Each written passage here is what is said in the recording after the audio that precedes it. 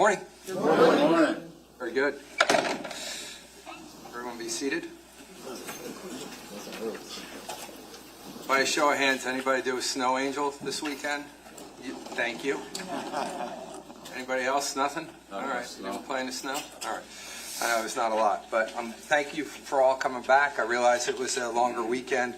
We're going to get started. We'll have a decently long day today, but I appreciate everyone being here. With that being said, this is State of New Jersey versus Paul Caneiro. It's indictment number 1902-0283. Can I have the appearances of counsel for the record? Good morning, Your Honor. Assistant Prosecutor Nicole Wallace on behalf of the state. Good morning, Judge Chris Decker, Assistant Prosecutor for the state. Good morning, Your Honor. Monica Mastalone on behalf of Mr. Paul Caneiro is present. Thank you, Judge. Good morning. Andy Murray, also for Mr. Caneiro. All right, good morning, everyone, and good morning, Mr. Caneiro. All right. I believe what we're going to be doing right now, this is mental telepathy that I think of what the prosecutor is about to tell me, is that we're going to stop our witness, correct? We're going to take another witness at a turn. Sometimes we have to take witnesses at a turn for scheduling issues. We're going to get back to Detective Zarillo in a little while, but I just wanted you to know that we're going to take probably at least two witnesses at a turn, and then we'll come back to him. So we'll do that now. Prosecutor, call your next witness. Thank you, Judge. The state calls Dr. Boris Volstein. Okay.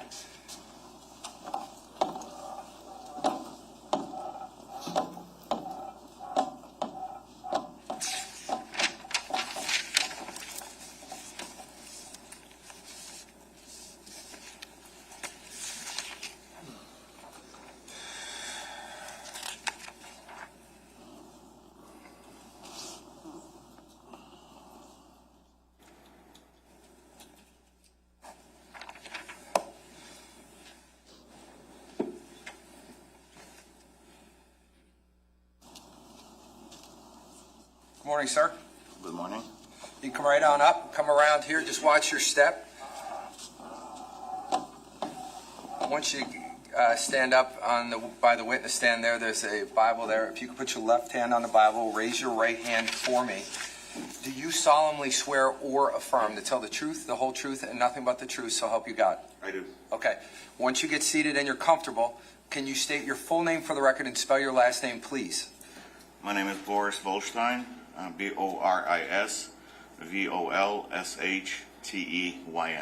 All right. Thank you, sir. And what I'm just going to ask for you, just please make sure you keep your voice up because jurors number 15 and 16 in the back there, they need to be able to hear you. Okay, sir? No problem. Thank you. Prosecutor. Thank you, Judge.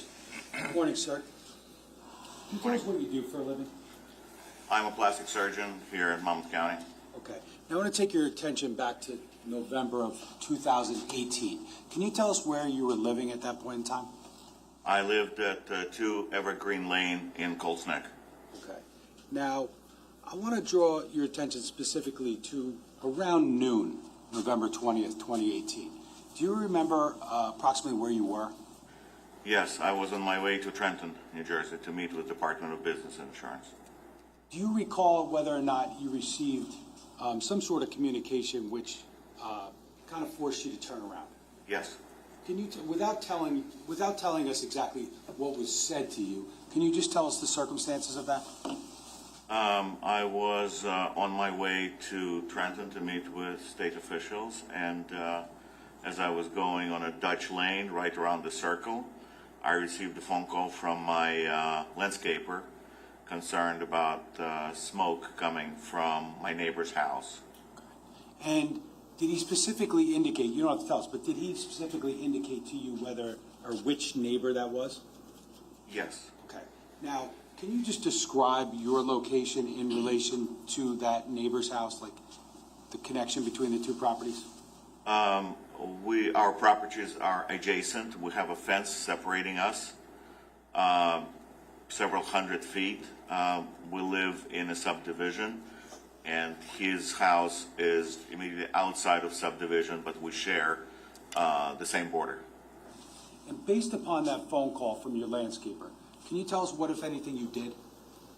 The landscaper was concerned that somebody, most likely Keith, was burning leaves in the back of the barrel behind the house, and he was concerned that he was going to get fined by the township He tried to reach him.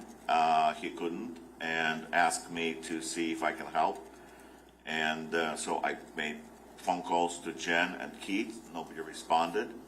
So I turned around because I was nearby and decided to see if I can see what's going on. Okay. So you first referenced somebody named Keith, correct? Yes. And who's Keith? Keith is Mr. Caniero, Okay.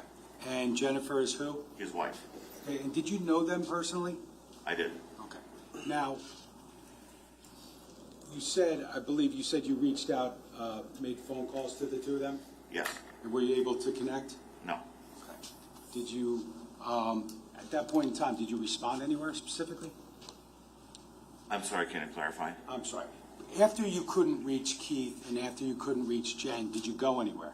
Yes, I went to their house. Okay. Can you tell us what, if anything, or what your observations were when you got to the house? There was nothing unusual in the front of the house. I just saw barely a little smoke coming from the back of the house. That's all I saw at that time. When you got to the property, and that's 15 Willowbrook, is that accurate? Correct. Did you pull in the driveway, or where'd you park? I pulled on the driveway, Okay. right in front of the house. Okay. Did you get out of your car? I did. And where did you specifically go? I went to the left side of the house because the house was positioned in such a way there was a swimming pool behind it, and it was easier to walk on the left around the swimming pool to see what's happening behind the house. And did you go to the back based upon what you were told by your landscaper? Yes. Okay. Once you went around the back, did you make any observations of any smoke or anything like that? I did. I expected to see Keith in a big barrel of burning leaves. There was nobody there, and the smoke was coming not from the barrel, but coming from underneath the balcony, underneath the house. Okay. Now, once you made that observation of the smoke, did you go anywhere else? Yes, I went to the front of the house. Okay. What happened when you went to the front of the house? I opened the service entrance door. Okay. When you say the service entrance door, can you describe for us where that is? The house has main doors, and they usually were locked. When I brought my daughter to play, because Sophia and my daughter were playing quite a bit together, I would take my daughter through this service door, which was on the right of the main entrance, which was usually open. Now, did you open that door? I did. Okay, what happened when you opened the door? There was very thick clouds of smoke coming from the inside. What did you do then? I yelled to see if anybody was inside. Nobody responded. The clouds were so thick I couldn't even enter. So I went back to my car and called 911. Okay. Now, once you called 911, did you stay near your car or did you go other places? I was actually getting into the vehicle, and I have a truck, so I was getting up on the step, and as I turned, I saw a body in front of the house, in the bushes. Were you, if you recall, were you on the phone with the 911 operator when you made that observation? I was. Okay. And based upon that observation, did you go anywhere? I went closer to the body to see what it was, and I was with operator on the phone. And at that point, I described everything, was instructed to leave the location because of possibility of somebody still being on the property, and I did. Now, the things that you just described about your observations of the body, did you describe those to the 911 operator? I believe I described that I saw the body laying there, and that's the extent of it. Okay. And have you reviewed that 911 call prior to today? Yes, I did. Okay. And based upon your review of that, did you believe it accurately captured your phone call with 911 that morning, that day? I do. Let me approach. Okay.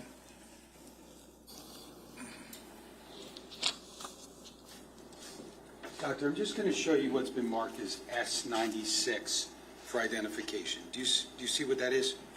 It's a disc with a recording of 911 phone call, my name on it. Okay. And again, you said that you reviewed that 911 call and that it was accurate? Correct. Judge, I just asked for permission to play the 911 call. Any objection? No. You can. Thank you, Judge.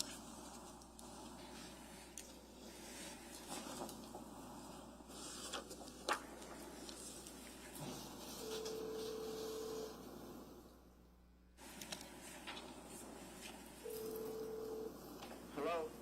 Hi, I didn't hear your Hello. name or what you're reporting, sir. What are you reporting? Okay, fire. Where? Willowbrook Lane, Where? Willowbrook Road, What's the Colts address? Neck. Okay, what's the address? I think it's 40, I don't know, I think it's 44 Willowbrook. What's on fire? This, What is on fire? the house. Where do you see flames coming from? I see the smoke from behind. I pulled out my neighbors from behind me. I opened the door, and there is a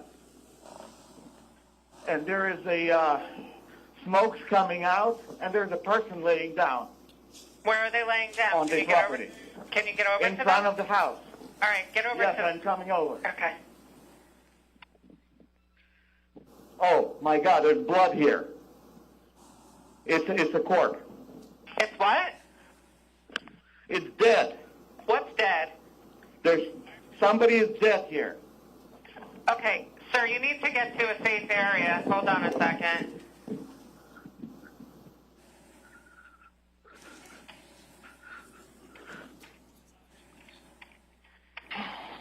Sir, are you getting into a safe area? I'm leaving the property. What is the house number? I think. Are you able to see it on your way? Let me get to the parking. Let me get to the. Just 1 second. Just 1 second. It's. I'm sorry. It's 15. Okay, it is number 15. Okay. Give me your name again, sir. It's 15. Get over there, and I see the body on the premises. Yes, I told them. Just keep everybody away from that, okay? What is your name, sir? All right. What is your My name? name is Boris Bolstein. Can My you name spell- is Boris Bolstein. Can you spell it for me? V-O-L. Yeah. Okay, VOLSHTEYN, and I am at 2 Evergreen Lane. Okay, I'm right behind them. all right, now what is Volstein your first name or last name? Okay, Boris is my first name. Boris, Bolstein okay. is my Okay. last name. Okay, what's your phone number?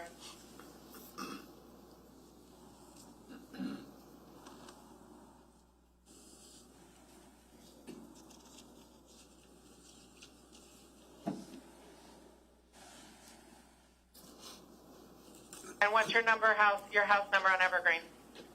Okay, listen, I really don't have time. I'm sorry. I need time to get on the property. Please send somebody. They're already en route.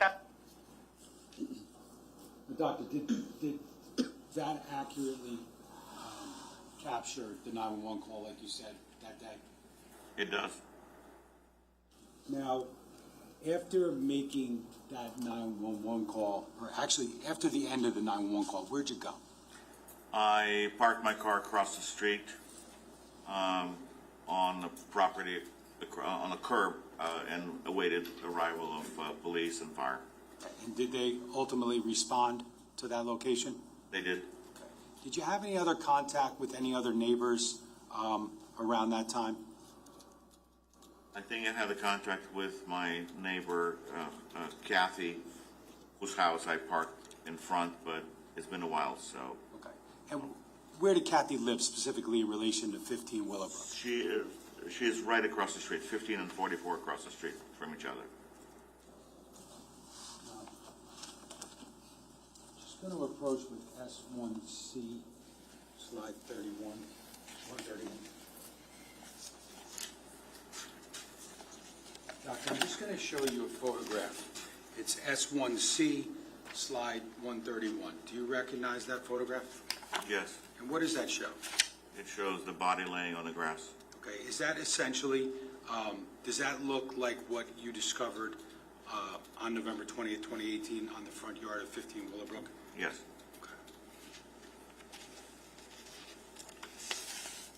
Could I just, permission publish briefly? Can I just have slide S1C 131 briefly? Doctor, is that the photograph that you just identified?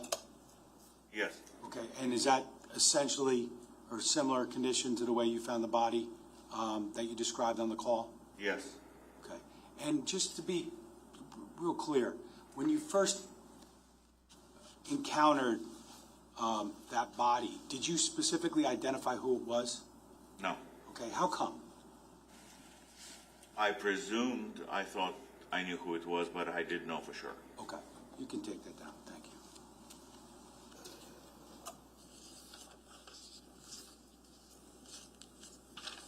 Now, just lastly, once the police arrived on scene, did you have any contact with any police officers? I think I spoke to somebody, but I don't remember who.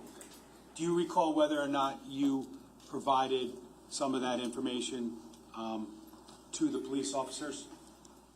I believe so. And ultimately, did you see the police officers approach the body that you found on the lawn? I did not see that. Okay. Your Honor, I have no further questions. Ross? Morning, Doctor. Just to clarify a couple of things that you mentioned. So originally, you mentioned during your testimony that you had initially assumed that Keith might be in his backyard burning leaves in a big barrel. Yes. Is that a big barrel that you had seen before? There was a barrel behind the house next to the pool that I've seen, yes. And is it something that you've seen him use before? Yes, I know that sometimes he would burn the leaves in a barrel.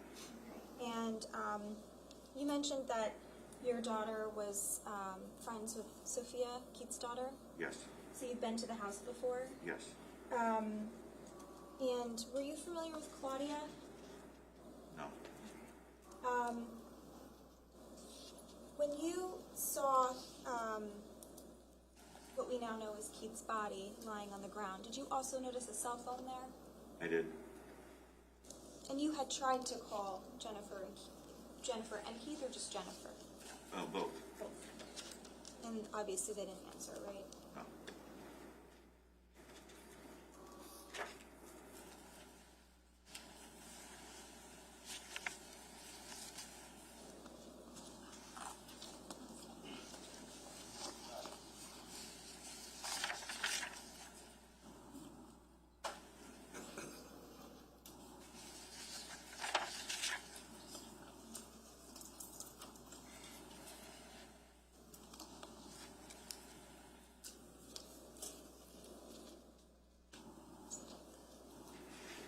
So I'm just going to approach you with a few photos. I'm going to start with what's been marked as D1-320 and D1-321.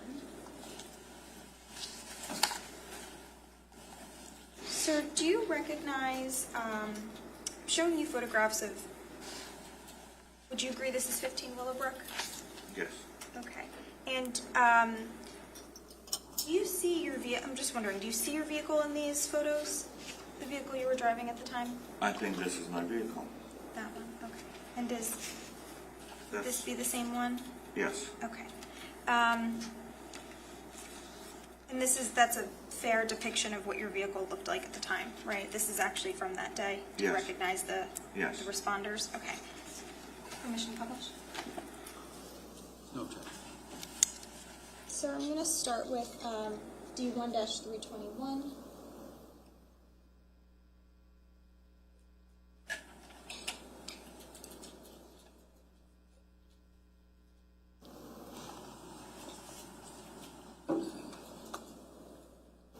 Sir, is that your vehicle that we see in the photograph? I believe so. And do you recognize the other person in that photo too? Is that your neighbor? Possibly, I Kathy? cannot, it looks similar, but I cannot see the facial features. You're unsure. Okay. Can I just ask you to circle your vehicle? There's a, and maybe just put like a BV for Boris Volshin. Perfect. Can we capture that? I'm going to show you. D1-321.1. Thank you. And I'm going to show you 1-320 as well. There's an undo button at the bottom right-hand corner. On the right. There you go.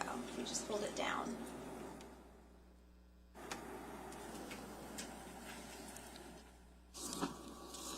So I'm showing you what's been marked as D1-320, and this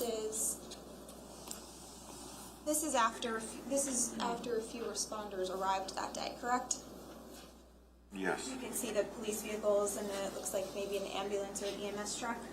correct. Are you able to? Can you just circle your vehicle in this in this? Thank you, and put your initials as well. Can you capture that one? This is D1-320.1.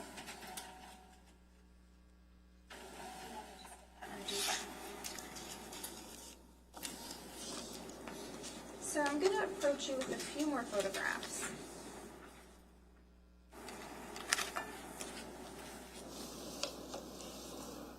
These are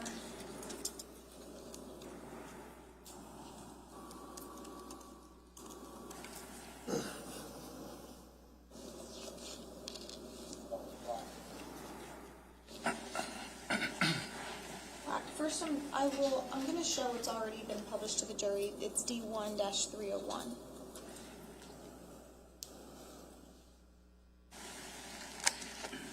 Sir, do you recognize this photograph as 15 Willowbrook? Yes, And does this accurately depict what it looked like that day? yes. Okay.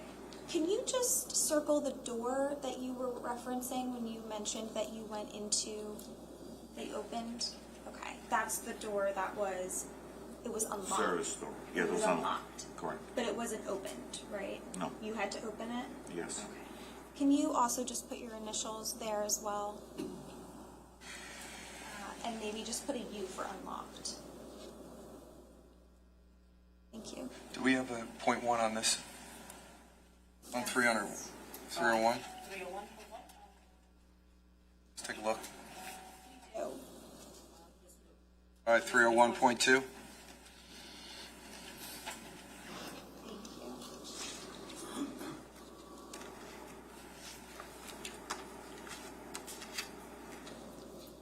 Just a few more photographs, sir. I'm going to approach with what's been marked as D1-304, 1-307, -308, and -309. Sir, I'm showing you, first I'll show you D1-304. Do you recognize what's in that photograph? That's Keith's house. Okay, so that's 15 Willowbrook. Correct. And do you see your house in that photograph or no? No. Okay. And I'm going to show you what's been marked as D1-309. Do you recognize what's in that photograph? That's the same house with 15 Willowbrook. Okay, it's like an aerial view. Correct. And you don't see your house in that photograph, do you? No. Okay. So I'm going to show you D1-307. Can we agree that's another aerial shot of 15 Willowbrook? Yes. And do you see the area of your house in this photograph? I do. Okay. Is it on the left side here? It's on the left side. Okay. And finally, same thing with D1-308. Do you see, do you agree this is another aerial shot of 15 Willowbrook? I do. And do you see a portion of your property? Yes, I can see. Okay. Permission to publish? Ken, any objection? No, Judge. So we're going to start with the first one, D1-304. And we've seen a similar photograph, but essentially we agree that this is 15 Willowbrook, correct? Yes, And this is a fair and accurate depiction of what it looked like when you were there on November 20th of 2018, correct? yes, Okay. And I'm going to show what's next been marked as D1-309.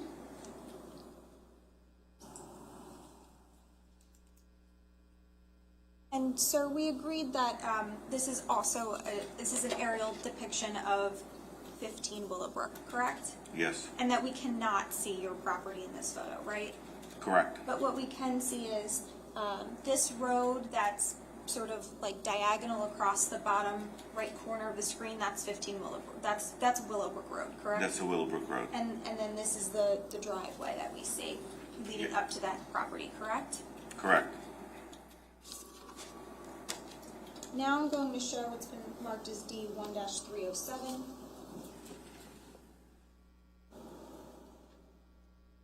Okay. Now, sir, we also agreed that in this photograph we can see the 15 Willowbrook property. It's on the right portion of the photograph, correct? correct, And you also noted that in this photograph you can see part of your property line, correct? correct. Do you want to just like circle generally where your property was at the time?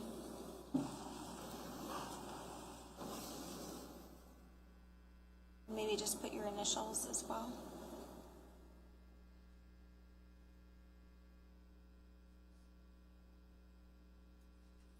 Thank you. 307.1. And lastly, this is a very similar photo. It's 1-308.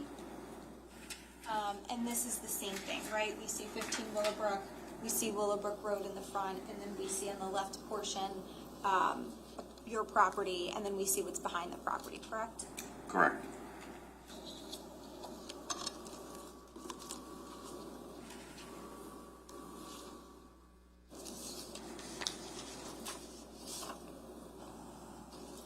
Now, I'm asking you a little bit about, I'd like to talk a little bit about the area. At the time that this happened, you had lived there since 2014? Correct. Okay. Or is it fair to say that you're familiar with the immediate surrounding area? Yes, Okay. When you in the vicinity of 15 Willowbrook, right? I think, is it fair to say that if you pull out of Keith's driveway and you make a right, meaning going toward your house, right? And you drive for just a little bit, there's some bodies of like small creeks, some small bodies of water that you would pass over. yes, Are you familiar with those? yes, And one of them would be, it's actually the first one you pass. It's like it looks like it's right on Willowbrook, down just a little bit, and looks like a little creek. It's actually called Willowbrook. Are you familiar with that? yes, Okay, and so when you're driving over Willowbrook, like the actual brook of water, there's like a little bridge on the road, but it's essentially a one lane road each way, right? correct, Okay. And if you drive down a little bit further than that, so going toward Long Bridge, going toward Laird Road, there's another little brook of water. It's called Hop Brook. Are you familiar with that? I'm not familiar with it, Not familiar with the name. no, Okay. Are you familiar with the fact that after you pass the first little Willowbrook, but before you get to Long Bridge Road, there is a second little small bridge with some water there? And if you can't remember, I could show you a photo to maybe refresh your recollection. I don't remember Second Bridge.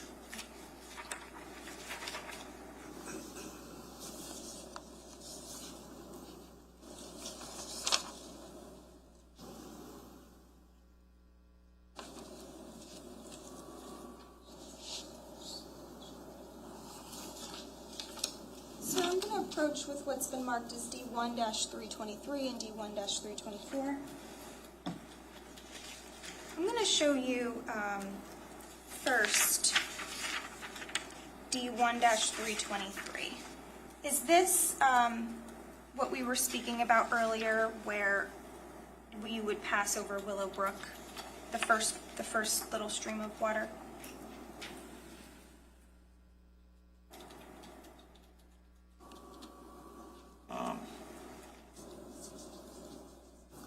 Perhaps I usually see the bridge that dives downwards and comes up. I don't remember this portion.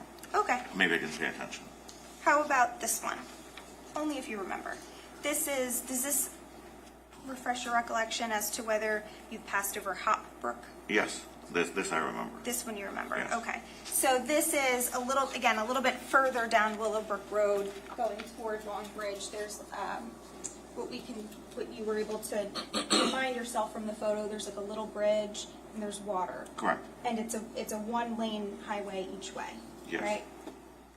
And then finally, after you turn right onto Long Bridge, right? There's Swimming River Reservoir. Does that sound familiar? Yes. And that's like a bigger body of water compared Yes. to what we just saw. Yes. Right? The Willowbrook and Hot Brook are like little, sort of more like creek-looking water. But once you make that right onto Long Bridge and go down a little bit, there's like a big body of water. It's a reservoir, correct? Yes. But when you drive over the reservoir, it's also one lane each way. Yes. And it looks similar to the photos we saw where there's just like maybe a small rail and you're very kind of close to that water. Is that fair to say? Yes. Okay, like you'd be able to toss anything out that window. Objection, Judge. Sustained. Also on Longbridge Road, going toward Laird Road, can we agree that there's like some wooded areas? Yes. I know Colts Neck generally, there's a lot of like open space, but there's also a good amount of wooded areas. Is that fair to say? Yes. And there's another lake nearby. It's called Marley Lake. Are you familiar with that lake? I'm not. Okay.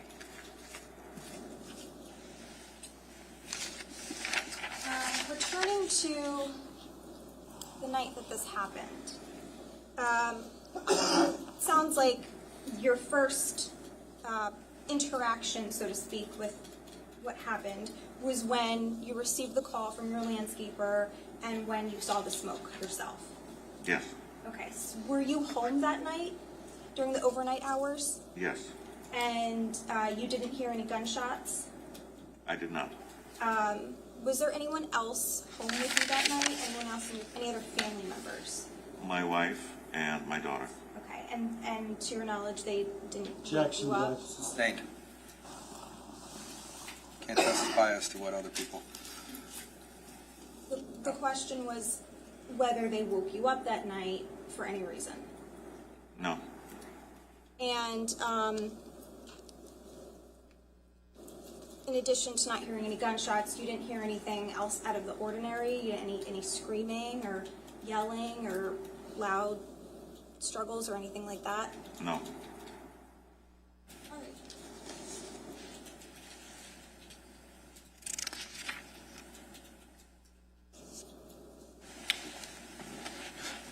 So up until you got to the property yourself after you got the call, there was nothing out of the ordinary that you had seen prior to that? No.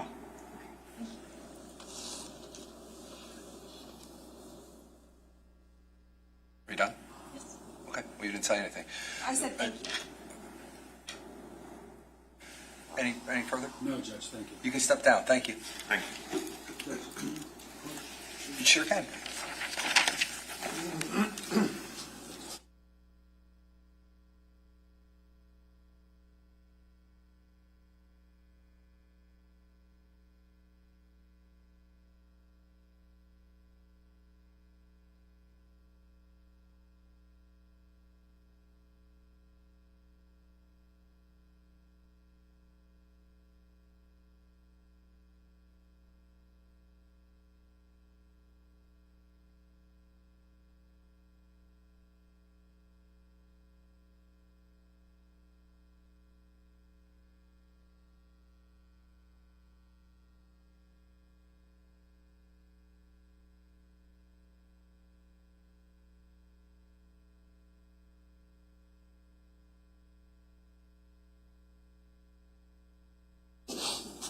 to swear in an interpreter for our next witness. We're going to ask the interpreter to come on up.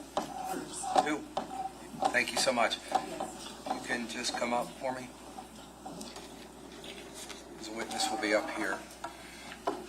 If you could just listen to my clerk, please. I appreciate it.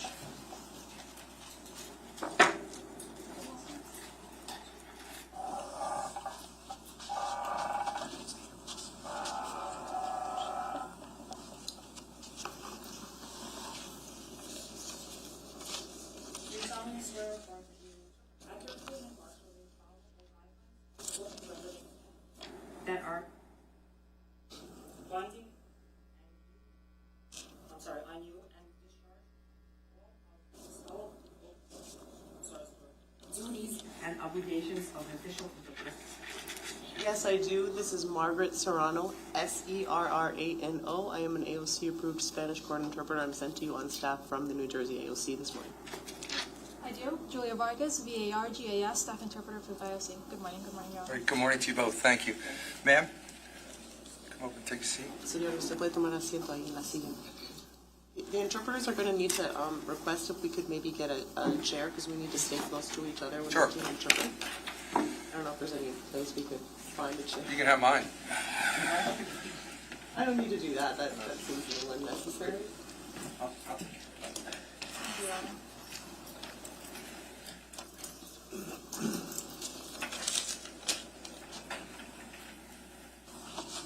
Need two, is that We just need one. one? I'll take We this normally one. have an active and a passive interpreter, and the passive one will sit in the chair. Wherever you need it. Thank you so much.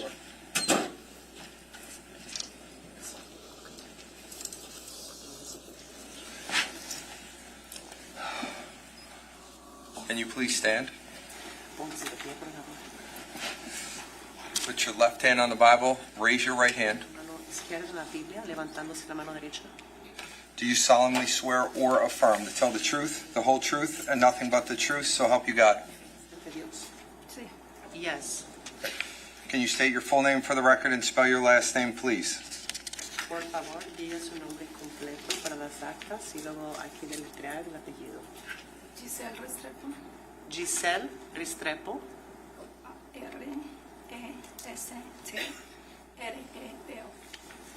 R-E-S-T-R-E-P-O. R-E-S-T-R-E-P-O.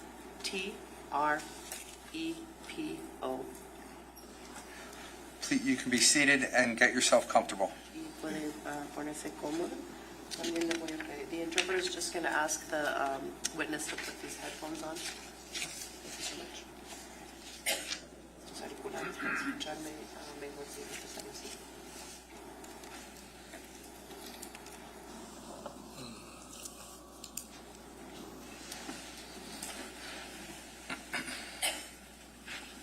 ¿Sí me escuchan bien así? Ahora sí. Si me dejan entender en algún momento que me ponga así. The interpreter just asked the witness to let her know if she is unable to hear or understand her at any time. Okay. And I would just ask for you to keep your voice up so everyone can hear you. Que hable en voz alta para que todo el mundo la pueda escuchar, ¿sí? You have to speak a response. Y cada respuesta tiene que ser verbal. Okay. Can you move a little forward? There's a microphone closer to you that will pick you up. La pantalla porque va a haber un micrófono que pueda agarrar su sonido. Thank you. Prosecutor. Thank you, Judge. Gracias. Good morning, Mr. Restrepo. Buenos días, señora Restrepo. Good morning. Mr. Restrepo, I want to take you back to the time frame of around November of 2018. Do you remember that time? Señora Restrepo, quiero que usted se fije mentalmente un poco atrás en el tiempo, al periodo de tiempo en noviembre de 2018. ¿Se acuerda de ese tiempo? Sí. Yes. Now, back in that time frame, did you know someone by the name of Paul Caneiro? En ese entonces usted conocía a una persona con el nombre de Paul Caneiro. Sí. Yes. Now, would it be fair to say that you and Paul Caneiro had a friendship? ¿Y sería justo decir que usted y Paul Caneiro tenían una amistad? Sí. Yes. Now, do you recall where you first met Mr. Caneiro? ¿Usted se acuerda de dónde es que usted conoció por primera vez al señor Caniero?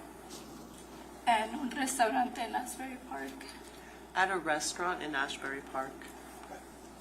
Now, I want to ask you if you recall the last time you actually were physically with Mr. Caneiro at a restaurant.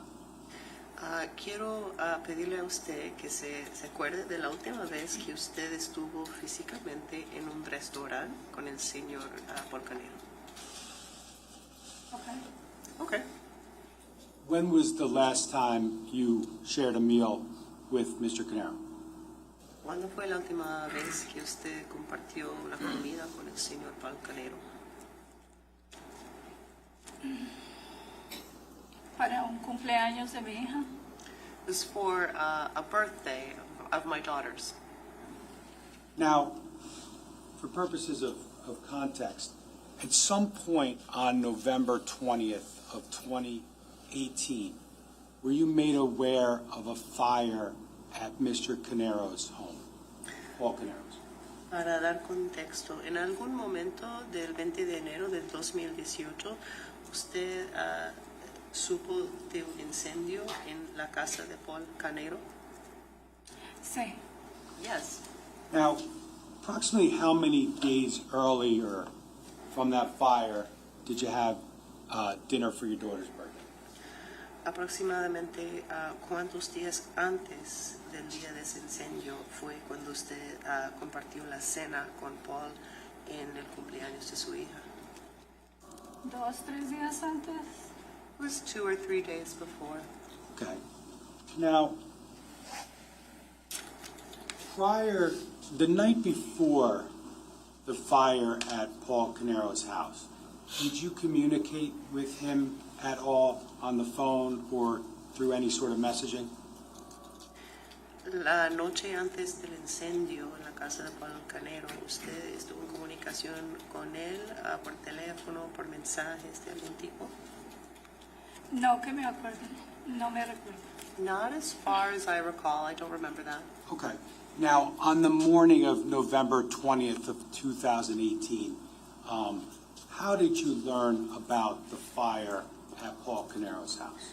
En la mañana del 20 de noviembre del 2018, ¿cómo es que usted se enteró del incendio en la casa de Paul Caneiro? Él me mandó un texto bien corto dejándome saber que había un incendio en la casa de él. They sent me a very short text letting me know that there was a fire at his house. Okay. Now, I want to ask you about your friendship with Mr. Caneiro. Were there any points in time during that friendship that you and Mr. Caneiro went anywhere, like vacation-wise? Le quiero preguntar sobre su amistad con el señor Paul Caneiro. ¿En algún momento durante esa amistad hubo un momento cuando ustedes salieron a algún lado juntos, como de vacaciones, algo así? Sí. Yes. Where do you recall going? Según sus recuerdos, ¿a dónde fueron? Fuimos a Colombia. We went to Colombia. How many times did you go to Colombia? ¿Cuántas veces fueron a Colombia? 2 veces fuimos a Colombia. 2 times we went to Colombia. Okay. Can I ask you who paid for the trips to Colombia? Le puedo preguntar, ¿quién pagó los viajes a Colombia? Él pagó los viajes a Colombia. He paid the trips to Colombia. Now, do you recall where you lived back in November 2018? ¿Usted se acuerda de dónde vivía el 20 de noviembre de 2018? Ocean Township. Ocean Township. Recall if you did you live in a house or an apartment or something else? ¿Usted vivía en una casa, un departamento o algo más? Apartamento. An apartment. Do you remember the name of the apartment complex? ¿Usted se acuerda del nombre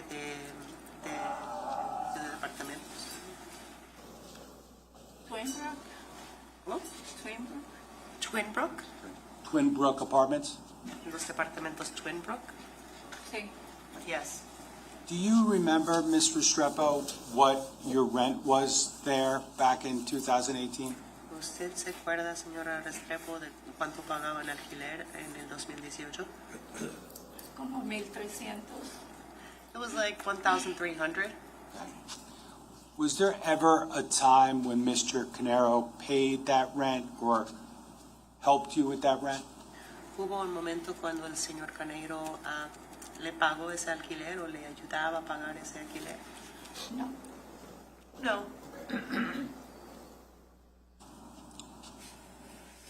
Now, during the course of that friendship, was there ever a time when Mr. Caneiro helped your children or you or your children with any expenses? Durante el transcurso de su amistad, ¿hubo algún momento cuando el señor Caneiro le ayudó a sus hijos o le ayudó a usted a pagar los gastos de sus hijos? No. No. Was your daughter applying to colleges back in 2018? ¿Su hija estaba aplicando a universidades en el 2018? Sí. Yes. Did Mr. Caneiro ever provide any assistance with application fees? ¿El señor Caneiro en algún momento proporcionó asistencia o ayuda con los pagos de las aplicaciones o solicitudes? Le regaló el dinero para aplicar a los colegios. He gifted her the money to apply for the colleges. Now, was there a point in time, I believe in approximately 2018, when you got a new car? Aproximadamente en el 2018, cuando usted consiguió un nuevo carro. Sí. Yes. Do you recall what kind of car it was? ¿Se acuerda de qué tipo de carro era? Sí. Yes. What kind of car was it? ¿Qué tipo de carro era? Audi. It was an Audi. Do you remember approximately what the monthly payment was for the Audi? ¿Usted se acuerda de aproximadamente cuánto era el pago mensual del Audi? No hice pagos de carro. I did not make car payments. Okay. Who made the car payments? ¿Quién hacía quién pagaba los pagos cada mes? Paul. Paul. Now, was there ever a point in time in 2018 when Paul talked to you about any financial difficulty that he was having? ¿Hubo algún momento en el 2018 cuando Paul habló con usted sobre alguna dificultad financiera que él estuviera experimentando? No, nunca. No, never. Did Mr. Caneiro, did he ever reference the IRS? Señor Caneiro, ¿en algún momento hizo referencia al IRS? No, nunca. No, never. Okay. Was there ever a time when Mr. Caneiro used one of your credit cards? Hubo un momento cuando el señor Caneiro utilizó una de sus tarjetas de crédito de usted? Sí. Yes. Do you recall which credit card that was? ¿Se acuerda usted de cuál tarjeta que era? Una de Macy's. It was Macy's. Do you remember how much money was spent on your credit card by Mr. Caneiro? ¿Usted se acuerda de cuánto dinero fue que el señor Caneiro gastó en su tarjeta de crédito de usted? No. No. Do you recall if he reimbursed you for the amount of spending that he did on your credit card? ¿Usted se acuerda de que si el señor Caneiro le reembolsó a usted por el dinero que él gastó en su tarjeta de usted? No, yo la pagué. No, I paid it. Now, I want to ask you about whether or not you ever observed Mr. Caneiro and guns that he owned. Quiero preguntarle sobre si usted en algún momento observó al señor Caneiro con armas de fuego que eran en posesión de él? Sí. Yes.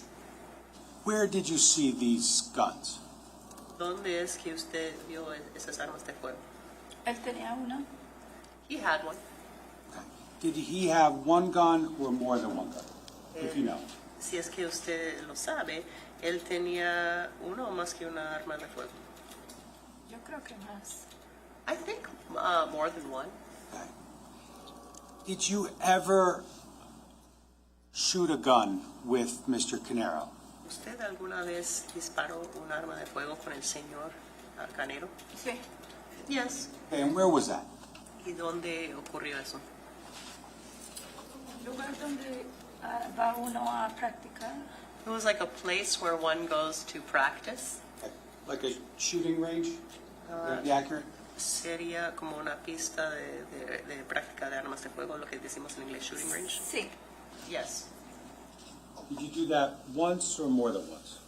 ¿Ustedes hicieron eso una vez o más que una vez? Una vez. One time.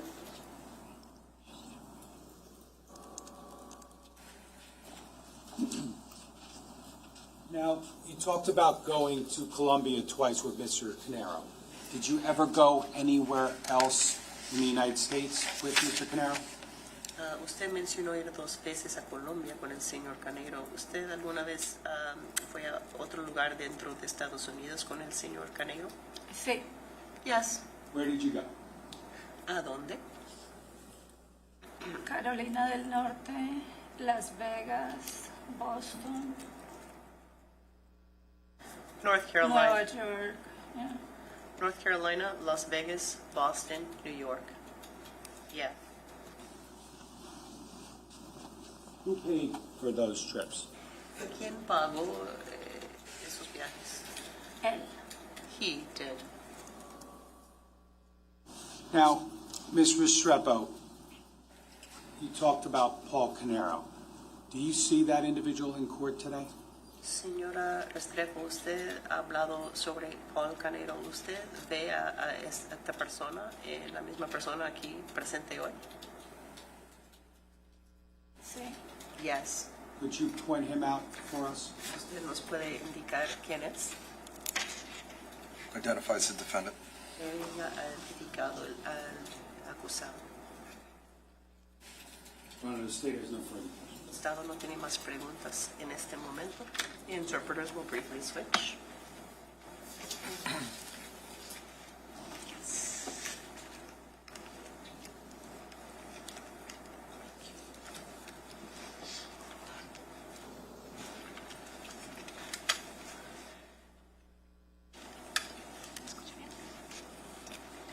Thank you. Ross?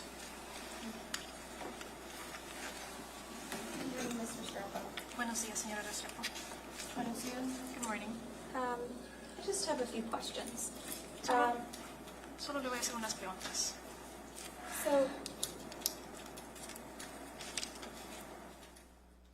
other than the trips that were mentioned, the car, and the college application fees, fair to say that you supported yourself?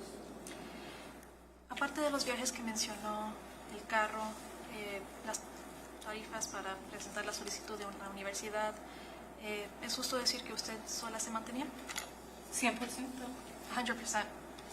And you mentioned that you paid your own rent, correct? Y mencionó que usted pagaba su propio alquiler, ¿correcto? Correcto. Correct. Was there one time when Mr. Caneiro helped you with your rent, but then you paid him back? ¿Hubo alguna ocasión donde el señor Caniero le pagó el alquiler, pero luego usted se lo pagó de vuelta? Correcto. Correct.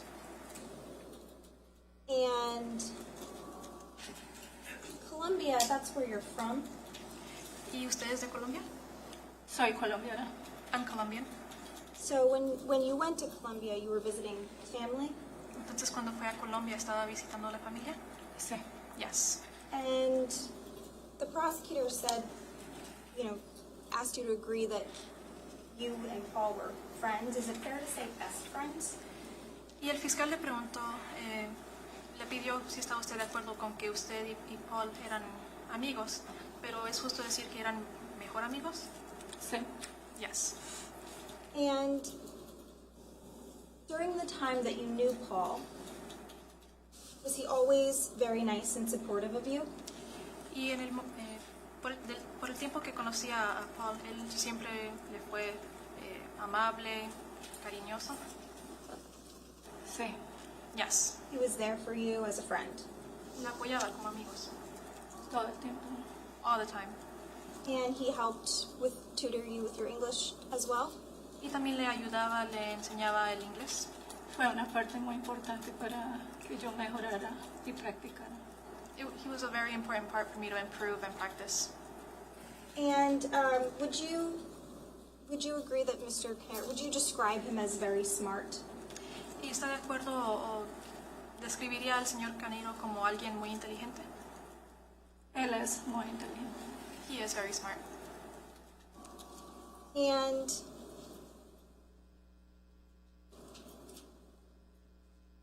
since you knew Paul well, are you familiar with the fact that Paul was very close with his brother Keith? Y entonces, como conocía tanto a Paul, ¿usted sabía que él era muy cercano a su hermano Keith? Eran cercanos. They were close.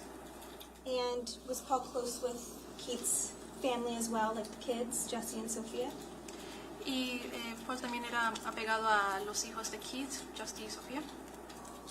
Sí. Yes. To your knowledge, did they spend a lot of holidays together? A lo que usted sabe, ellos pasaron los días feriados juntos. Sí. Yes. And did Paul speak very highly of Keith? Y Paul hablaba bien sobre Keith. Siempre. Always. And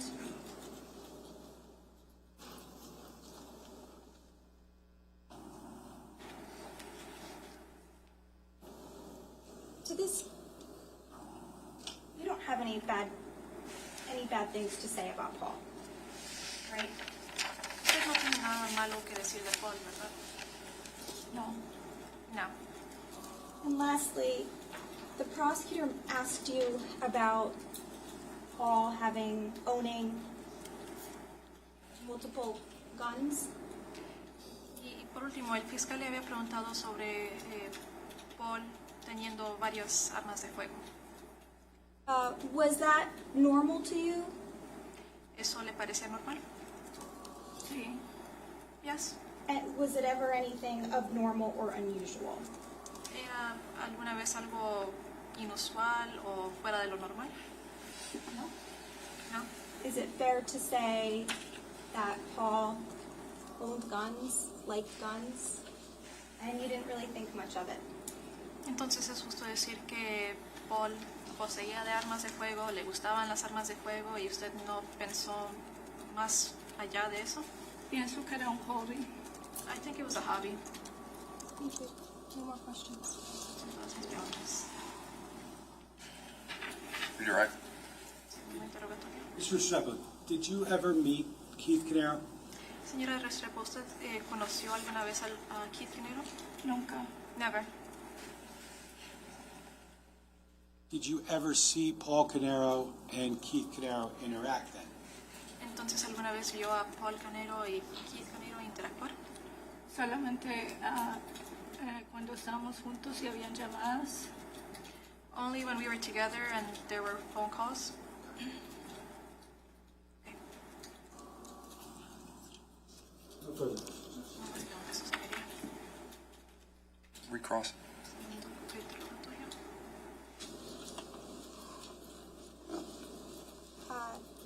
You never met Keith, but Paul talked about Keith. Objection, Judge. Seriously. There's no statement, Judge. It's just... I'll allow this question.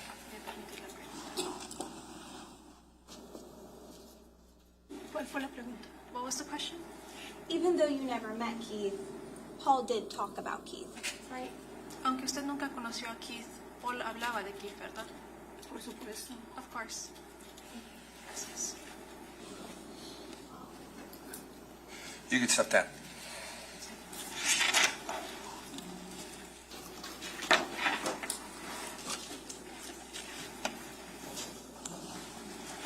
Thank you very much to the interpreters. We very much appreciate your time. Thank you, Your Honor. All right.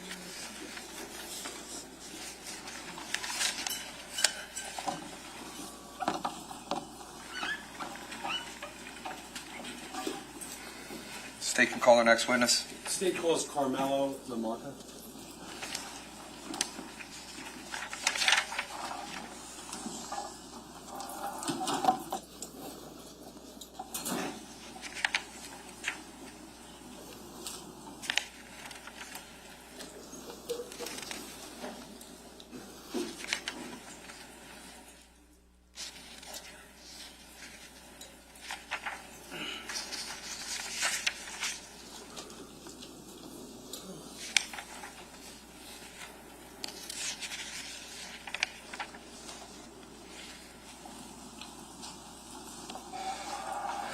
Come on up, sir.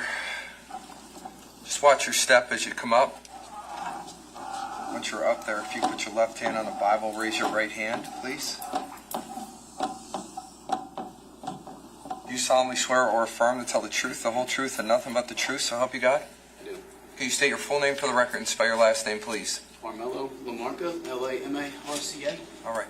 Sir, just make sure you speak up loud enough so juror numbers 15 and 16 can hear you in the back, okay? Yes. Thank you, sir. Prosecutor? Thank you, Judge. Mr. Lamarca, can you tell us what you do for a living? I'm in real estate. Okay. Now, do you serve your community in any other capacity? Yes, I'm a volunteer firefighter. Okay, where are you a volunteer firefighter? Adelphia, Atwell Township, Fire District 2. Okay, and approximately how long have you been doing that? About 10 years. Now, I want to draw your attention to November 20th, 2018 in the early afternoon hours. Do you recall that date? Yes. How do you remember it? I was working from home. Remember, it was a clear day. I wasn't particularly busy. We had a group chat amongst our firefighters that there was a call in Colts Neck, potential residential fire. So I kind of stayed near the door with my keys ready. And at some point thereafter, was there any confirmation of that structure fire? Yes, we were dispatched to Colts Neck for mutual aid for a confirmed structure fire with entrapment. Now, just so we all understand, you talked about mutual aid. Yes. Can you tell us what that means? Colts Neck had originally called us for the RIT team, which is a rapid intervention team. It's a team that has specialized training to rescue downed firefighters. But ultimately, when we got there, we found out that we were going to work and we were not on standby as a RIT team. Okay. So were you a member of that RIT team? Yes, sir. Okay. And, okay, so you said the call was structure fire with possible entrapment. Is that accurate? Yes. Based upon the call, where do you go? I responded to the firehouse. Okay. Where's the firehouse generally located? That firehouse is 925 Adelphia Road, Freehold. Okay. And once you got there, what happened? Once I got there, I put my gear on, got on the rescue apparatus, and responded with the rest of the crew. What's the rescue apparatus? Can you tell us what that is? The rescue apparatus has tools and equipment specifically for search and rescue, car accidents and incidents of that nature. And you said, I think you said the rest of the crew. Approximately how many people did you respond with, if you recall? We were 6 firefighters and a chauffeur, driver. Okay. And approximately, do you remember approximately what time the call came in and you responded to the firehouse? Sometime between 12:30 and 1 o'clock, I believe. Okay. Now, I'm just going to ask permission to approach. You can.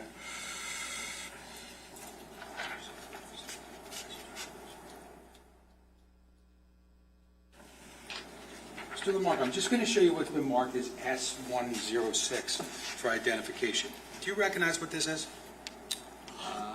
Yes, it looks like a report for the incident. Okay. Now speak up, sir. Yes, it looks like an incident report. Okay, and it's an incident report for who?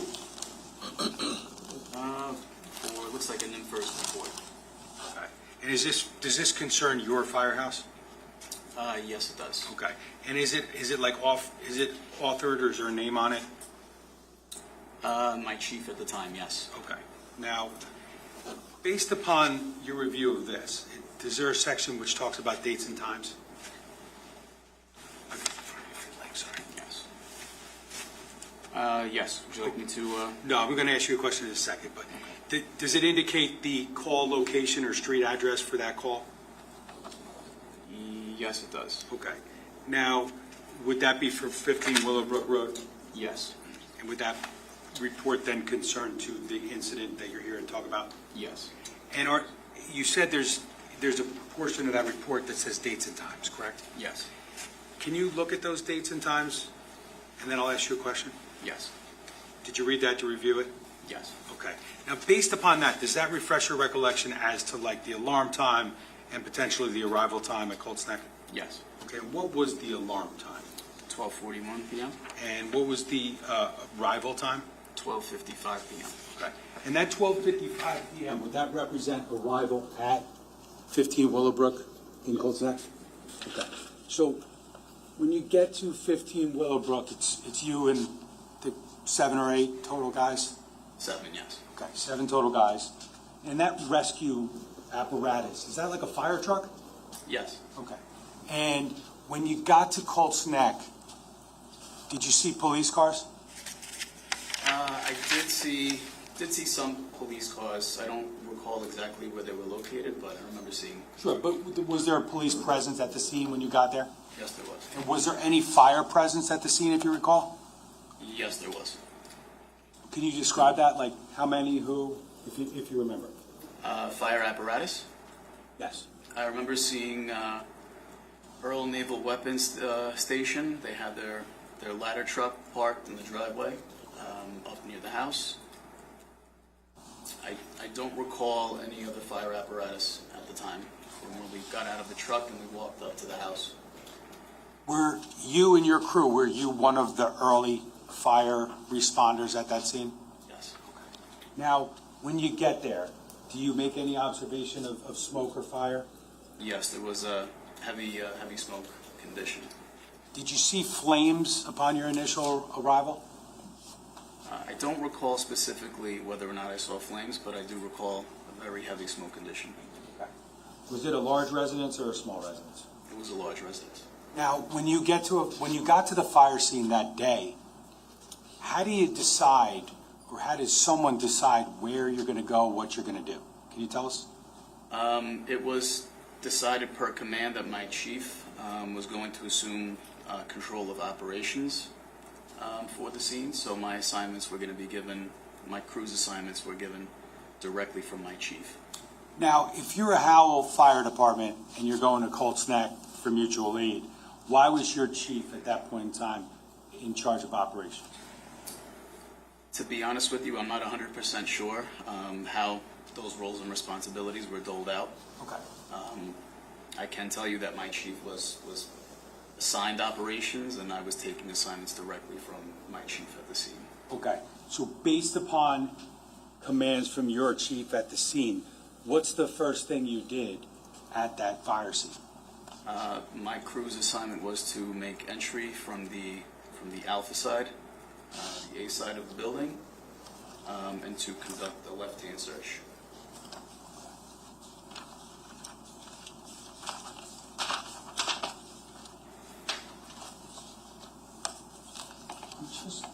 I'm going to show you just briefly. I'm going to approach with S1C, slide 9. Yeah.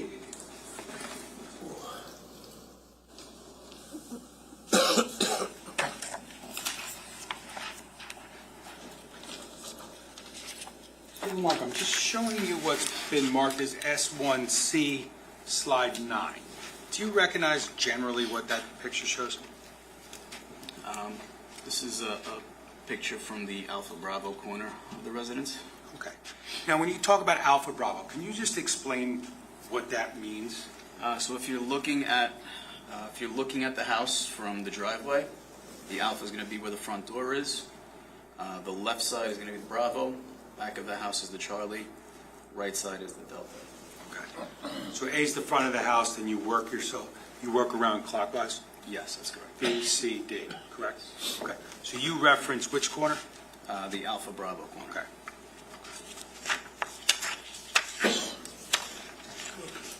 Just want to...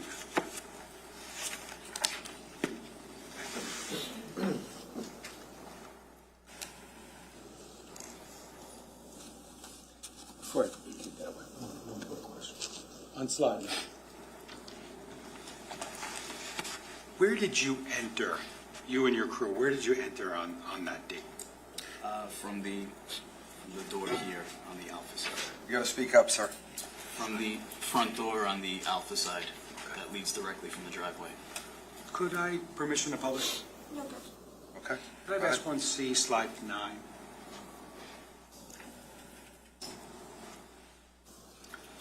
Sir, you have that photograph in front of you on the screen? Yes.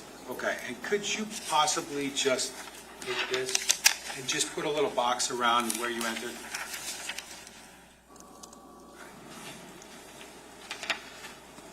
Can we preserve that, please? Thank you. That's slide 9.1.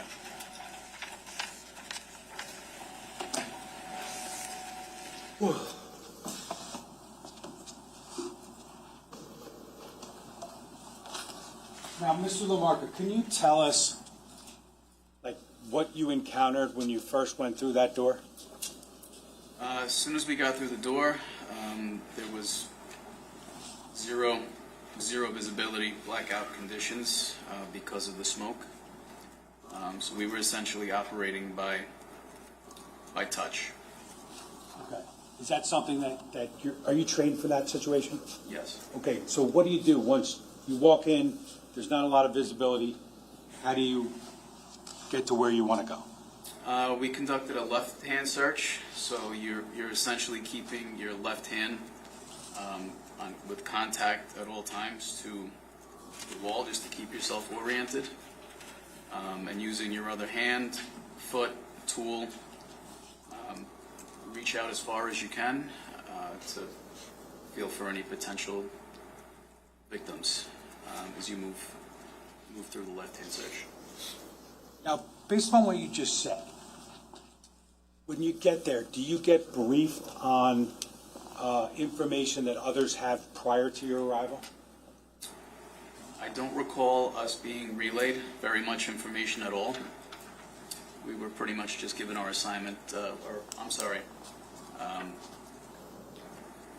there was maybe 2, 3, or 4 firefighters from Earl that had made entry prior to us arriving there. Okay. I'm not sure where they searched, where they went. Ultimately, I believe, if I recall correctly, they had to bail out of a window at some point, but I don't have any confirmation of that, that they made it to the second floor. Now, when you entered that front door of 15 Willowbrook, were you looking to find people? Yes, we were told that there was confirmed entrapment, potentially for victims, and also potentially a nanny. Okay. So you go in, you said you wanted to stay towards the left, correct? Yes. And would that be the front of the home, the A side? Yes. Okay. Where did you go? As soon as we went in, began the left-hand search, we were met with the set of stairs. We climbed those stairs, and shortly after reaching the landing of the stairs, we came in contact with the victim. How did you come in contact with the victim? I mean, as far as visibility goes. I felt her. Were you with anyone else at that point in time, like right in front of you? Yes, there were There were two firefighters that had made their way up past me onto the second floor, and there were another 3 behind me.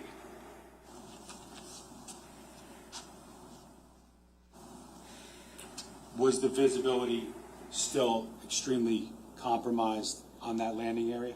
Yes. Based upon the identification potentially of an individual, what if anything, did you and other firefighters do?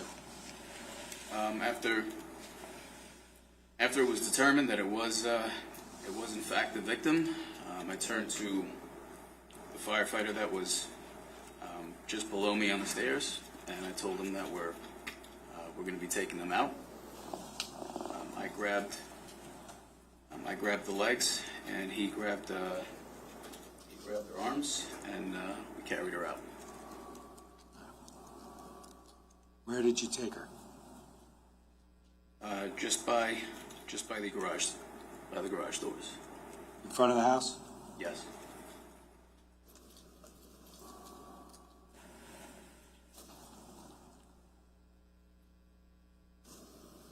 After you did that, did you ultimately continue with efforts to find other individuals and/or fire? Yes, we were instructed to place her down in the driveway and then to go back in and continue our search. Just briefly, so I don't miss it. Sorry, but when you encountered the body on the landing, can you describe directionally where her body was? So she was towards the wall in the corner. Her feet were facing out towards going down the stairs, and her head was facing towards the wall of the landing, heading up the stairs. When you ultimately took her outside and put her down on the ground, were there any signs of life at that point? I wasn't able to determine, but it didn't. Once we were outside of the smoke, and I was able to see, it did not appear to be. Just to be clear, was it an adult female or a young female? A young female. At points in time, did you remain at the scene for several hours? Yes, we did. And did you and your colleagues, did you continue to fight the fire? Yes, we did. And was there a point in time later that day that the fire was actually extinguished? By the time that we had left, I don't believe so. There were still crews operating when we had left. Okay. And do you recall approximately what time you left? I believe it was around 8 o'clock. Okay.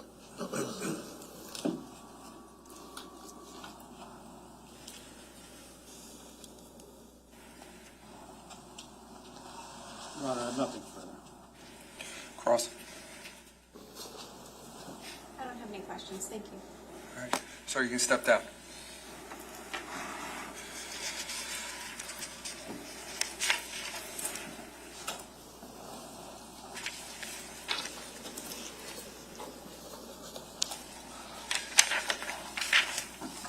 Prosecutor, you want to call your next witness? The state calls Detective Richard Guerrillo. Right.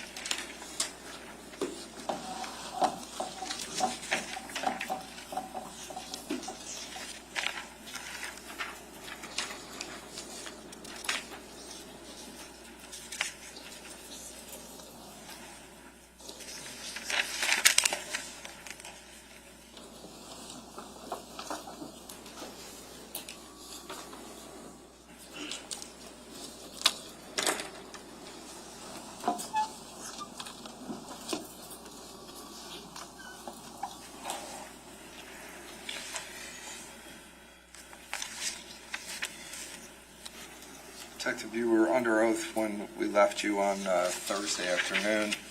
You are still under oath here today. You remember the oath that you gave, correct? Yes, Your Honor. All right. We were still in direct examination. So we will continue with Ms. Wallace. Thank you, Judge. Good morning, Detective. Good morning. We left off when we were here last with the conclusion, essentially, of your investigation of day one. Do you recall that? Yes. Okay, and I wanted to show you some pictures. I know we looked at a couple, but I have a few more. It's going to actually be, for the record, S1E, slides 20, 21, 22, 23, and 24, and S1C, slides 28, 29, 129, and 130. I'm showing counsel. Sorry.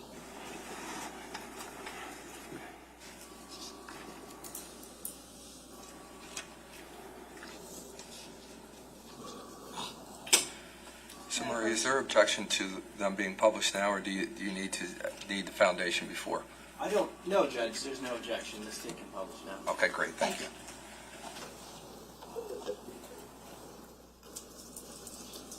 If we could please have S1E, slide 20.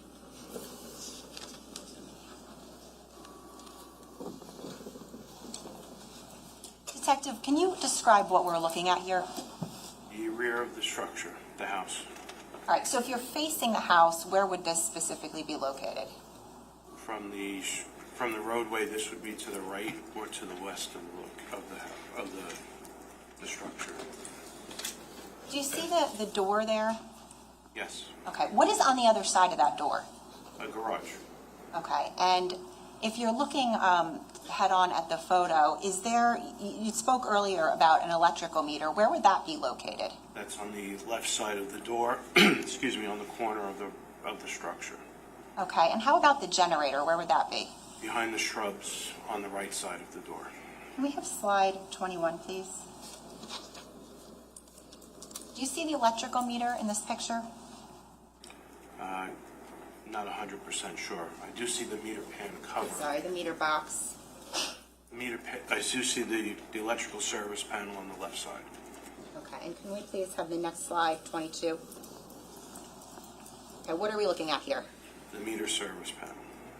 Okay, that's the meter service panel? Yes, the electrical service comes into the structure from Okay. Now, just from this location, where was Keith's body located, specifically from there? behind me, if I'm looking at this, and to my left. What, if anything, did you observe about that panel right there that we see?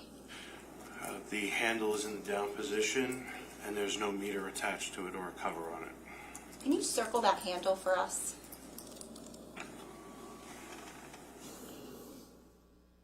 What, if anything, did it mean to you that the handle was in the down position?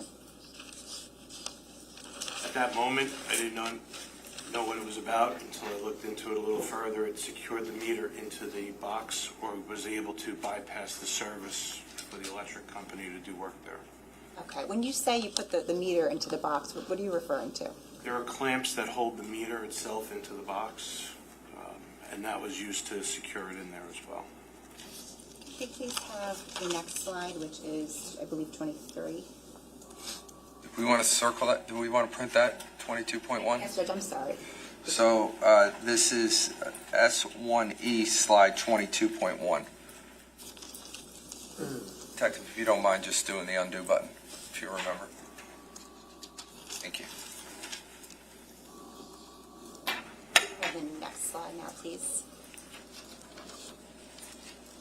Detective, this is just a little bit of a different angle on this picture, but what, if anything, do you see in this photo? To the left of the panel, on the floor, I see the meter pan cover and the meter in the shrub there. Can you circle those for us, please?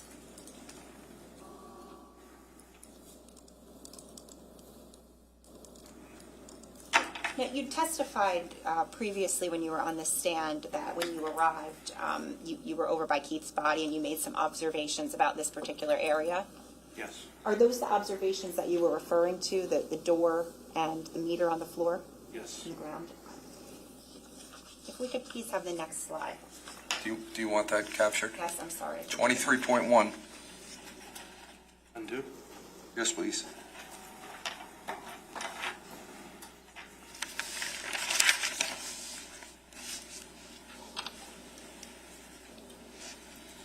Slide 24, please.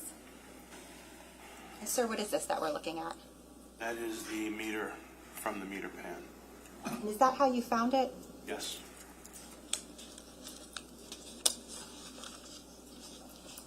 Can we please have slide, it's going to be S1C, slide 128.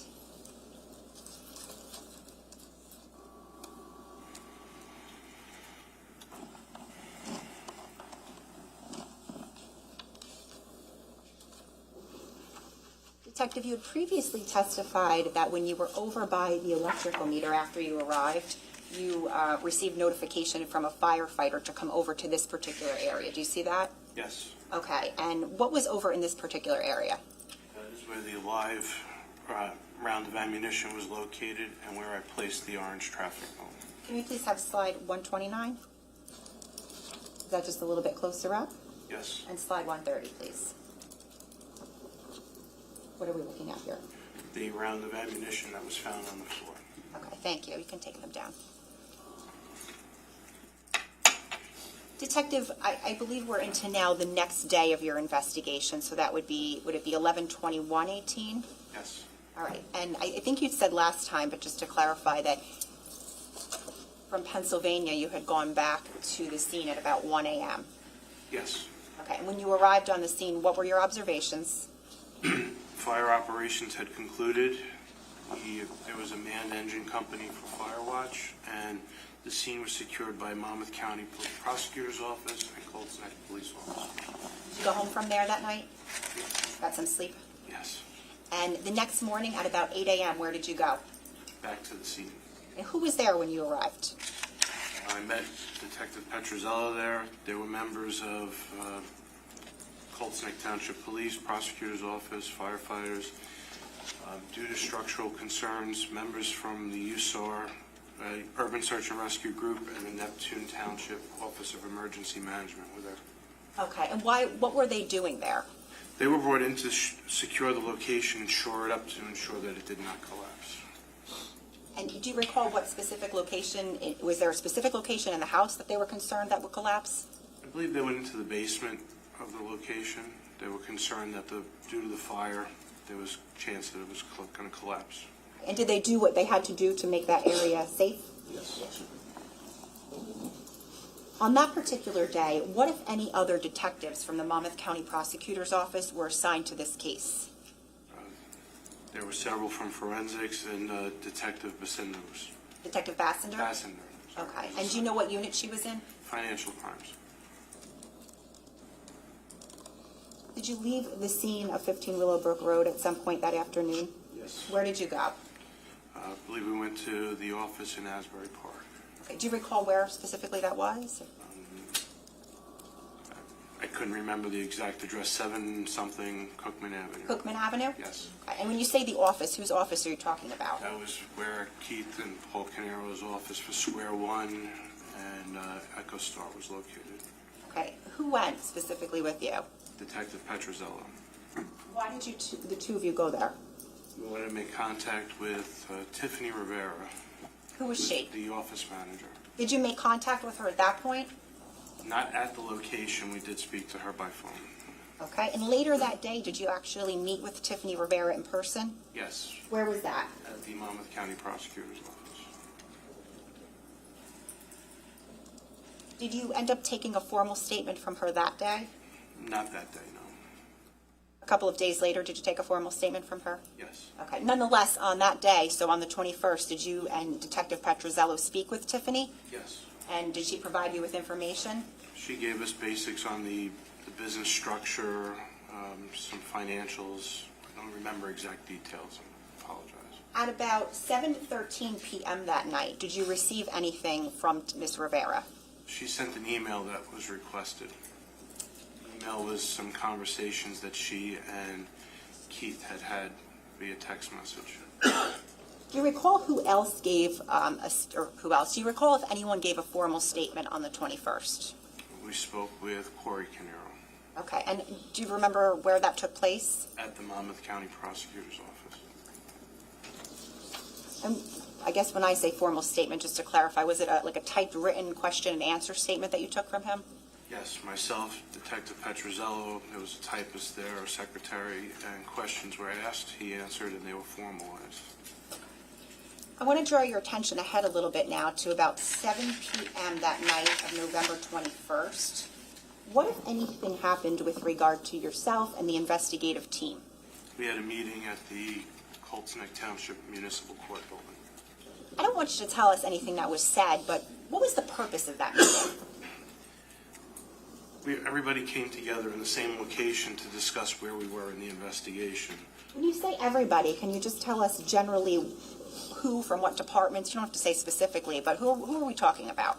So members of the forensics unit from the prosecutor's office were there, myself, Detective Petrozello, members of the investigative team from the Ocean Township location were on scene.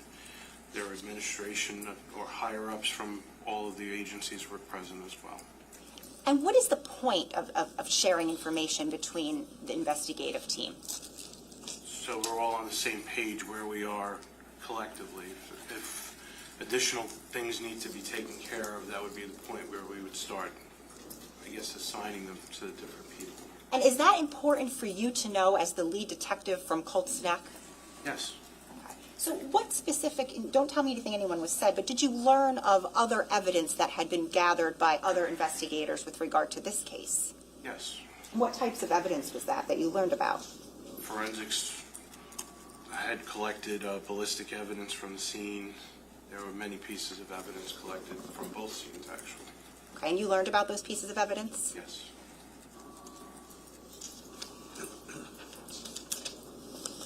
At that point, did you, again, you don't tell us anything that was said, but did you receive any preliminary results from any agencies? Yes. From where? From the Ocean Township location. Okay, and was it from the medical examiners as well? Medical examiners had given a very preliminary based on their examination of the bodies. Did you learn about any evidence that had been collected thus far from any vehicles? Yes, from the Ocean Township location. The next day, November 22nd of 2018, was that a Thursday? Yes. Was that Thanksgiving? Yes. All right, so the day after that, November 23rd, that morning, where did you go? I responded to the Ocean Township location, 27 Hilton Drive. Who did you go with? Myself, I met Detective Petrozello there. Who else was on scene at 27 Tilton Drive that day? There were many members from Ocean Township, the prosecutor's office, and 2 members of the state police. Who were they? 2 canine handlers. Trooper Coking, another trooper, I don't remember his name, and they brought a cadaver dog with them. Okay, and what, if anything, did you see those troopers and that cadaver dog do? The trooper gave commands to his canine to search for specific evidence that he's trained to, and he went in there and located that evidence. Do you know where the evidence? Can we go to the sidebar? Sure.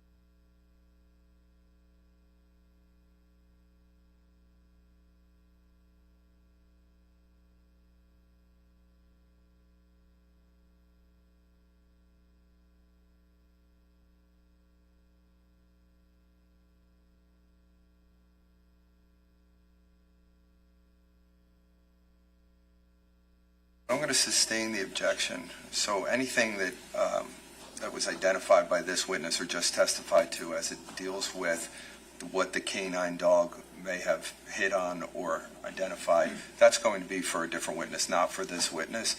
So that last answer, I'm just going to ask to strike it from the record and for you to use that eraser, okay? Thank you all. Go ahead. Thank you, Judge. Sir, I just want to know what your observations were with regard to any evidence that may have been collected from the scene of 27 Tilton that morning. They recovered some clothing from the residence that I believed had blood on it. Where specifically in the residence? It was located in the basement of the residence. Thank you.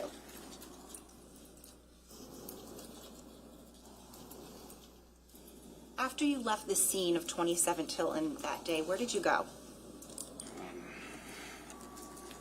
I believe we executed a search warrant that night. Did you go back to 15 Willowbrook Road? Yes, after that. Okay. And who were you with? Detective Petrozello, we met there. Was anyone from the crime scene unit or forensics there as well? Yes. What, any information did you gather when you went back to 15 Willowbrook Road? That they were still recovering evidence from the location. And at that time, did you have occasion to make any observations of the generator behind those shrubs? Yes. Okay. And what, if anything, did you note about that generator? I collected information from the generator to make contact with the company that serviced it. What company was that? Wash Hour, I believe was the name. Did you, in fact, reach out to that company that day? Yes. Who did you speak to from there? Sorry, I don't recall his name. When you spoke to that individual, were any requests made by you of that individual? Yes. What was that? Any service records that were available for it. And the person that I spoke to, and again, I don't recall his name, but he was the actual service technician for the generator itself. And he arranged to meet with us to do an inspection of the generator. And when was the arrangement to meet? I believe it was for the next day.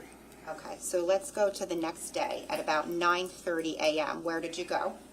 To 15 Willowbrook Drive. Now, when you got there, were forensics still on scene? Yes. Okay, what, if anything, did you observe about what they had done to the yard? They were sifting some dirt for ballistic evidence. About 10 a.m., who showed up on scene? Representatives from Wash Hour, fire departments, including Colts Neck and Naval Weapons Station Earl, members of the ATF, and the representative from Wash Hour were there. Now, the representative from Wash Hour, what, if anything, did you see him do there? We requested he conduct an inspection of the generator for us. Did he do that? Yes, he did. Did you make observations about that? Yes. And what specifically did you see him doing? While he was inspecting the generator, it was noted that one of the switches that was not normally accessible was in the off position. The gas to the generator was into the off position as well. He was able to start it to demonstrate that it did work. I think you might have said it, but were members of the ATF there as well? Yes. What was their role? They were brought in to do, because of the scale of the fire, to help with the electrical inspections and engineering. Was the scene ultimately released that day on 11/24? Yes. Okay. And can you just explain what it means to release the scene? Once the police or fire can finish all of their investigative work at the scene, there's no longer a need for us to hold it. We'll release it back to representatives from the family or the family themselves. Now, just because the scene is released, does that mean that your investigation concludes? No. So, drawing your attention now to November 27th of 2018, do you recall speaking with an individual named Stephen Weinstein? Yes. And where did you speak with him at? The Monmouth County Prosecutor's Office. And who did you speak with him with?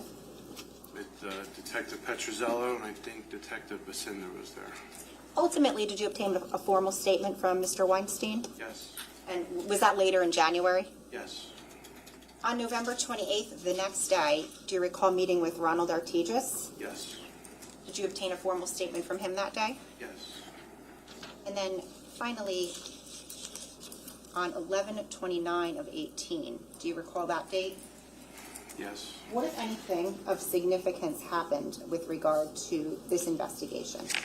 I believe that was when I signed the formal charges against Mr. Caneiro. And did you remain involved with the investigation after that? Yes. You present for statements, Yes. et cetera? Yes. I have nothing further.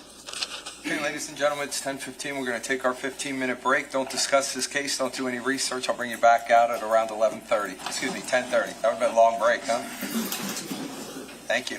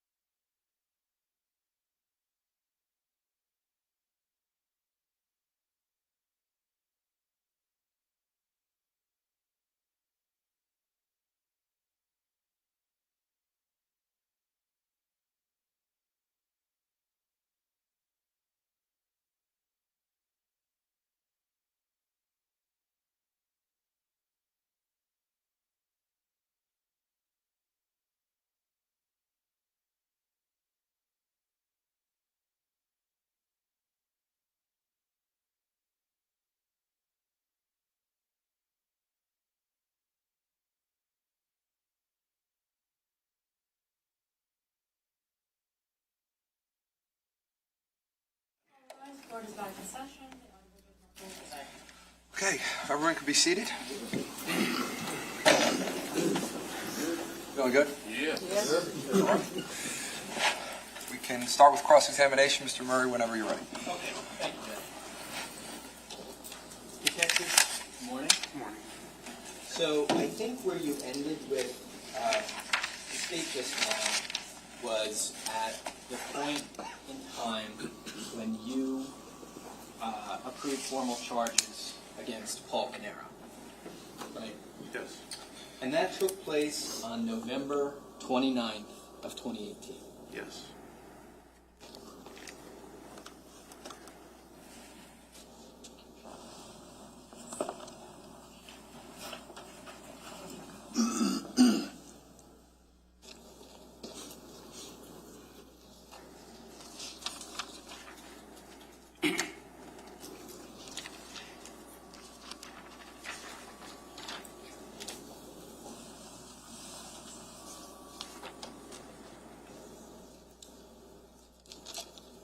Now, as part of the filing of those formal charges, you completed something known as an individual arrest report, Yes.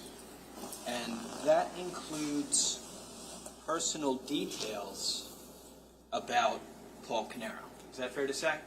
Yes. And it's going to include things like his address, right? Yes. It's going to have a booking number on it. Yes. It's going to indicate things like his height and his weight, Yes. marital status. Yes. These items were entered into this form for Paul Caneiro in particular, correct? Yes. And do you have a recollection of Mr. Caneiro's, Paul Caneiro's height and weight at the time of arrest on November 29th of 2018? I do not. If I were to show you the document, the individual arrest report, would that help you recollect those facts? If it is written in there, yes. Okay, Judge, I'm going to approach. This is S409. Detective, do you recognize that? Yes. And could you tell us what it is? It is an arrest report for the Colts Neck Police Department.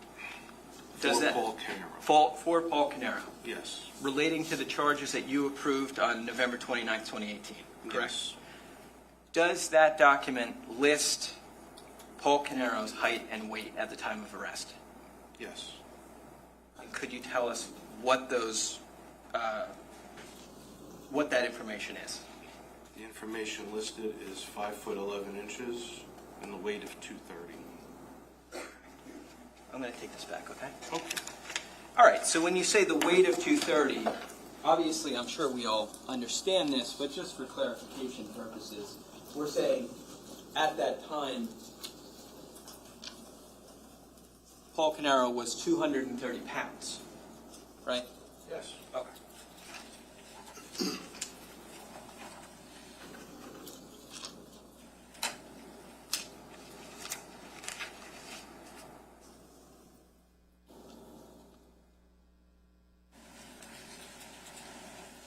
Now, you testified today about responding to the 15 Willowbrook scene numerous times between November 20th of 2018 and the 27th of 2018, right?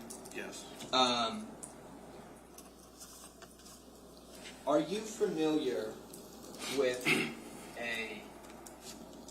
something called a first responding officer's scene entry log?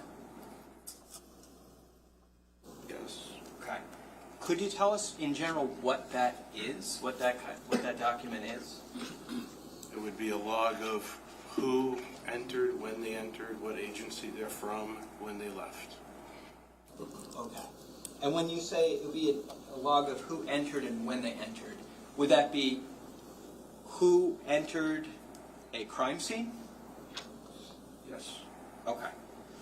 Was there a first responding officer scene entry log filled out for the 15 Willowbrook scene? I don't know. You don't know. Okay.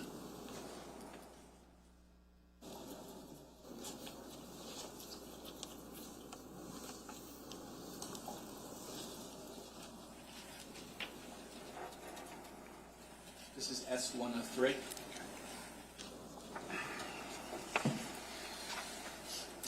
Looking at that, do you Yes. recognize it? It's a first responder scene log. Okay. Is it a first responder scene log for the 15 Willowbrook Road address? That's what is written on it, yes. Okay. Is there a date on it? 11/20 of 18. Okay. Do you see names and agencies Yes. on that document? Yes. Do you recognize the names? Most of them, yes. Okay. Do you recognize the agencies? Yes. Okay. And you recognize these as names of people who responded to the scene that day? Yes. At 15 Willowbrook, right? Yes. Okay. Now,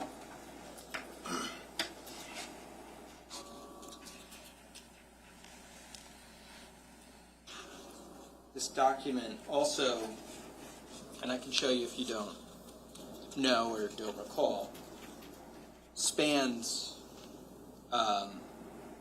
over multiple days. Okay. Okay. And that would be common for a scene entry log for a crime scene where there was police and fire involvement over multiple days, right? Yes. And the point is that the purpose of this document is to keep an accounting of what members of law enforcement from what agency came onto the property, right? Yes. And when they came onto the property. Yes.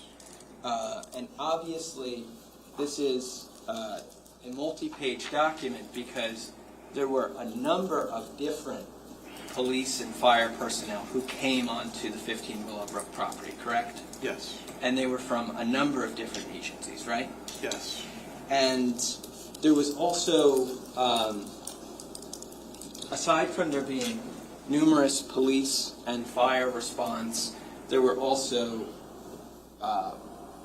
there was attention about this location from media outlets during this time, right? Yes. And there were news helicopters flying over the house, right? Yes.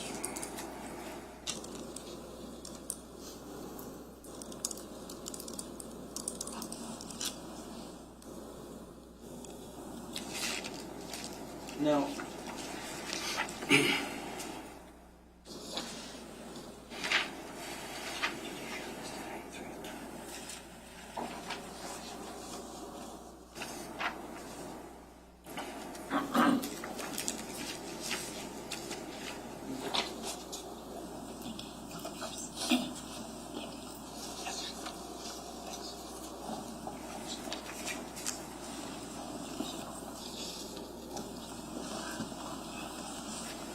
wanted to, Detective, if we could, get into some photographs of the location.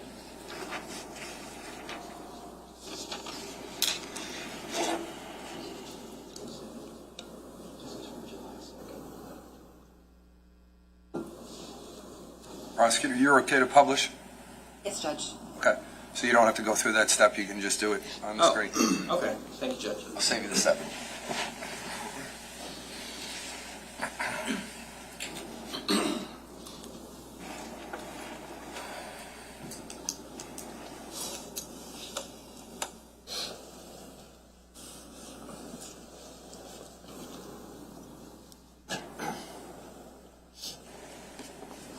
Officer. Sorry, Detective, just 1 second. Okay. Can you see that clearly? Yes. Okay. Do you see the property 15 Willowbrook Road in Colts Neck on that photograph? That looks to be 15 Willowbrook in Colts Neck. Okay. And that 15 Willowbrook address would be in the area of the center of the photo, right? Yes. Okay. Do you see the solar panels depicted in that photo as well? Yes. And obviously you did some inspection of those panels as part of your investigation, correct? Yes. Towards the top of the photo, do you see a road running across the photo? Yes. Is that Willowbrook Road? Yes. And then to the left of the photo, do you see another road that appears to run from the top of the photo to the bottom of the photo? Looks like a driveway. Okay. Are you familiar with whether that driveway was paved or unpaved around the time of November 20th of 2018? I don't know. As part of your investigation in this case, did you ever travel down that driveway to the left in this photo? No. Do you see what appears to be a structure towards the bottom of the photo at the end of that driveway? You do? Yes. Do you know if that structure, as of November 20th of 2018, was occupied or unoccupied? No. It was not, or you don't know? I do not know. You don't know. Okay.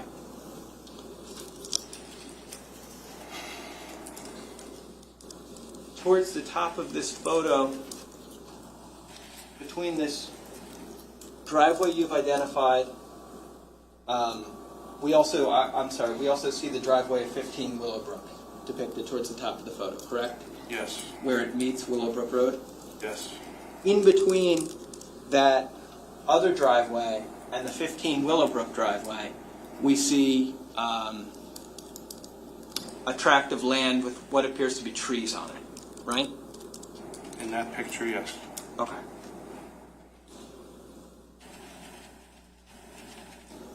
Could I actually ask the detective if he could just circle the area of this photo where you see the trees between the driveway of 15 Willowbrook and the other driveway you identified? You want all the way to from driveway to driveway? If you could, however you see it.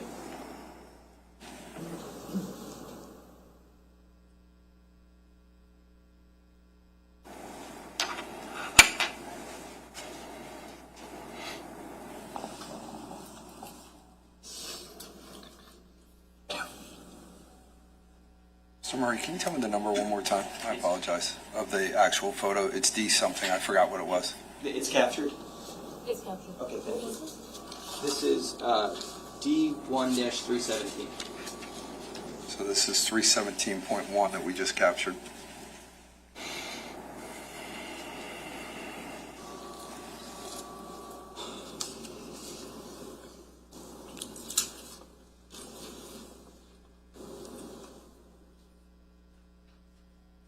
Detective, as part of your investigation in this case, did you ever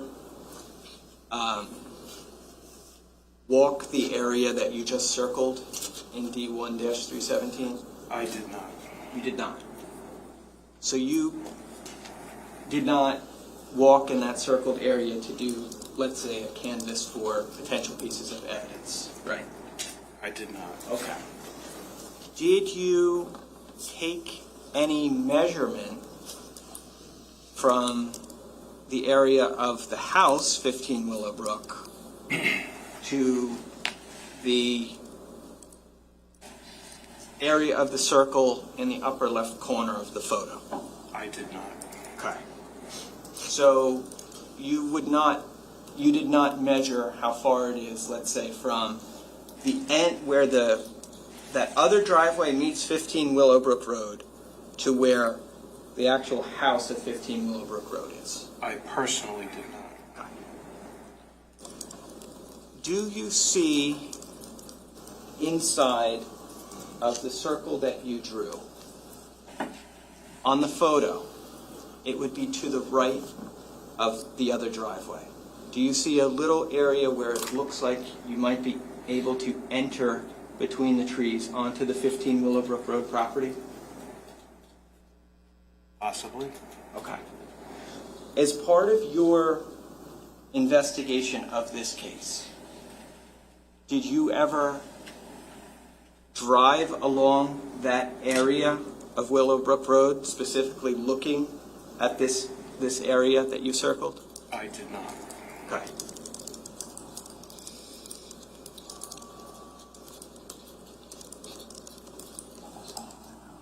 You became aware, I would imagine, at some point, that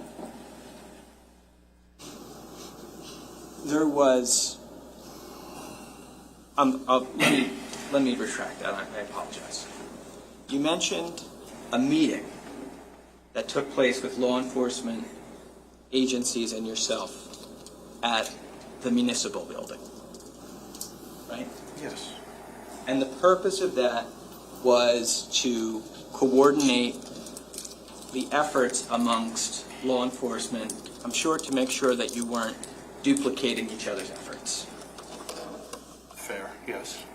And to make sure that everybody was apprised of what the agencies were doing, right? Yes. And one of the questions with this developing situation is, if there's a perpetrator being looked for, how did that person get on to the 15 Willowbrook property? Right? Okay. Yes. I mean, that, you know, that's a question that law enforcement is going to attempt to answer through this investigative process, right? Yes.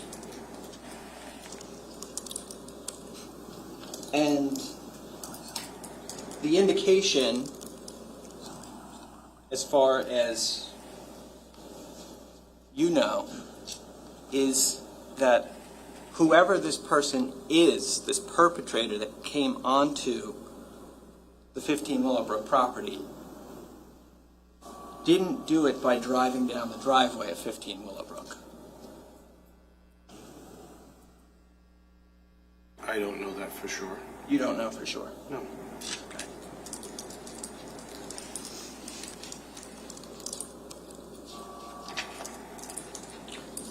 Could you do me a favor?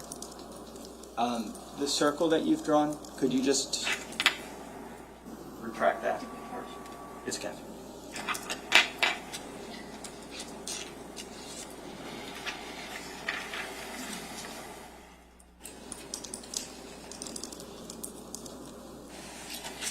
Did you, in the course of this investigation, get a sense of how big the property at 15 Willowbrook is? And by that I mean, do you know what the land measurements are? I don't know.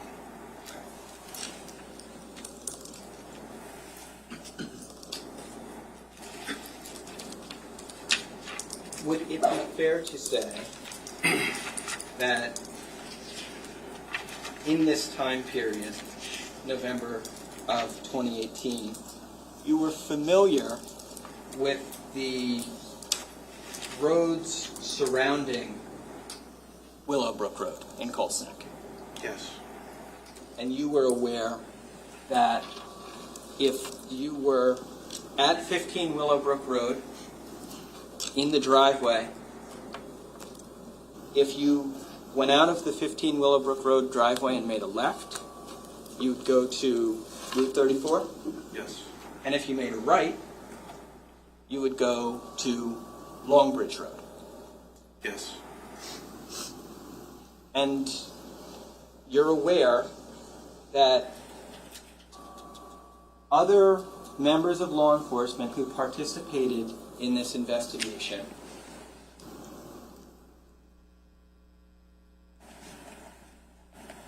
went on a canvas to look for surveillance from various roads in the Colts Neck area. Yes.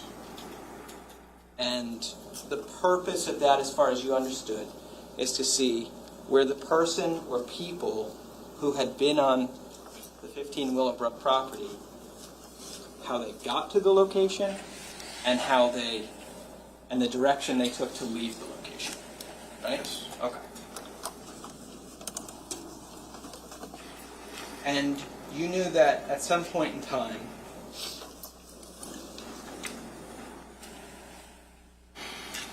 the road, Longbridge Road, became significant in that investigation, right? Yes.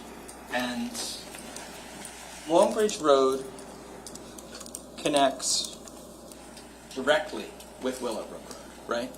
Yes. It's fair to say that Willowbrook Road comes to a T intersection, and you can make a left or a right onto Longbridge Road from there, right?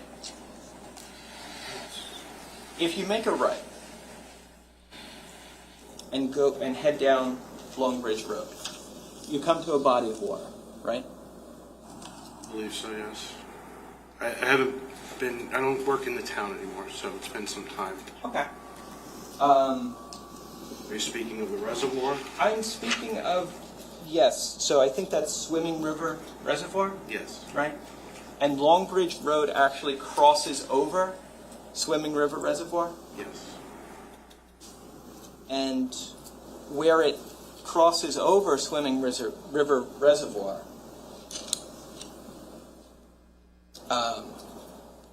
Longbridge Road is a single lane road. There's traffic going one way in each direction, right?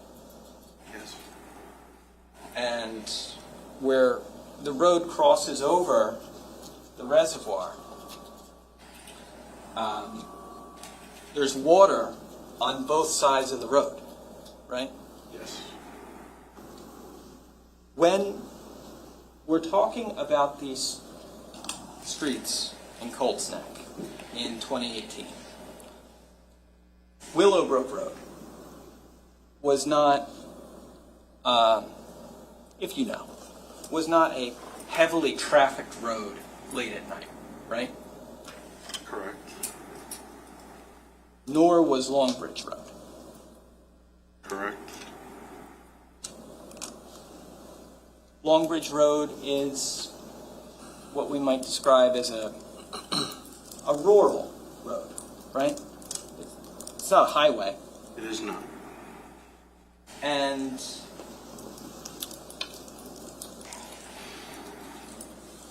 where Longbridge Road goes over the reservoir on both sides, right?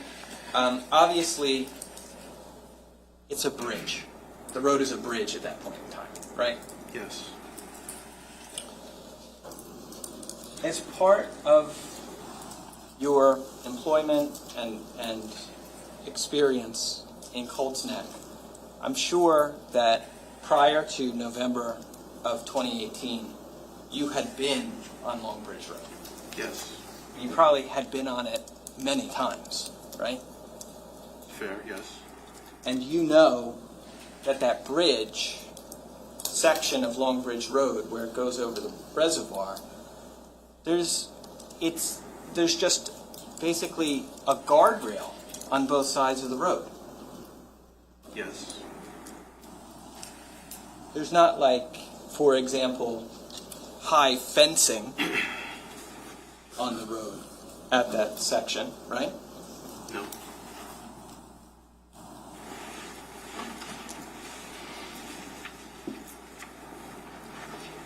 And as you mentioned before, it's the kind of road where late at night or in the early morning hours, a person traveling on it probably wouldn't expect to encounter other vehicles. Objection, speculation.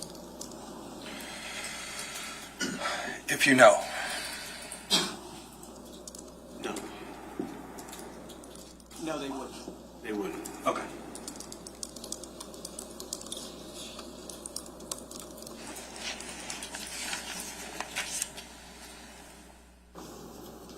You know that the investigation, and let me clarify this first of all. Obviously, you've testified that this investigation not only involved 15 Willowbrook, but also involved the Tilton Drive address in Ocean, right? Yes. But just confining ourselves to Colts Neck for a moment, okay? You know that the investigation of this case regarding Colts Neck took place not in more places than just the 15 Willowbrook property, right? Yes. You know that officers searched in other parts of Colts Neck for potential evidence rather than just 15 Willowbrook, right? Yes. And you know that about a little over a mile from the 15 Willowbrook property, officers ended up discovering a pair of gloves. I don't recall that. You don't recall that? No. Okay. But you do know that officers searched for items of evidentiary value in areas other than the 15 Willowbrook property, right? Yes. Because at that point in time, nobody knew where important evidence items might be located, right? Yes.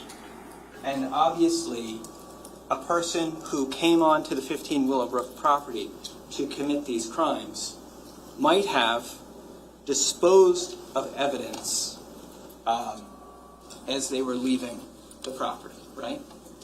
Potentially. And they might have disposed of evidence along the road as they were traveling away from the property, right? Potentially, yes. And what I'm trying to say is that's a reason why you would search elsewhere for evidence, right? Yes. And we also know that, going back to Longbridge Road for a second,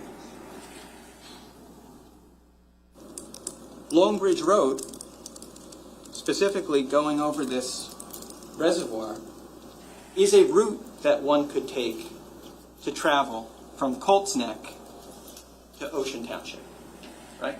Potentially, yes.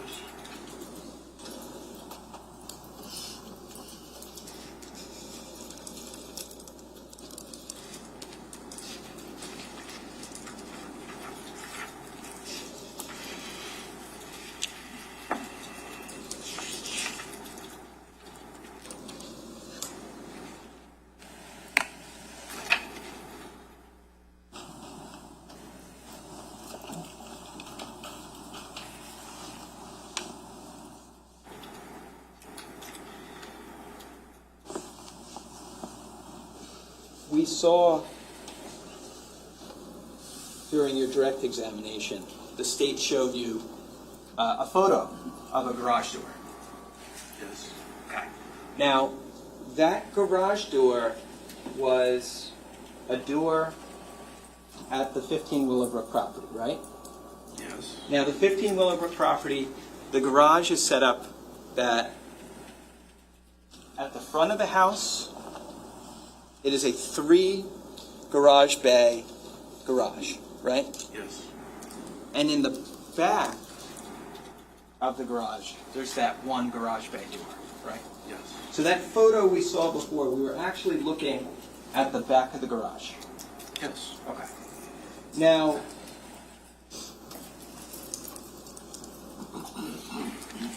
you became aware over the course of this case that there were cameras located inside of that garage, right? Yes. And you became aware over the course of this case that those cameras may have captured something significant in terms of the investigation, right? Yes.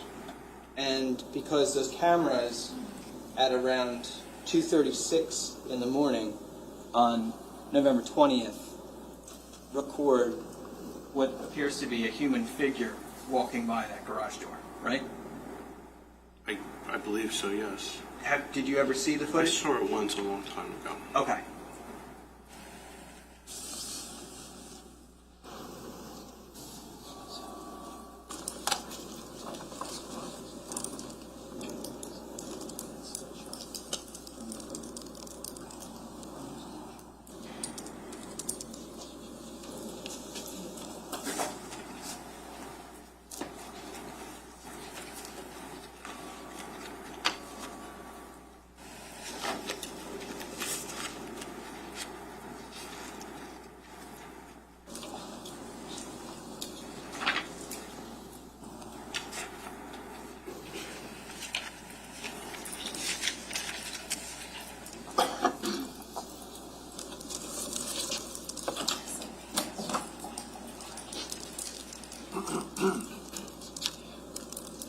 Judge, I'm just going to approach with, this is slide 217. Is it the Willowbrook? Is it 1C? Yes, this is 1C, 217. Are you going to put it on the screen? Or not? You can do whatever you want. If you're going to put it on the screen, I was just going to ask if there was an objection. I just want to see if he recognizes it first, the photo. He's sitting. Okay, go ahead. Just drawing your attention to the top photo. You recognize that? From the inside of the garage at 15 Millbrook. Okay. Was this photo significant in the investigation? Yes. Okay, well, let me clarify that. Did it capture something that was significant? It captured what we believe was a person outside the residence prior to the incident occurring. Okay. When you say prior to the incident occurring, do you mean the early hours of November 20th of 2018? Yes. Okay. Is there a time depicted in this photo? Timestamp on the picture is 2:36 and 02 seconds on 11:20 of 18. Okay. Thank you. And that's slide number? This is 217. 217. Okay, thank you.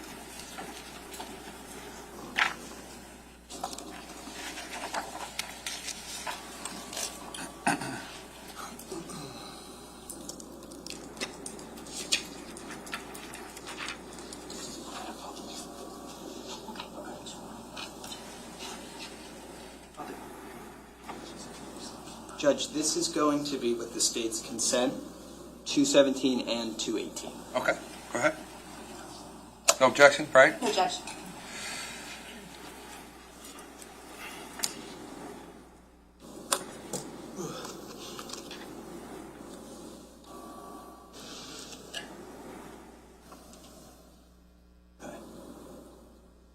Okay. Detective showing you what is 217 on the top, and then S1C slide 218 on the bottom. We just looked at, you and I just looked at the top slide, correct? Yes. Appearing to show a human figure walking by that garage door at 2:36 in the morning, right? Yes. Below that, we have a daytime photo of that same garage door, correct? Yes. And we can see that in that lower photo, that's 218, there are what appear to be frosted panes of the door, right? Yes. And there's kind of a metal support structure to the door, right? Yes. Now, we see the figure in 217 walking by, and we can see that figure relative to that metal structure on the door, right? Yes. Did you make any effort to measure the height of that door? I did not. Okay.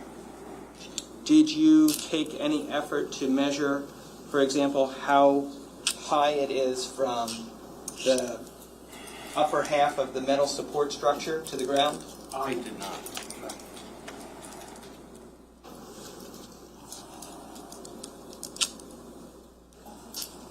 I'm going to remove this slide.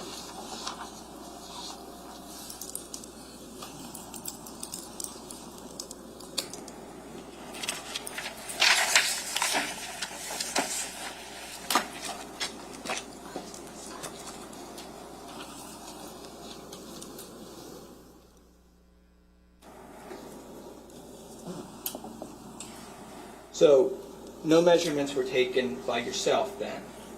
Correct. As I understand it, that would be useful in determining the height of the person in that photo. I did not forensically process the scene, so I did not take any measurements. Okay.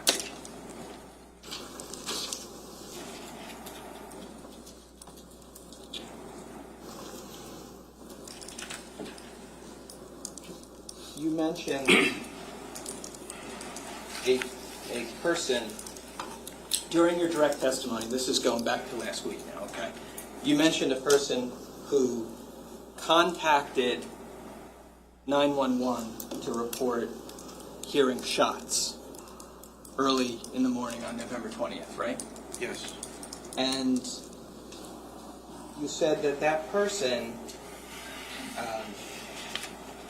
lived about 2 to 3 miles away from 15 Willowbrook Road, right? Yes. And you told us that, well, you gave us their last name, right? Yes. And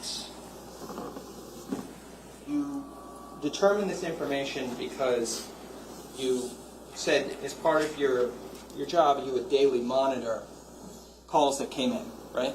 Yes.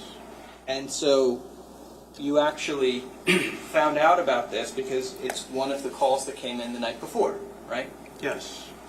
Now, you listened to, you found out about it also because, and you listened to the call, right? At some point, yes. Okay. And there was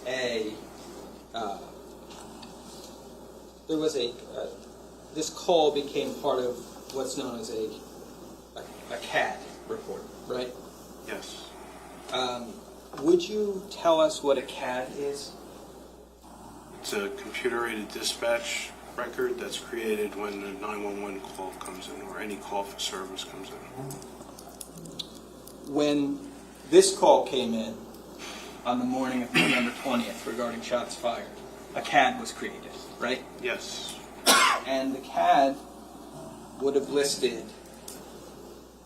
when the call was placed to the police, right? Yes. And it would have listed when the caller identified hearing the information about which he was calling, right? Yes.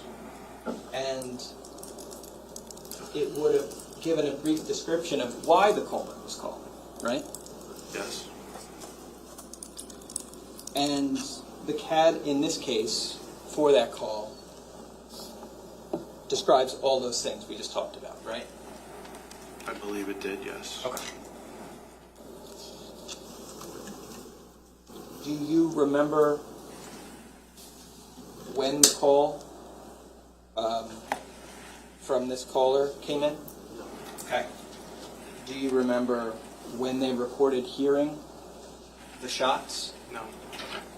If I were to show you the CAD report, would that help you to remember? I would be able to identify those times, yes.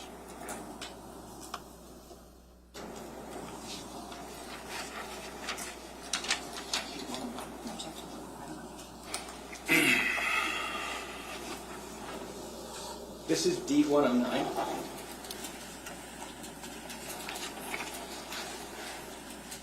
Do you recognize that? It says it's a CAD master table report.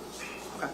This is not the report that I would typically review as part of my day. My report looks different than that. Okay. Well, is this a CAD printout? Yes. Okay. Is it a CAD printout about the call that came in for the shots fired? Yes. Is it from the relevant period of time? Yes. Okay. And I believe you had testified before, meaning last week, that the caller who called had called in from River's Edge and Laird Road. Yes. And is that where this caller called in from? That's the address listed on this report. Okay. So far we can see that all the information on this document is the same as the CAD that you had reviewed, right? Yes. Okay. Does this document indicate the time that the caller called? According to this report, it was received by telephone at 3:31 and 33 seconds.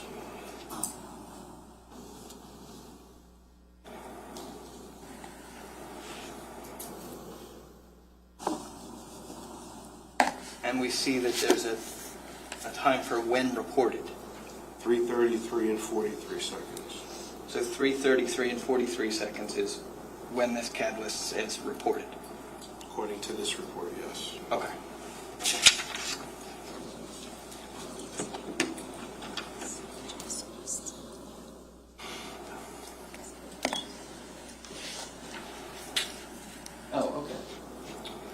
I'm sorry, this is S1 of 4. When you said you had seen a different version of this before, were you talking about this Yes. document? That is the way the report would be generated at the Colts Neck Police Department. Okay. Does it contain the same information that we just went over? Yes. Okay. All right, thank you.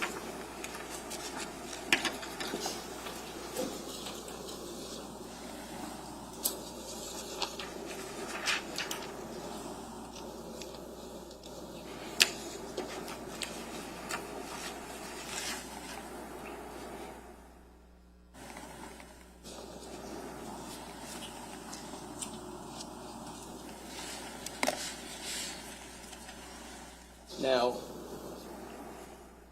you obviously when you got to the scene, you are the person who placed the traffic cone in the patio area? Yes. And you did that because you saw that there was a live round on the ground of the patio area, right? Yes. That was, when we're thinking about the property and we're looking, let's say we're looking at the front of the property, 15 Willowbrook. If we're looking at the front of the property, to our right, on the side of the property would be where the patio area is, correct? Yes. Okay. That was also the side of the property where spent shell casings were found as part of this investigation, correct? Yes. And it was also the side of the property where Keith Caneiro's body was located, right? Yes. And it's also the side of the property that the primary bedroom of the house was located on, correct? I don't know that for sure. Okay. Did you look at any architectural plans for the home? No.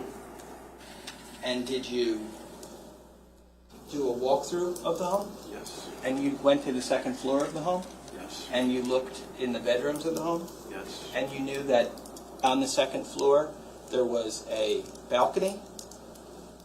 Yes. And there was a balcony that you could get to from the second floor by going through a set of sliding glass doors? Yes. And you knew that if you went out on that balcony and looked to your right, you'd be looking at the side of the house where the unfired bullet was found, right? Yes. And you'd be looking at the side of the house where the shell casings were found? Yes. And those doors that you would have come out of to get onto the balcony would lead you into the primary bedroom of the house, right? Okay, yes. Okay, so when I'm saying that the primary bedroom is on the same side of the house that the shell casings were found, that's why I'm saying that. Does that make sense to you? Yes. Okay. So that evening, we know that a person called 911 about shots fired around 3:31 in the morning, right? Yes. And that person, we know, was 2 to 3 miles away. Yes. We have no record of 911 call being made by anyone from 15 Willowbrook, right? Correct.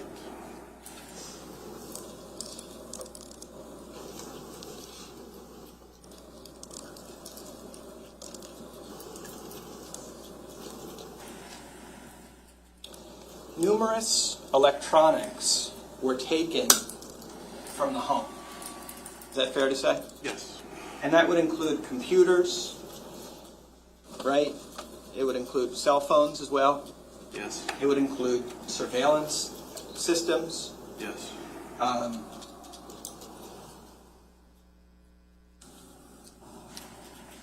Jennifer Caniero, was her phone ever taken from the residence? Do not recall.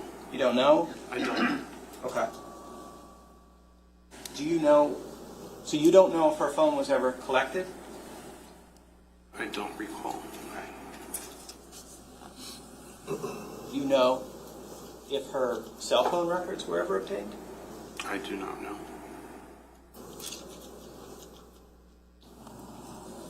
you know that you weren't the only detective to go to the second floor of the home, right? Yes. There were numerous people from the Monmouth County Prosecutor's Office who also went to the second floor of the home, right? Yes. And they were doing an investigation to look for anything of evidentiary value, right? Yes. And on the first floor of the home, there was an extensive search of the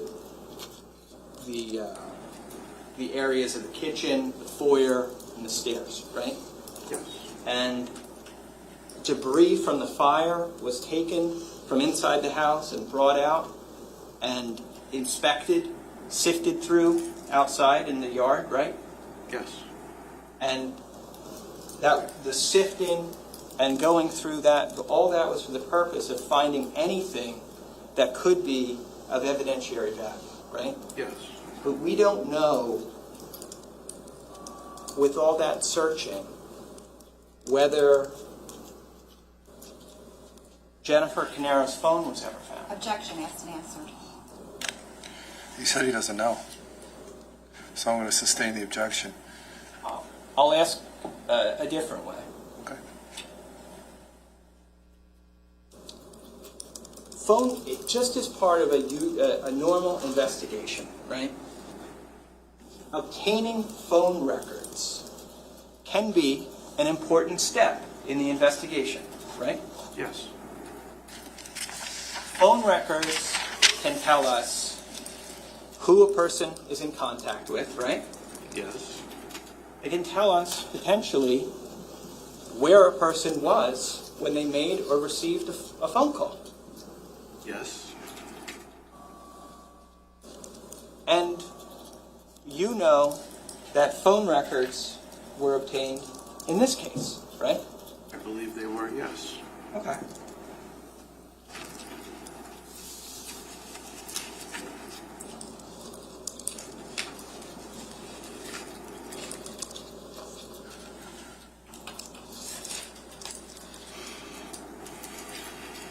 Specifically,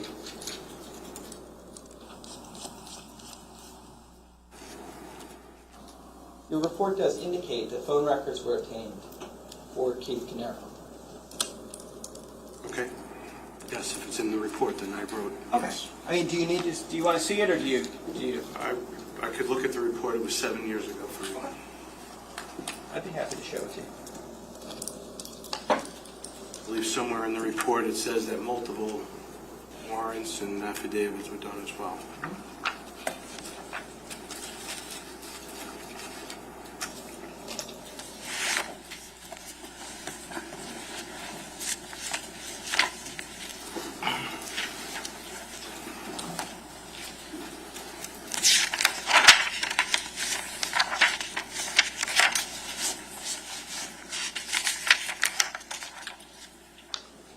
Detective, this is S-100.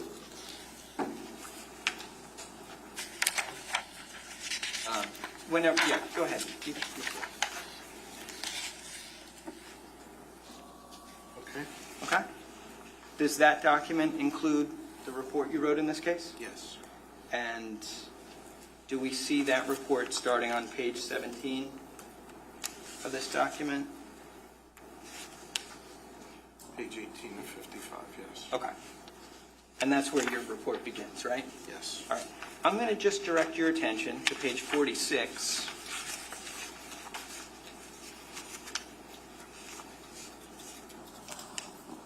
And to the third full paragraph. You want to read that to yourself?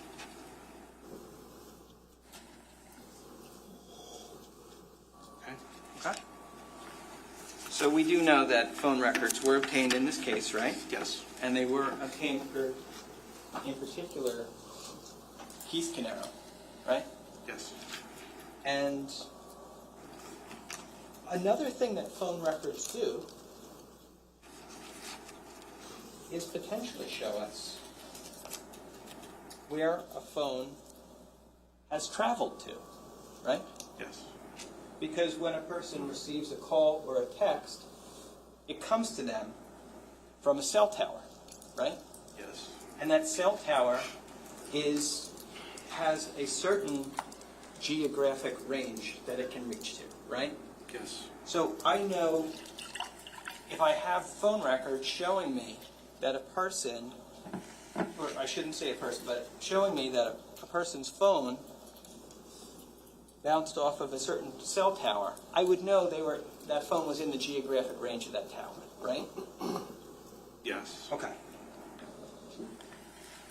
So if you are conducting an investigation and you cannot locate, let's say, a person's phone, you might be able to use phone records to see where that phone traveled to, right? Yes. Okay.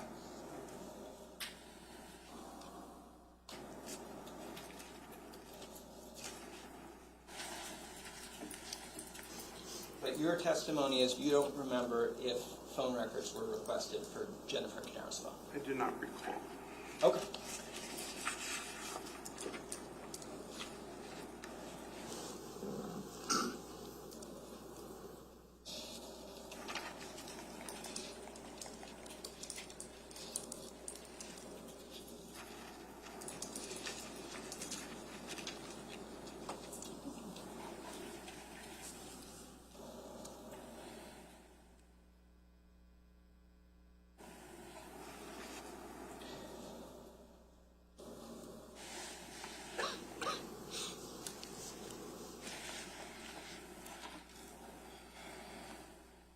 The property, you had mentioned during your direct thing that the property was cleared by law enforcement and turned back over to the appropriate people, right? Yes. And so basically that's an indication that at some point in here, police and fire had concluded what they needed to do on the property. They could release it to whoever, either the homeowner or somebody else, right? Yes. And in this particular case, there was an insurance company involved. Yes. And that insurance company was involved with securing the property, right? Yes. And that insurance company was AIG. I believe so. And AIG was involved because they were actually the insurers of the home, 15 Willowbrook, right? I believe so. AIG conducted an evaluation of what items were within the property, right? Okay. I guess. Sir, if you don't know, you say I don't know. Don't say okay, because then we don't know what you're talking about. I don't know the answer to what AIG did at the property. Okay. Did you ever speak with any representatives from AIG about what they did at the property? I personally did not.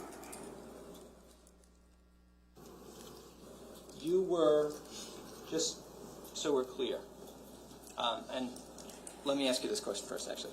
When you say you personally did not, does that mean somebody else in law enforcement did speak with them and told you about it? I don't know the answer to that. Okay. So you don't know if, so you didn't speak with them, but you also don't know if anybody from law enforcement ever did? Correct. Okay.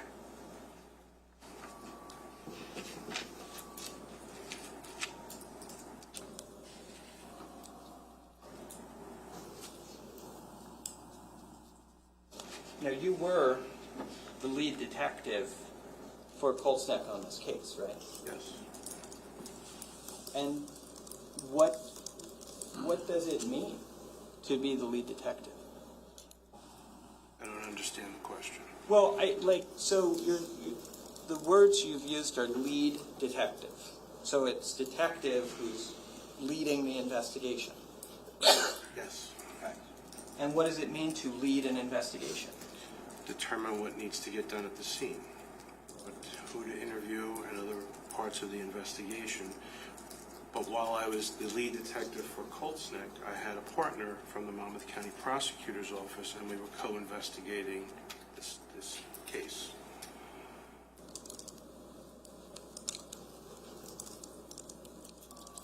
Indicating, I suppose, that some of these things that you're not sure if they were done or not could have been done by the person co-leading the investigation. Yes. But you don't know if they were. I don't recall. It's been some time.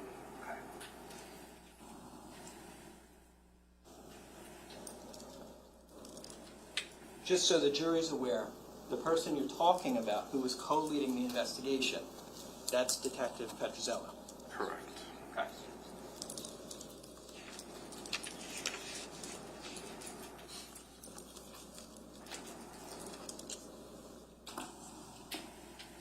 So you're saying, since you don't remember whether these things happened, we should ask Detective Petrozello, right? Objection. I'm not sure that this is a proper question. I mean, you're asking him if you should ask somebody else? Is that what your question is? I'm saying if he doesn't have the information, is he implying that the other detective does? I don't know. That's a proper question. If you can answer it, go ahead. I don't know the answer to that.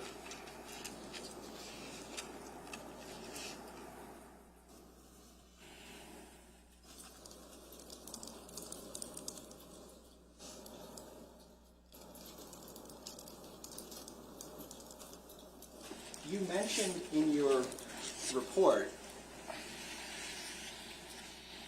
the idea of creating a timeline of events for what happened in this case. Yes.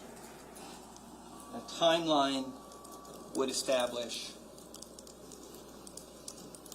what items of significance happened when, right?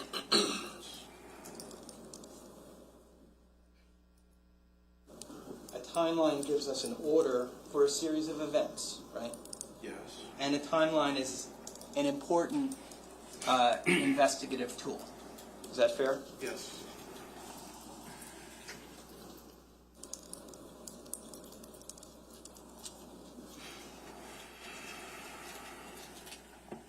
You mention in your report that I think the timeline would include not only events that took place on the 15 Willowbrook property, but events that show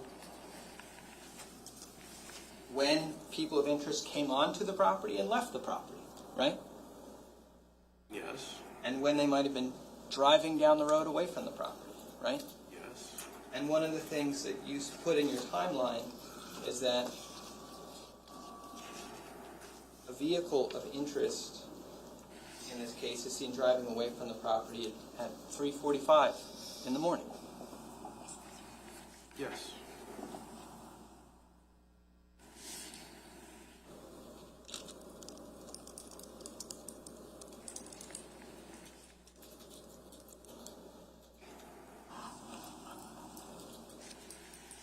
You've also, I think, would agree that it would be important to put in the timeline when events like the cutting of power to the home took place, right? Yes.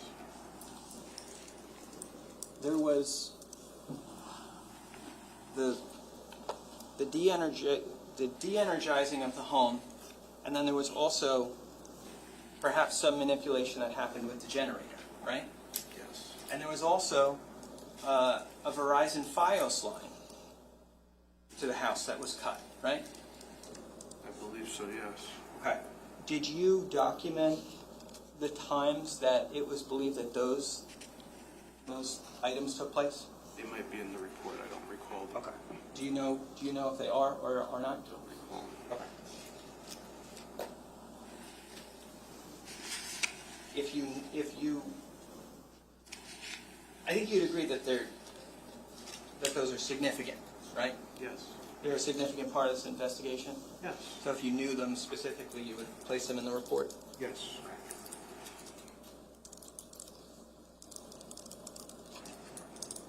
You also learned through the course of this investigation that the surveillance systems at 15 Willowbrook, at least primarily, were cloud-based. Yes. That there had previously been hardwired systems on the property, but they were switched to cloud systems because there were issues with the hardwired systems. Yes. Do you know what the issues with the hardwired systems were? No. You just know there were issues that led them to move to the cloud, right? Yes. Okay.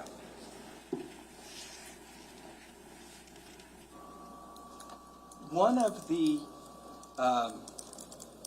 things that you noticed when you came onto the property, as far as surveillance, was that there was a Nest doorbell camera. Yes. And that camera is in the front part of the house, right? It's not at the front door, but it's at that side service entrance next to the garage, right? Yes. And that's a doorbell camera that captures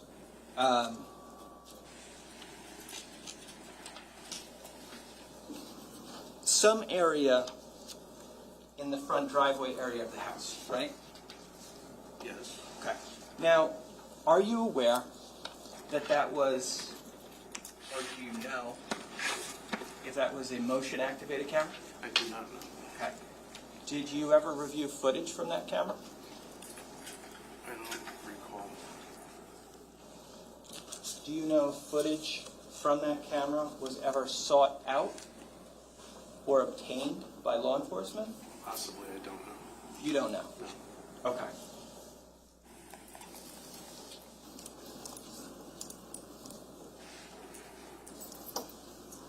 Thank you. This is previously published. Judge, this was previously published, D1-1. Right.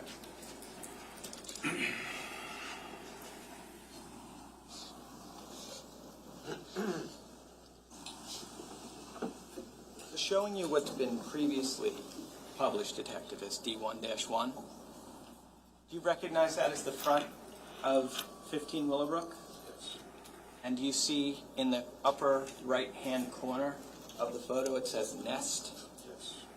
indicating that this is taken by the Nest camera? Yes. This is the area, looking from the vantage point of this camera, this is the area where you saw the Ring doorbell? The video doorbell, yes. The video doorbell, I'm sorry.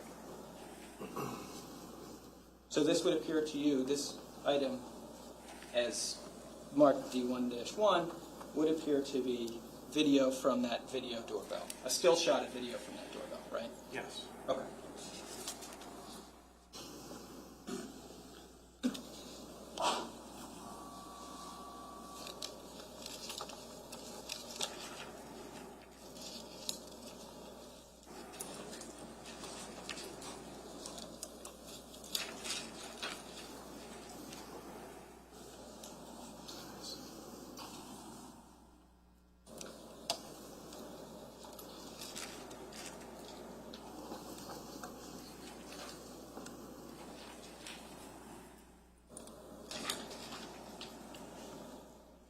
You mentioned taking a number of statements from people in the case, right?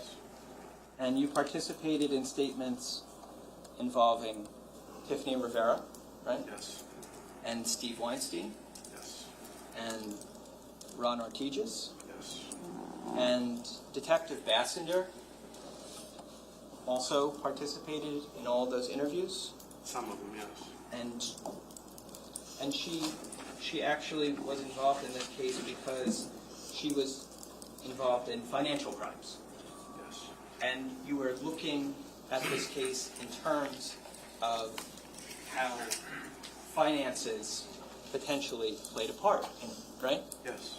And specifically, you were looking at things that could go to motivation for the crimes, right? Yes. And obviously, when you were conducting these interviews with Steve Weinstein and Ron Artigas and Tiffany Rivera, that idea of motive is something that you were interested in exploring, right? Yes. Tiffany also was going to be an important person to talk to because she, as far as you understood, knew both Keith and Paul, right? Yes. And knew them in terms of their business relationship, right? Yes. You went to 705 Cookman Avenue in Asbury Park, right? Yes. That was the location of their business. Yes. Tiffany also worked there, right? Yes. You knew that when you went to the location? Yes. In fact, you went there hoping that you would speak to her at that location, Yes. but she wasn't there. Yes. So you talked to her later that day. Yes. And your report indicates that you talked to her fairly extensively that day, right? Yes. And you recount that. You don't need to tell me what was said, but your report recounts what took place during that conversation, right? Yes. And it's about over a page and a half of your single-spaced report goes to recounting that conversation with Tiffany. Yes.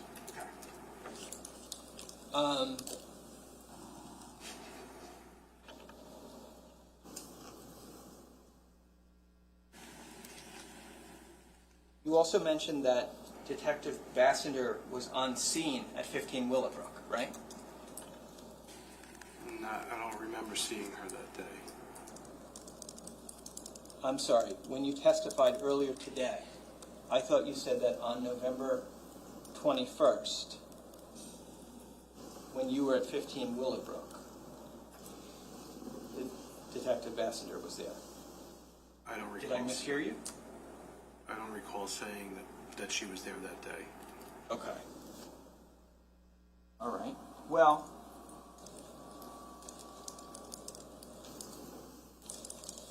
and maybe I'm mistaken, but obviously she was present when you went to speak with Tiffany Rivera, right?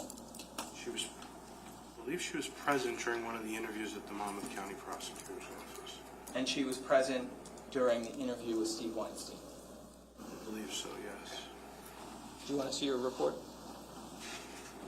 I'm okay right now. Okay. All right. So your memory is she was present for that? Yes. Okay. And she was present for the interview with Ron Artigas? Yes. Okay.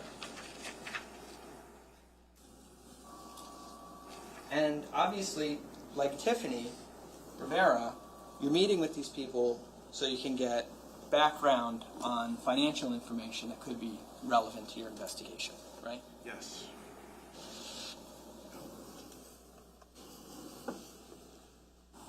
You are aware that,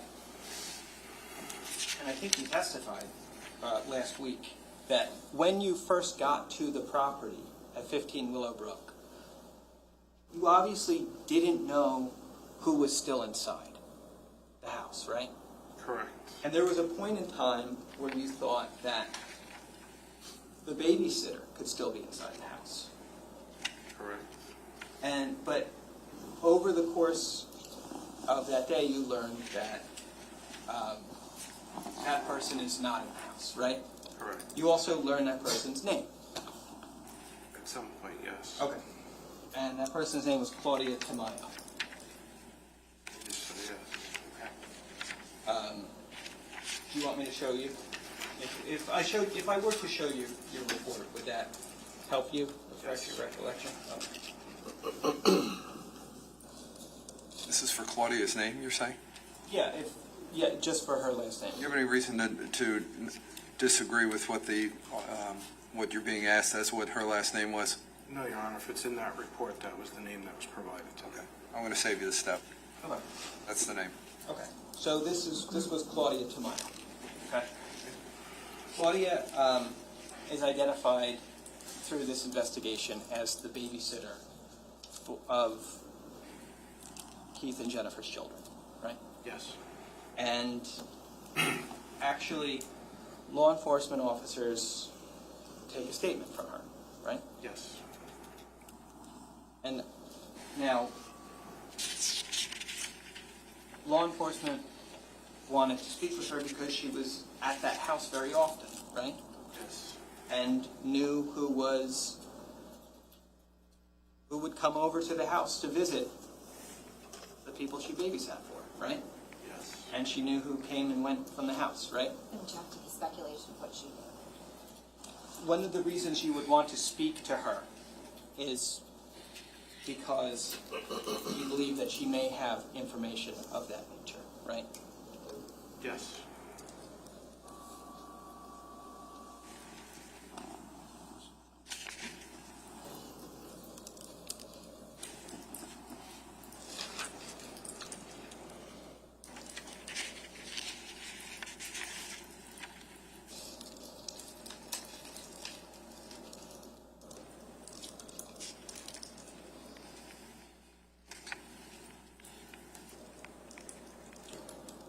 So, you also found out, let me start this way. The person who you identified in the CAD report that we talked about, who called 911 about the shots, Yes. that's the only person who called 911. I called 911, yes. And you answered that way because you learned through the investigation that other people heard something they believed to be gunshots that night, right? Yes. But those people, as far as you understand, did not call the police. Correct. And they may have given various explanations for why they didn't, but in the end, they didn't call the police, right? Correct. Okay. Colts Neck is a rural town in New Jersey, right? Yes. There are a lot of farms there. Yes. There are a lot of livestock there. Yes. People, there's hunting that takes place, right? Yes.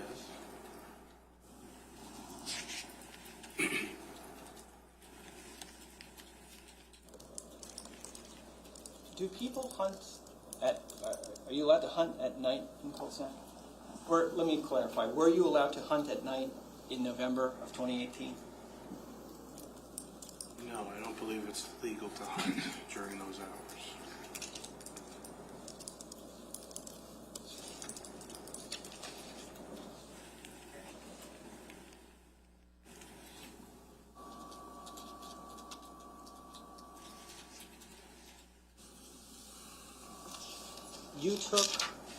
You spoke with Corey Caniero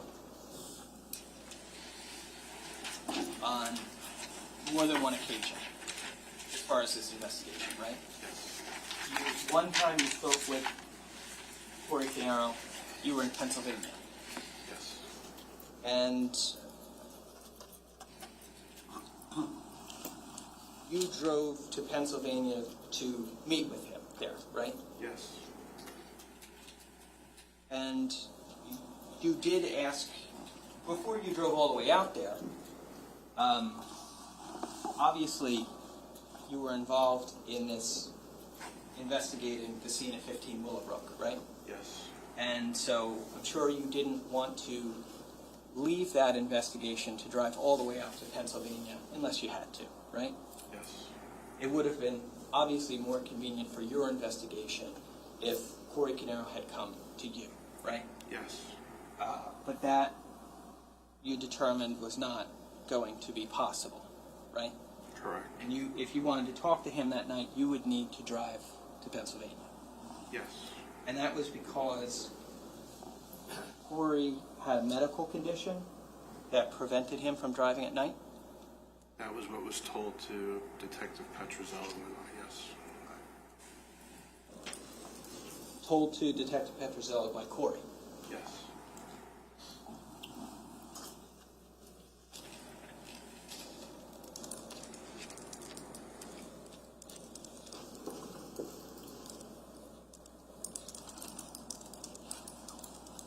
After speaking with Corey in Pennsylvania, you then, several days later, take a formal statement from him?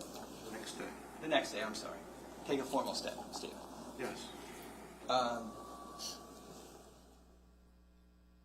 At the conclusion of that statement, do you continue to investigate this case in terms of obtaining any further documents for Corey Caneiro? I don't recall if we asked him for any additional documents. Okay. Did you subpoena any documents pertaining to Corey Caneiro? I did not know. Did you contact any companies, phone companies, banks, things of that nature, about obtaining any records for Corey Caneiro? I did not know.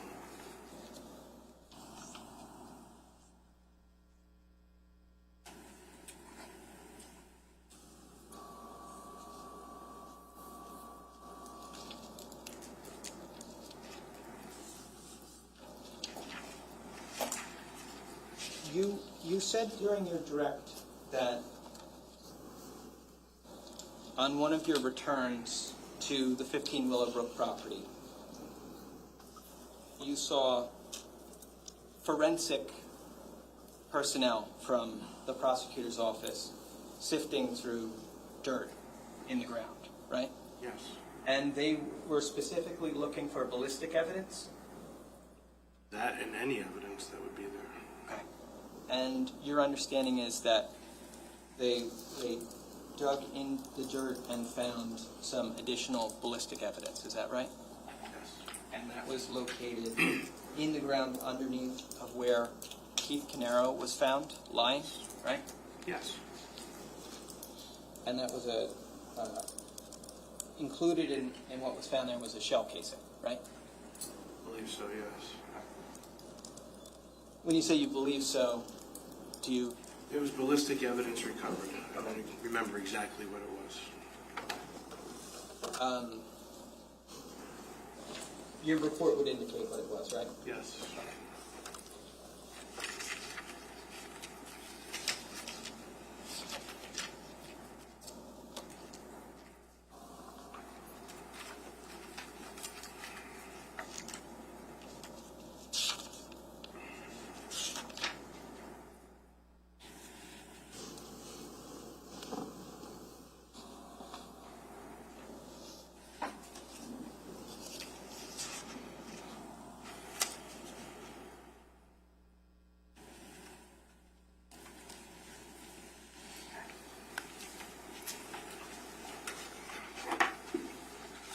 I'm showing you S100 again.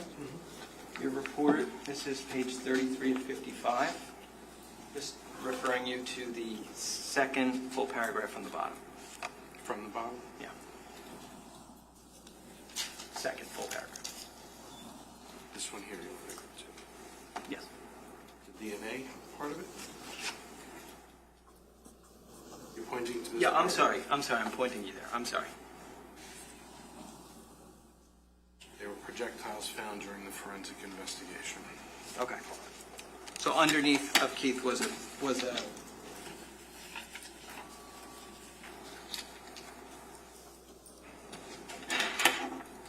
Does it say that it was additional casings that were located? They advised that additional casings were located, including inside the house and in the ground where Keith was located. Okay. So in that section of dirt where the forensics team was digging, they did locate a shell casing? Yes. Correct? Okay.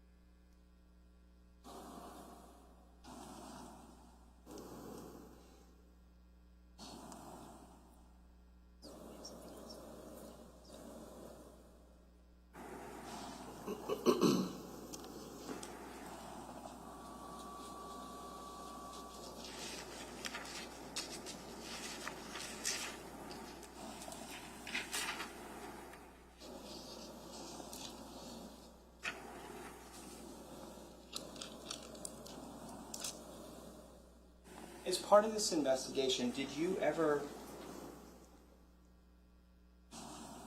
have conversations with law enforcement officers about whether certain items of personal property were missing from the house at 15 Willowbrook? I don't recall that. I don't know. You don't know? I don't. Okay. Do you know if you ever had contact with any companies about potentially items missing from that location? I don't remember. Okay.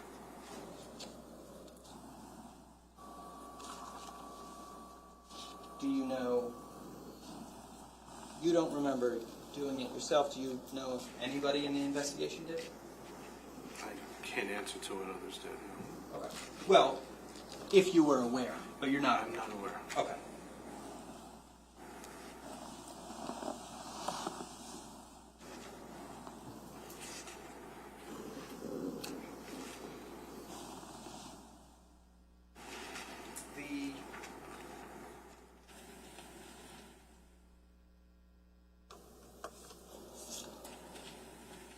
Going back to the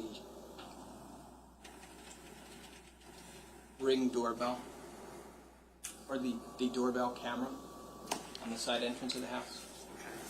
After you noticed it, what efforts did you make to secure any potential footage from that device?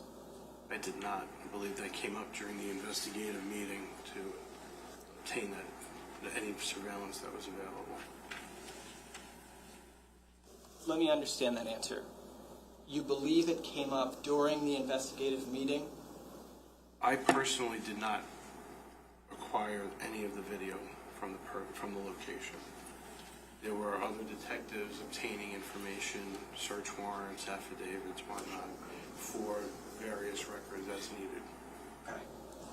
So you did not send out any requests for information related to that camera? Or any camera? No. Okay.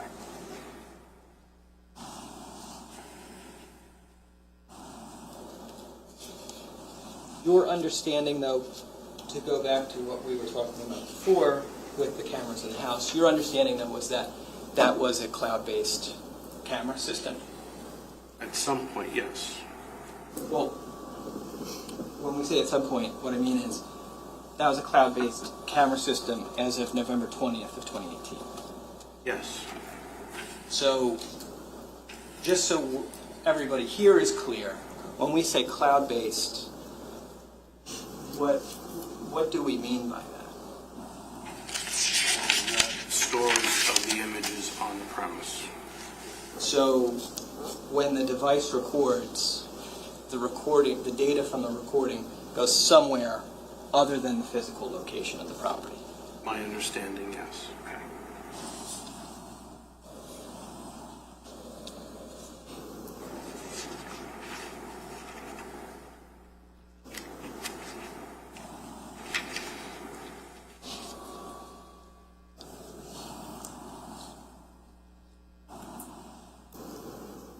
At the law enforcement meeting, did it come up to discuss the property we saw in the photo with the long driveway next to 15 Willowbrook? I don't recall that. Okay. Do you recall whether anybody discussed going to that property, going to the structure to see if it was occupied or unoccupied? I do not recall that. Do you know if somebody actually did go to that structure to see if it was occupied or unoccupied? Objection. This has been asked and answered.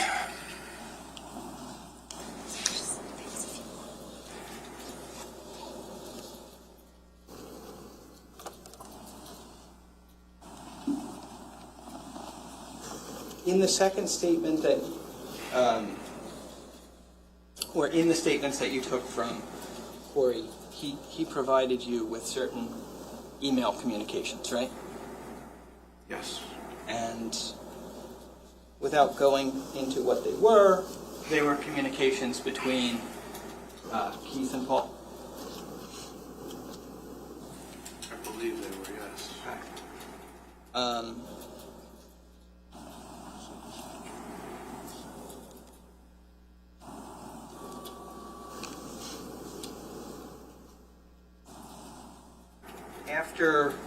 After you approved charges on November 29th of 2018, you stayed involved with this case, right? Yes. And that would mean continuing to go to briefings on the case? If we had any, yes. Okay. It would mean speaking with other law enforcement officers about the case? Yes. It would mean staying informed about what was happening with the investigation? Yes. It would mean being apprised of whether there were any new developments with witnesses, right? Yes. Being apprised of any new developments about evidence in the case? Yes. And on January 4th of 2019, you had a meeting with Detective Fassender and Detective Petrozello? Yes. Did you learn over the course of this that there was a trust, that like a financial instrument, a trust that was potentially significant in this case? Yes. And did you learn that that trust included as potential beneficiaries not just Paul, but also Corey? Yes. And did you learn that as far as being potential beneficiaries, both Paul and Corey were 50-50 beneficiaries in that trust? Yes. Meaning that they stood to benefit equally, right? Yes. And after learning that, in being updated in this investigation, did you take, at that point, any efforts to additionally investigate Corey? No. At that point, did you take any efforts to additionally get any records pertaining to Corey? No. At that point, did you take any steps additionally to contact any companies or organizations about Corey? No. Or his records? No.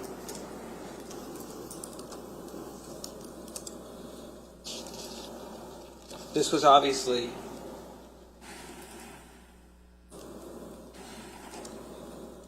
an extremely traumatic event that took place at scene at 15 Willowbrook, right? Yes. And something that was totally unexpected for the entire Colts Neck community, right? Yes.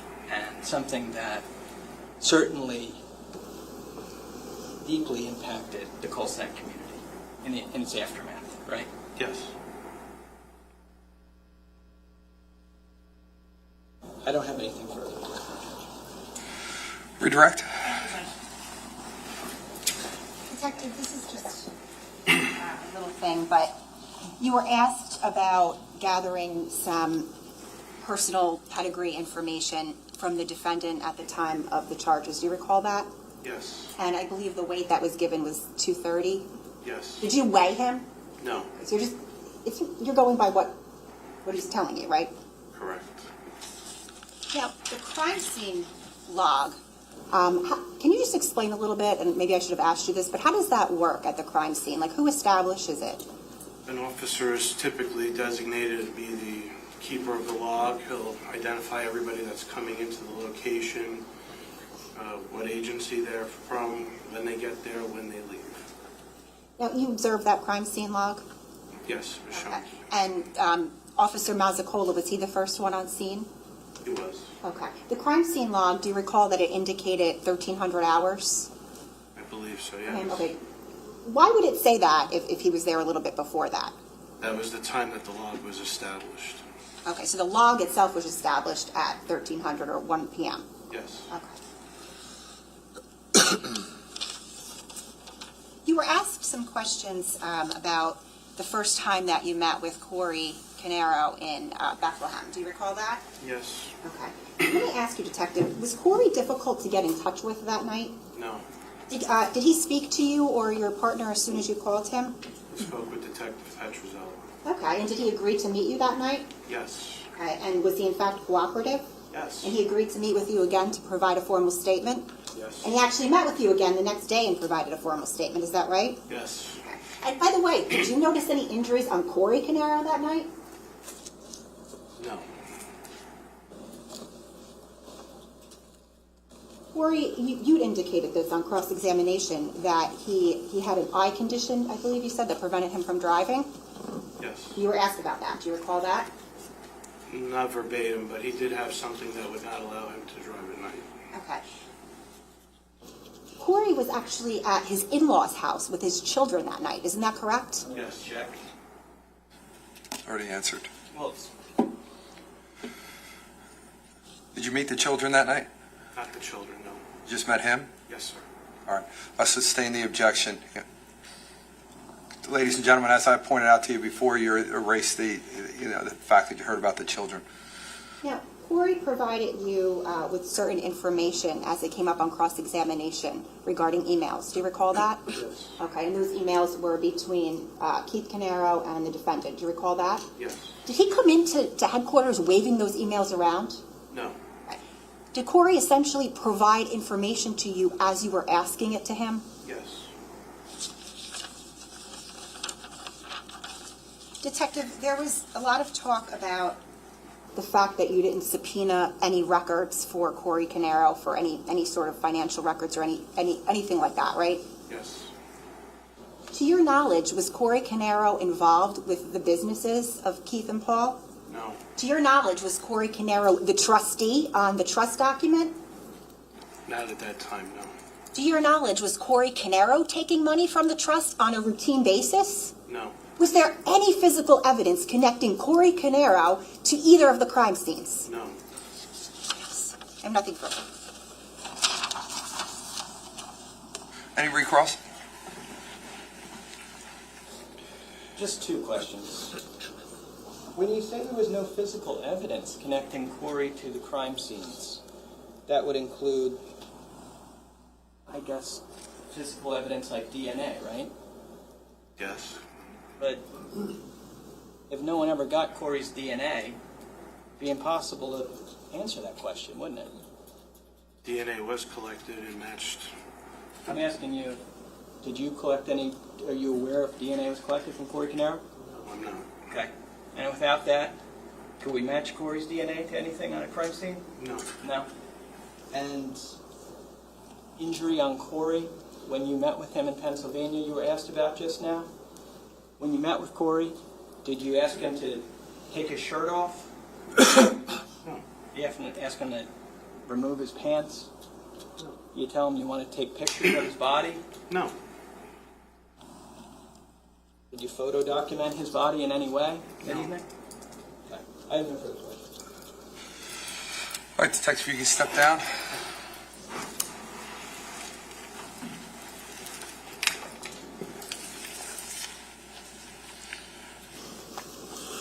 State, you can call your next witness. Can I have a moment to go outside? Yes. Thank you.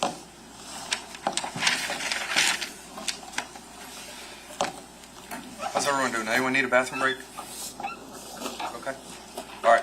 Let's go into the jury room. We'll give you 5 minutes, just real fast. Anyone that needs one, real quick, and then we're gonna come back out. I'm gonna give you your lunch break pretty quickly, but I just want to make sure everyone was comfortable before we started.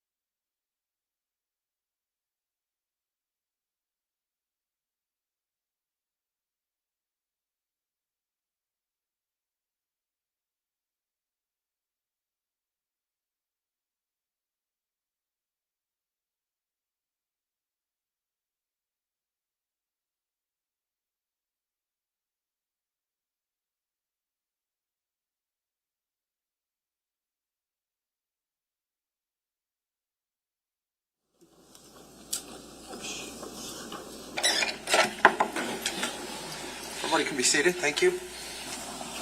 Prosecutor, call your next witness. Thank you, Judge. The state calls Tyler Badaracco.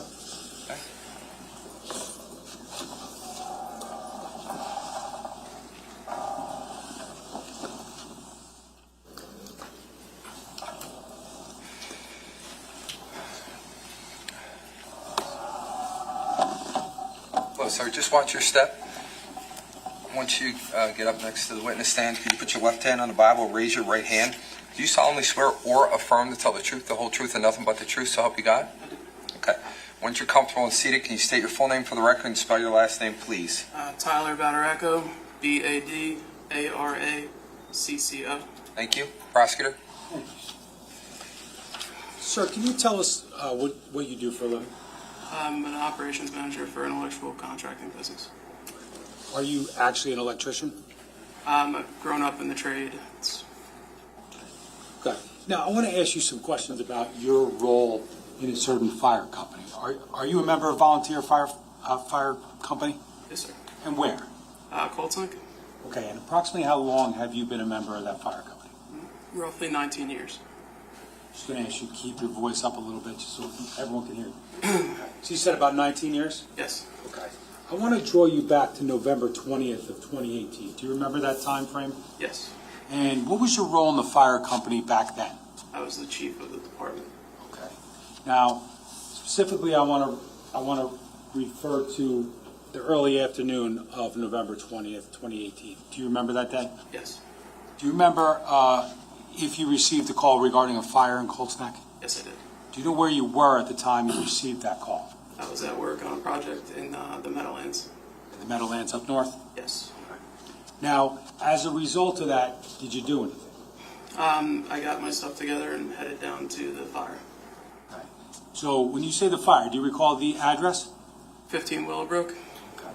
Now, do you recall approximately what time you arrived at the scene there? It was between 1:45 and 2 o'clock. Do you recall whether or not you went to the firehouse first or to the residence? I went to the firehouse first to get my chief's vehicle, and then I headed to the fire. Okay. And upon arrival at 15 Willowbrook, can you just tell us generally what you observed? There was still heavy smoke and an active fire ongoing. There was a lot of agencies on scene, police, fire, EMS. Their fire operations was well underway at that time. Okay. Now, just for purposes of some clarification, I just want to show you I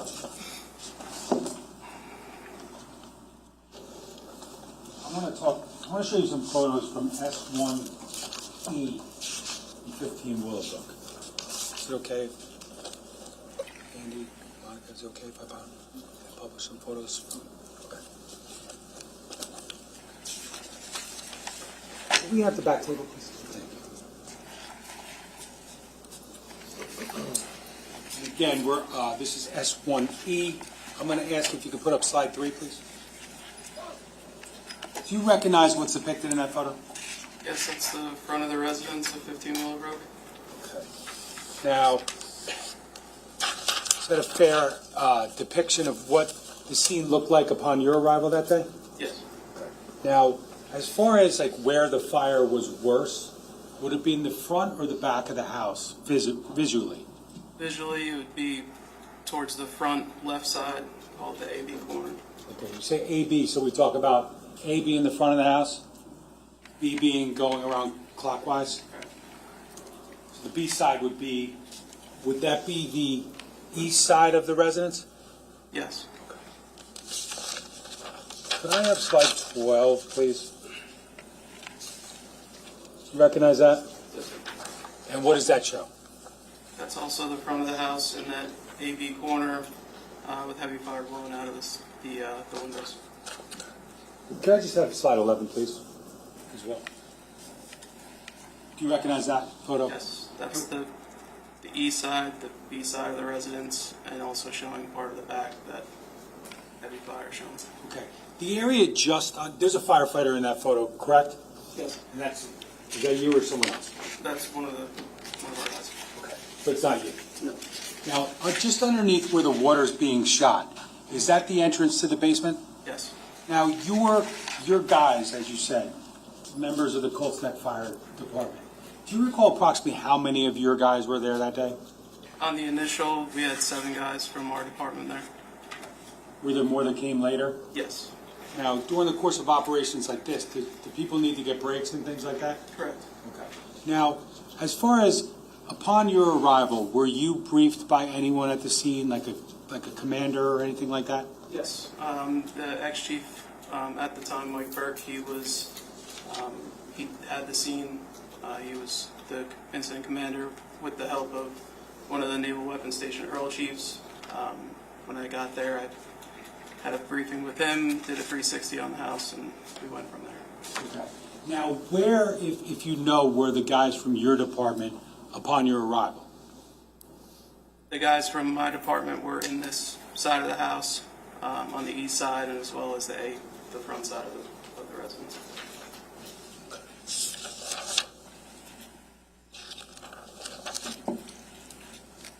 Could I just also have slide 9, please? S1E. Do you recognize what's depicted in that photograph? Yes, it's the rear of the residence. Okay, does that accurately depict observations that you made upon arrival that day? Yes. Okay. So you said your guys are in the basement. Is that accurate? Correct. Now, I just want to ask you, what was your role once you got there as the fire chief? Managing fire suppression. Okay, and how do you manage fire suppression? Can you tell us about that? Incident command. There was multiple chiefs and multiple other township agencies that were there assisting in fire suppression. So staffing, resources, staging. Things like deciding like who needs a break and how do we get more guys to replace them and things like that? Correct. Okay. Now, obviously, at some point that day, you're ultimately going to leave the scene, correct? Is that You have to say yes or no. We're just recording, just need to be clear. So at some point you did, based upon the status of the fire? Yes. Later on that evening, I left for some time. Was that because the fire was, under control or out or something else? Fire was out. Overhaul was complete. We remained on scene to monitor any hot spots or any flare-ups for that location. So we left the crew on scene overnight. Okay. When you first arrived that day, as the fire chief, and this is your town, obviously, correct? Correct. Do you ask about utilities when you get there? Yes. And when we talk about utilities, what are you asking about? To know the status of the gas and electric into the residence, mainly to make sure that with guys operating on the interior that there aren't any other potential issues with them operating inside with electrocution or additional flame. Okay, without telling us specifically what people told you, did you learn whether or not the gas had been shut off? At that time, I don't recall getting brought up to date on the gas. Okay, what about the electric? The electric, yes. Did you specifically ask how the electric was turned off? We were told when I was there, the Jersey Central representative came up to the command post and said that he disabled the electric at the street. Now, had you been to fires and other situations where JCP&L or whoever turns the electric off at the street? Yes. Right, so it's not the first time you've encountered that, correct? Correct. Is there another way to shut it off? Yes, the meter on the side of the house can be removed, and that'll turn the power off into the house, and it'll just be live back to the street. Okay. And again, I think you, upon arrival, learned that they did it the street way, right? Correct. And in your experience, is there any reason to do it that way? There's a few different reasons. If that area where the meter is located is compromised, or if it's easier for the utility just to pull up the cutouts at the street for access or whatever.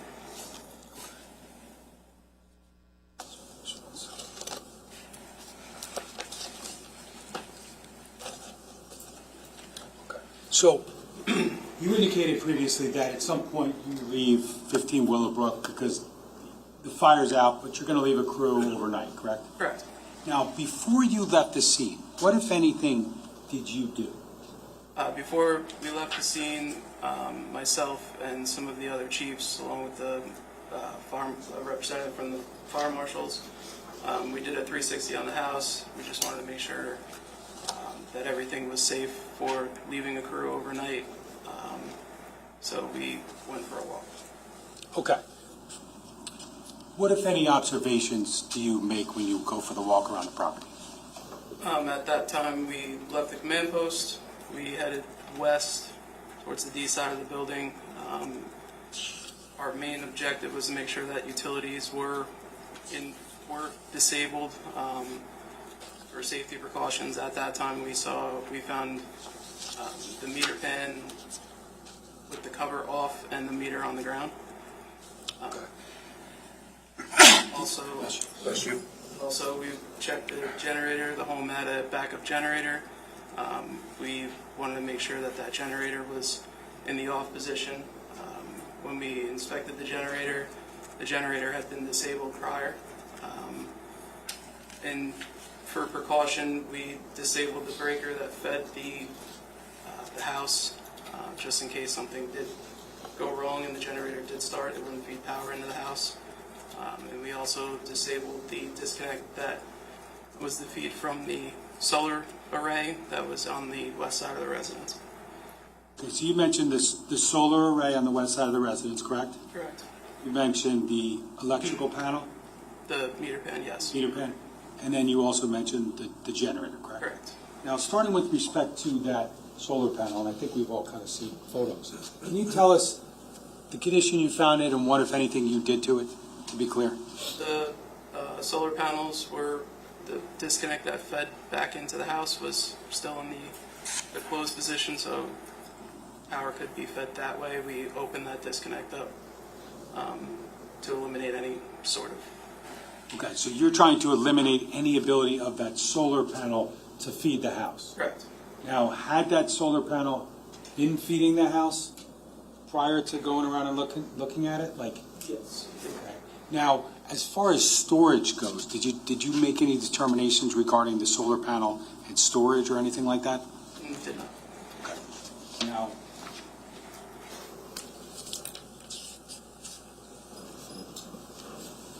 respect to the meter, I wanted to just, if I could show you what S1E, I'm going to show you quickly slide 20.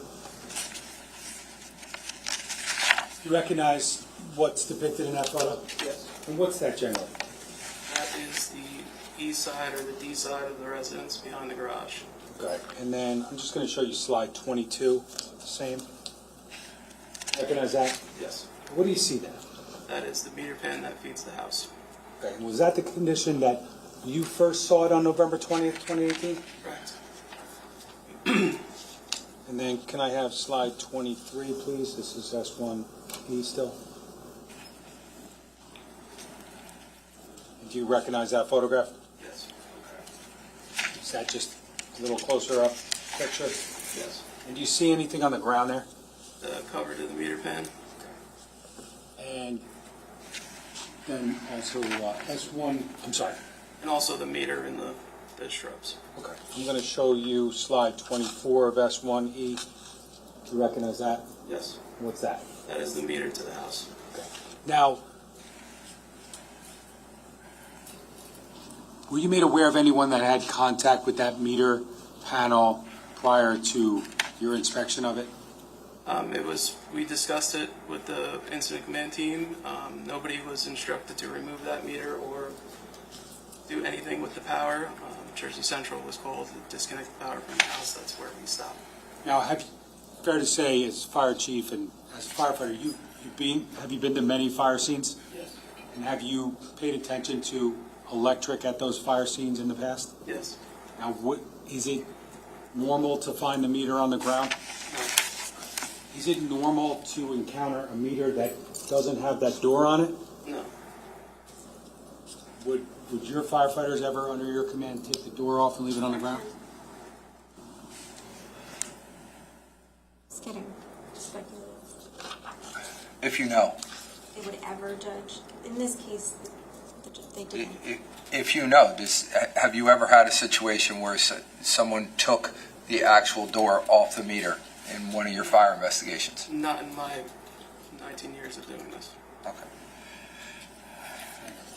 Now, I want to direct your attention, I think you went next to the generator, correct? Correct. And could I have slide 26, please? Do you recognize that? Yes.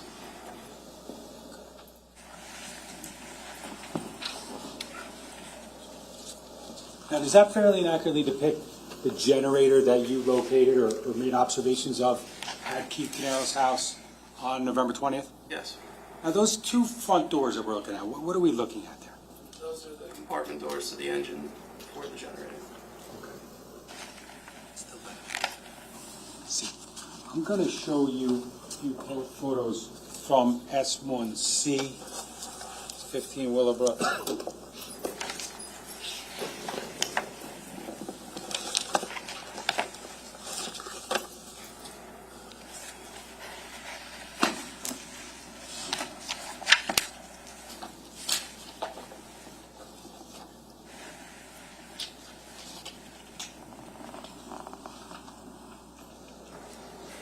Mr. Decker, I'm going to cut you now, just for lunchtime, and then we'll start back up.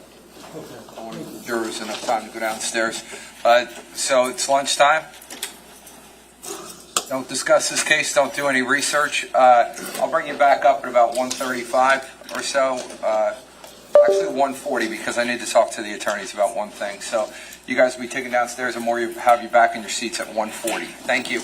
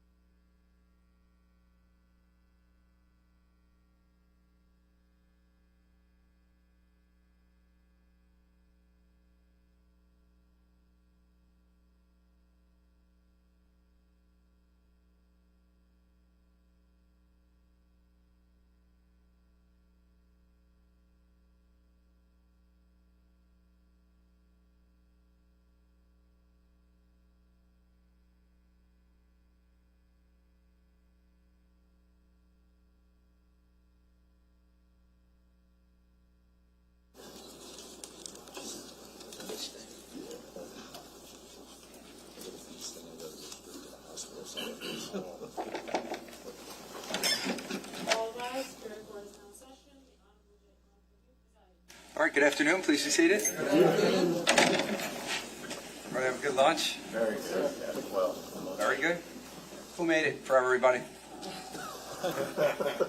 You guys got to work on that. You never know. Somebody's going to do it one of these times. We'll get it. All right. We are going to continue with our witness.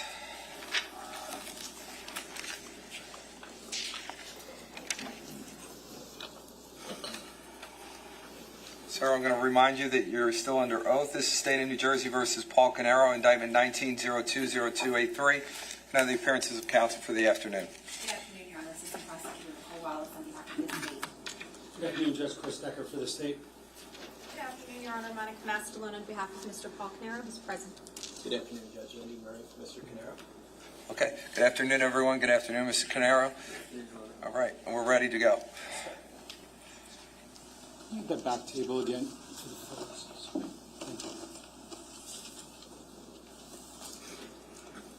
We're on S1C for the record, Judge. Okay. Could I have slide 222?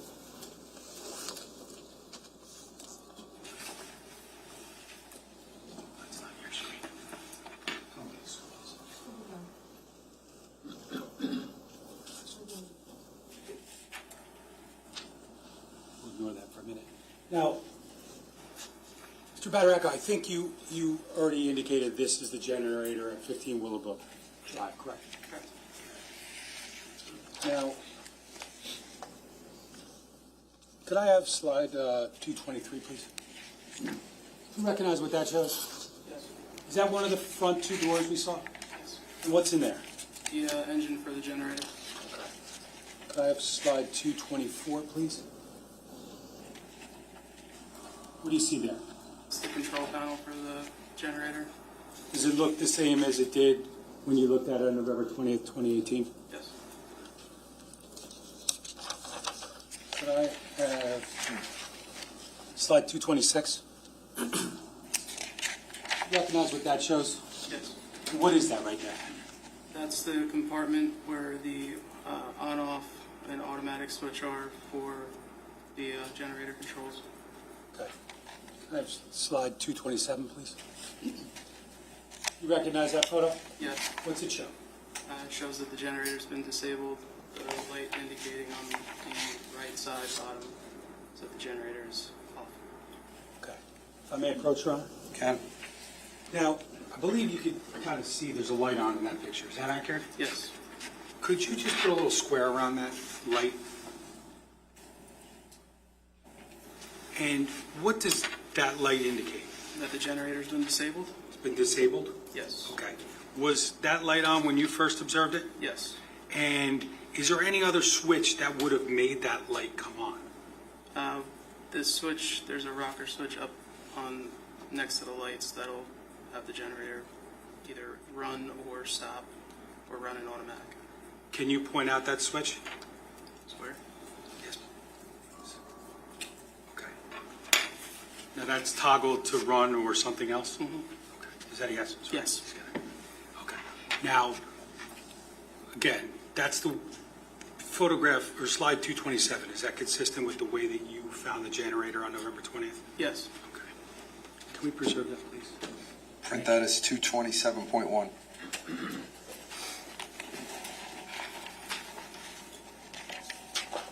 Could I have slide 229, please? Do you reckon, can you hit undo on the bottom right corner, sir? That's okay. You recognize that photograph? Yes. What's in that photograph? The compartment on the right is the breaker that will feed the house when the generator is in operation. Okay. Now, on that, one of those doors, there appears to be a switch visible? Yes. What's that switch? That switch is the breaker, and you can have that in the open position, which won't send power from the generator to the house, or the closed position, which will send power to the house. Can I see slide 230, please? Do you recognize that? Yes. What's that? That's the breaker. And does it indicate that it's in the on or off position? The off position. And how is it when you found it? It was in the on position. Okay. Who put it in the off position? Why did you do that? because we were leaving a crew there overnight, and just to eliminate any potential risk of an event happening in the home, or if the generator did turn on for some reason, we disabled it so that there wouldn't be any power to the home. Now, just to be clear, though, was it disabled prior to you shutting it off? Yes. Okay.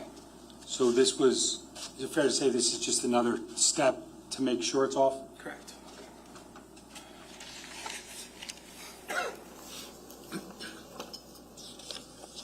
Now, was there a point in time when you were asked to come back to the scene at a later date? Yes. Okay, and did you meet with any detectives? Yes. And during the course of your interaction with the detectives, did you explain any findings that you had made from November 20th, 2018 about the generator? Correct. Okay. And was there a point in time that they showed you a photograph? Yes. And do you recall what the purpose of the photograph was? Yes. And what was that? To show what I initially found when we inspected the generator, if it was disabled or in the run position. I may approach you. Okay. Just going to show you what's been marked as S405 for identification. Do you recognize that? Yes. And what is that? That's the picture that I was shown when I met with the detectives. It's my signature. There. Okay. And you circled something on that photo, correct? Yes. And why'd you circle that?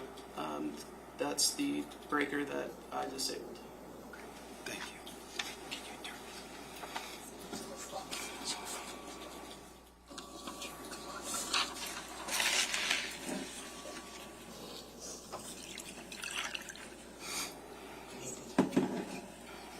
Can we go to the front defense here?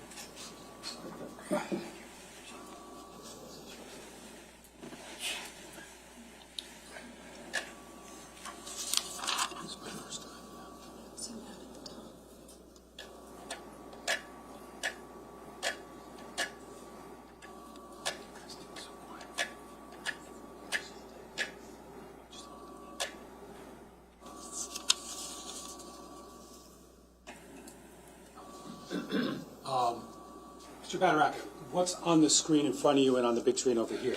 Is that the photograph I just showed you, S405? Yes. And does that indicate that you circled something and signed and dated it? Yes. Okay.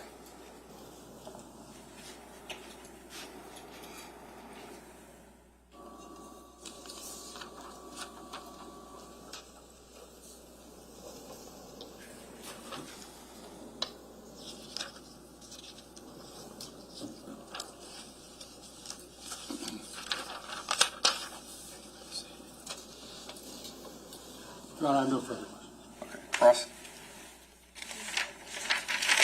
Mr. Badaracco, I'm just going to ask you about a couple things.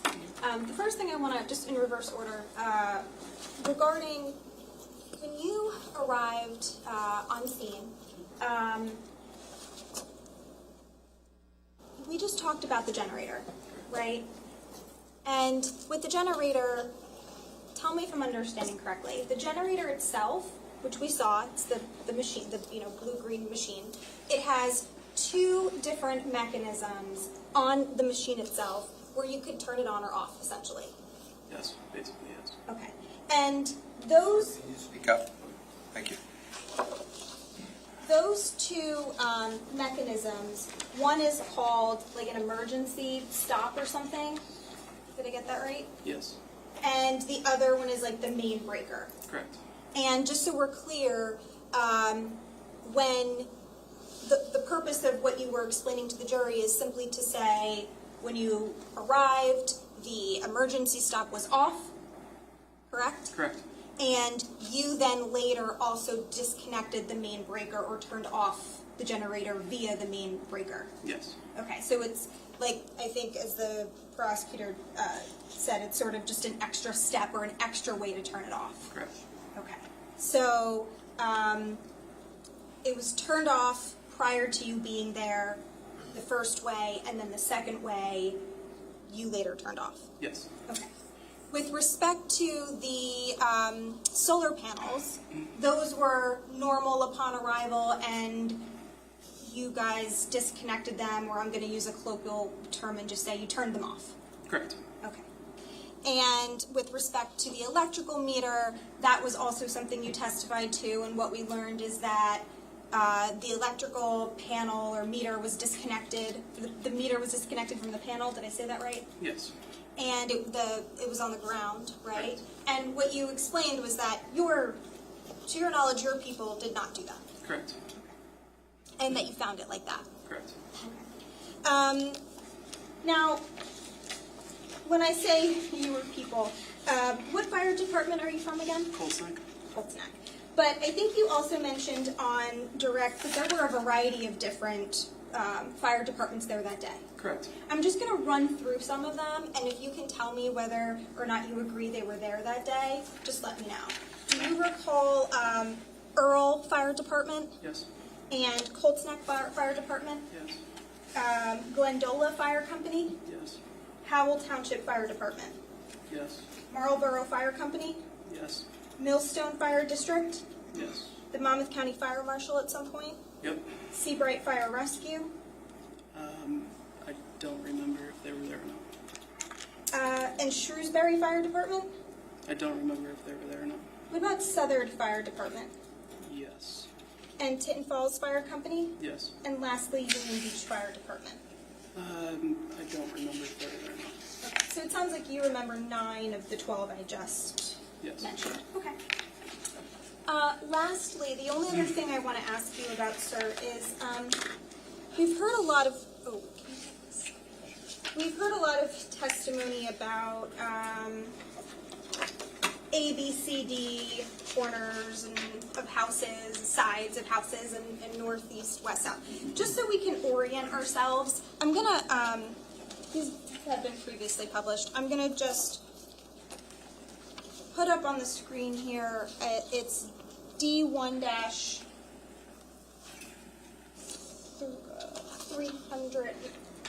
I'm going to do D-301.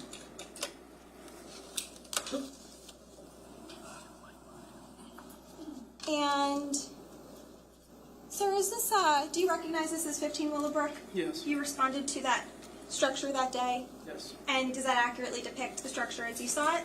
Yes. Okay. Do you mind just taking that same pen that you had and just marking the A, B, C, D sides?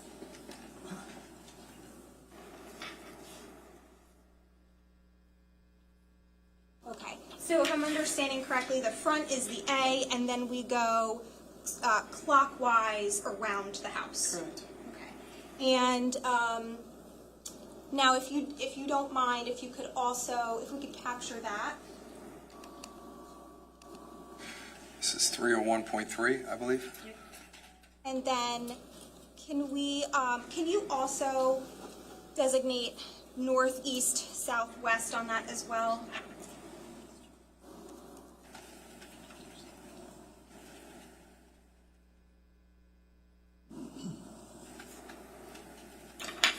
Okay.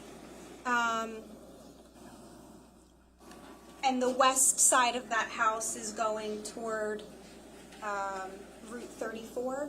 Correct. Did we capture that? 301.4. Thank you. I don't have any other questions. Thank you. Okay, so, any redirect? No, Judge. Sir, you can step down. State can call our next witness. Did you want to take a short break? I'm sorry, can you do me a favor? Can you just, 2 seconds in the room? I'll bring you right back out. If anybody has to use the bathroom, please feel free.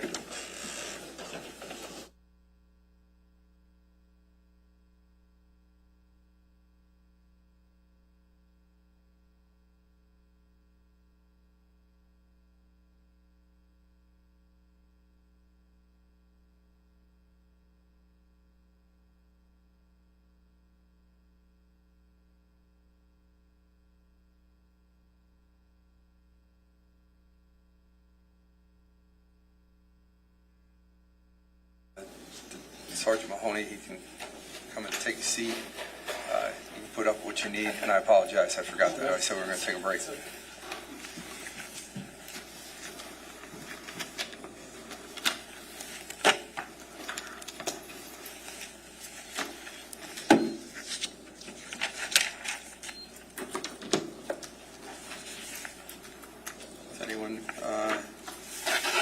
everyone good before we get started? Yes. All right, let me just get my end it out here.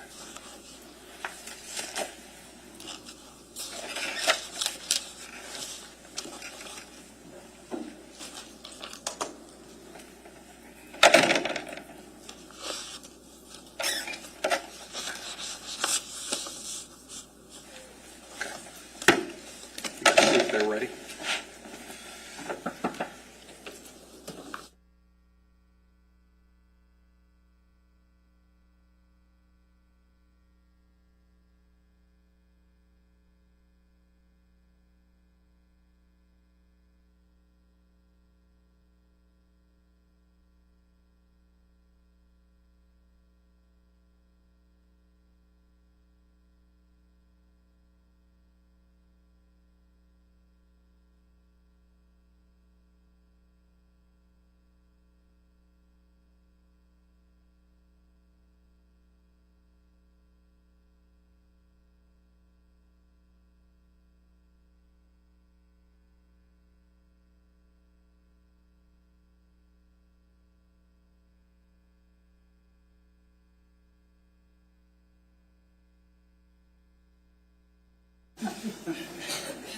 Thank you.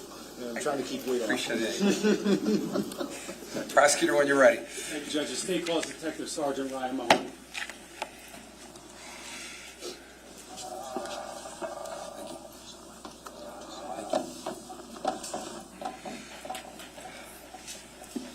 Sir, could you put your left hand on the Bible and raise your right hand for me? Do you solemnly swear or affirm to tell the truth, the whole truth, and nothing but the truth, so help you God? I do. All right, can you state your full name for the record once you're comfortable, and spell your last name, please? Sure, it's Ryan Mahoney, M-A-H-O-N-Y.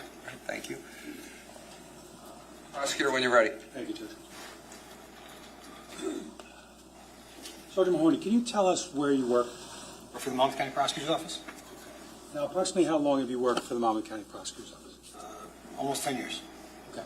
Now, can you tell us a little bit about when you became a police officer, how, and how you got to here? Certainly. I began my law enforcement career in 2004. Started as an assistant prosecutor in Hudson County. In 2009, I switched to become a detective within the Hudson County Prosecutor's Office. In 2014, I spent 2 years at the Ocean County Prosecutor's Office as a detective, and then I was hired by the Monmouth County Prosecutor's Office in 2016, again as a detective. Now, once you were hired at the Monmouth County Prosecutor's Office as a detective, can you tell us what units you worked in and in which order? Sure. I was initially assigned to the Professional Responsibility Unit, which is an internal affairs type unit. Subsequently transferred to the Major Crimes Unit, where I spent approximately 2 years, and then I was transferred back to Professional Responsibility, and again back to Major Crimes recently. Now, I want to draw your attention to November 20th, 2018, approximately 12:55, 1 p.m. Do you recall that time? Yes, I do. Okay. Now, were you made aware of your need to go and respond somewhere? Yes. And where was that? I was contacted by my sergeant at the time, Richard Chapman. He advised me, he asked if I would make my way to 15 Willow Brook in Colts Neck. He reported to me that the house was engulfed in flames and there was an apparent homicide victim on the front lawn. Okay. And did you, in fact, respond there? I did. And did you confirm some of the information you provided by Sergeant Chapman? Yes. I'm not going to get into too much of your on-scene observations. We've kind of heard some of that. But did you make observations of smoke and/or fire at the scene? Yes, I did. Did you make observations of a body that was located in front of the house? Yes, I did. Okay. Now, were you involved upon arrival in like a briefing with other officers? Yes, I was. Okay. What's the purpose of that? Just generally to understand where we were at in the investigation, what was known and what was unknown. Now, shortly thereafter, once you got some information about what was going on, were you provided with some direction or were you asked to do something specific? Yes. And what was that? Sergeant Chapman asked if I would exit the property attempt to find any witnesses that could be pertinent to this investigation, and/or any surveillance cameras that could assist us in determining what had transpired. Okay, so did you ultimately exit the physical property of 15 Willowbrook? I did. And did you ultimately begin to see if there was anyone with information and/or any surveillance cameras in the area? Yes, I did. Now, there's a house across the street from 15 Willowbrook, correct? Correct. You recall the address? 44 Willowbrook. Okay. And did you attempt to make contact there? Yes, I did. And why was that? I attempted to see if there was any surveillance footage that may have captured 15 Willowbrook, which was across the street. Okay. And did you ultimately make any observations of any cameras that were affixed to the house? Yes, there was a camera that was shooting out over the garage that would have captured across the street. Okay. Now, did you...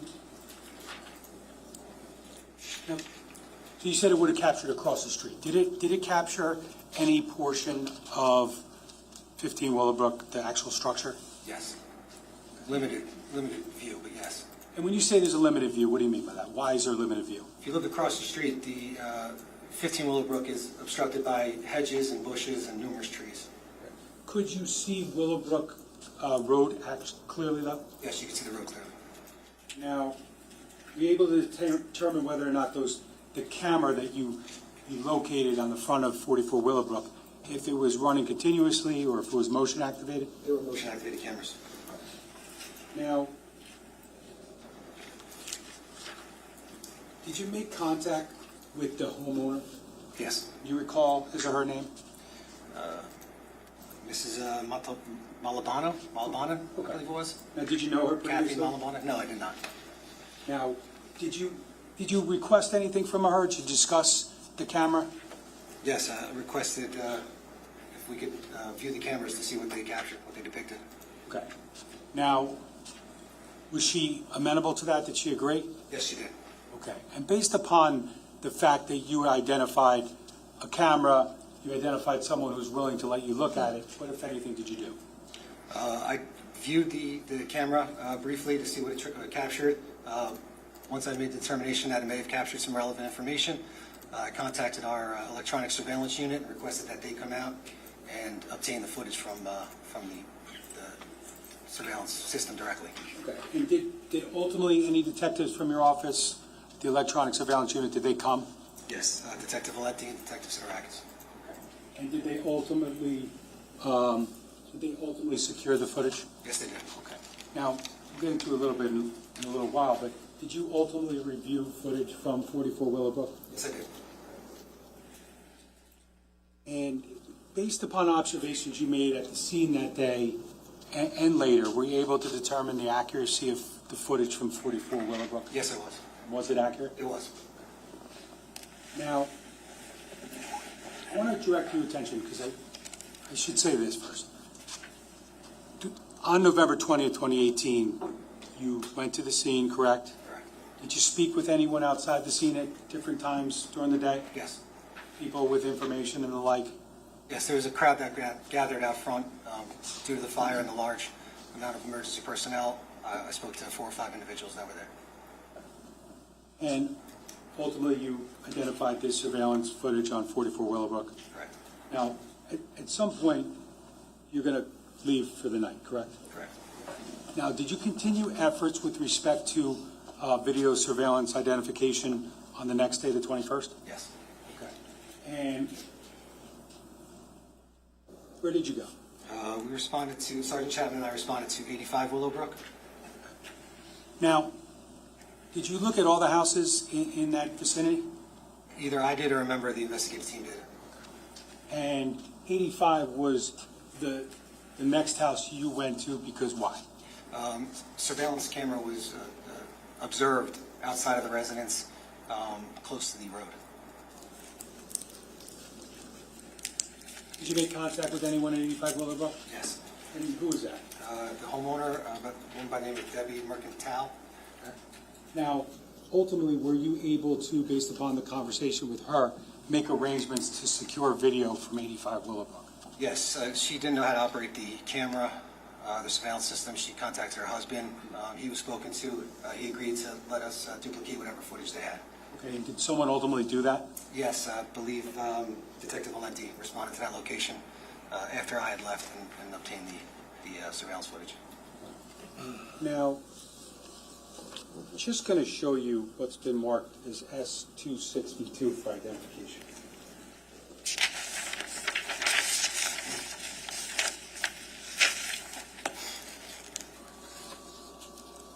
Just going to show you S262 and ask if you recognize what that is. Yes. Okay, what is that? This is an aerial photograph from Google Maps that depicts a majority of, well, not a majority, but a portion of Willowbrook Road. Okay. Now, based upon what you see on 262, are you able, I'm not going to ask you to do it, but are you able to identify 15 Willowbrook? Yes. How about 44? Yes. And what about 85? Yes. Can I ask permission to put on the screen? S262? No objection. Okay, go ahead. Just have the rear computer. Thank you. Okay, do you recognize what's on the screen? Yes. And is that what we just looked at? Yes, it is. Okay. Now, you talked about being able to identify 15 Willowbrook Drive. Can you put a 15 over the property of 15 Willowbrook, somewhere in the area?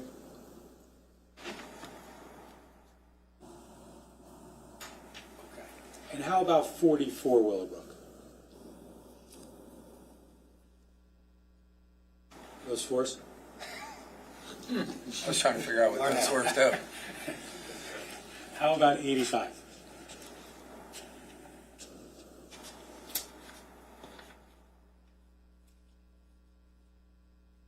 Okay. All right. Can we capture that, please?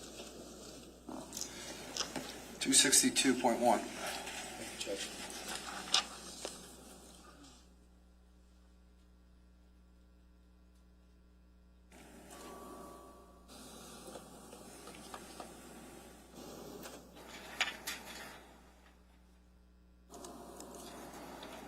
Now, during the course of your investigation into this incident, is it fair to say that, you had been tasked with trying to assist with identifying video, but then also reviewing certain video that was obtained by others? That's correct. Now, we talked about video from 85 Willowbrook. We talked about video from 44 Willowbrook. Was there any other video that you identified and/or reviewed from any other towns or locations? Yes. And where was that from? Ocean Township, specifically Tilton Drive. And what was the significance of Ocean Township in this investigation? Prior to our response to 15 Willowbrook, the Monmouth County Prosecutor's Office had responded to Ocean Township, Tilton Drive specifically, earlier in that morning on the report of a fire. At some point it was discovered that the decedent on Willowbrook, Keith Caneiro, was the brother of the homeowner at 27 Tilton, Paul Caneiro. So at that point we were trying to see if in any way the two fires were connected. Right. Now, after a significant review of video footage, did you draft a report? Yes. And in that report, did you kind of come up with like a timeline, so to speak? Yes.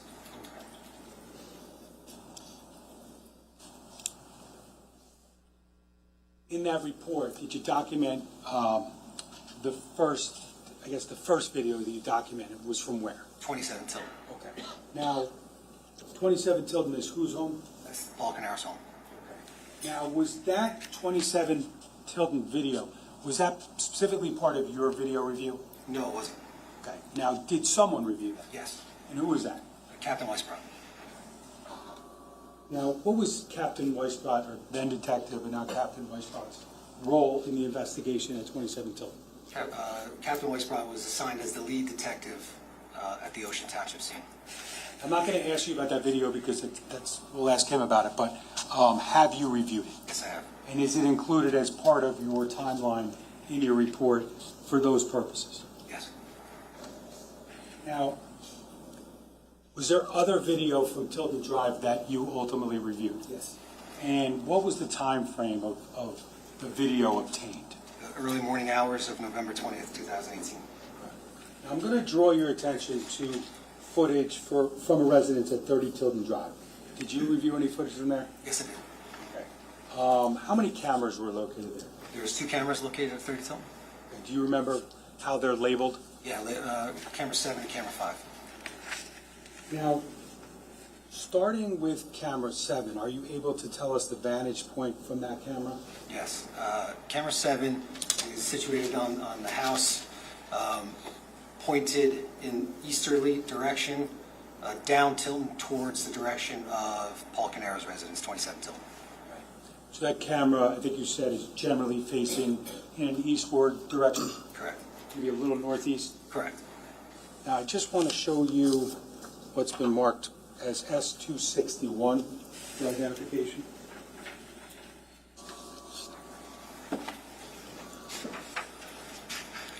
Yes. Okay, do you recognize that? Yes, I do. And what is that?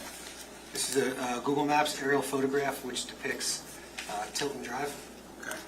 Now, is there a specific residence that's also depicted on Yes. that document? Sorry, there's a picture of the front of 30 Tilton as well. Okay. Now, does this, based upon your involvement in this investigation, does this fairly and accurately capture Tilton Drive and some surrounding area? Yes. Okay.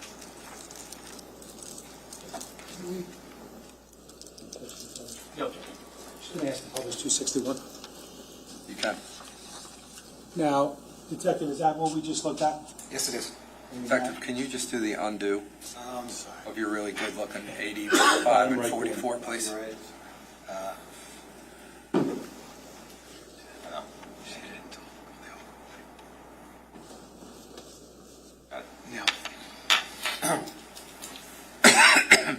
Now, there's a marking that's on that map, correct? Yes. And what does that marking represent? That's 30 Tilton. Okay.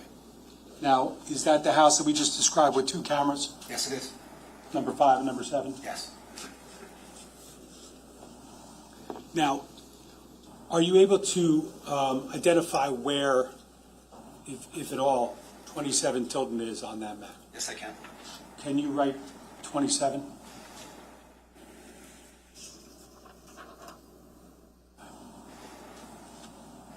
Can you see the driveway for 27 Tilton on to the north of where you wrote that? Yes. Can you put a little X at the driveway? Okay, thank you. Now, we'll get there in a minute, but is there also a video that you reviewed from Tilton Drive, in the area of Tilton Drive during your review? Is there a second location? You have 30 Tilton? Yes. Is there another house with a camera? Yes. Which, do you remember the address? 308 Green Grove? Okay, and can you see that house on the map? Yes, I can. Could you put a little square around it?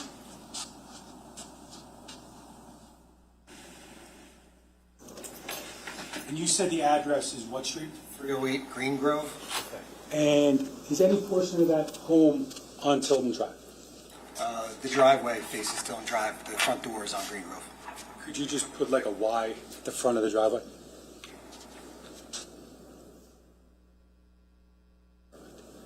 We could capture that. Thank you. 261.1.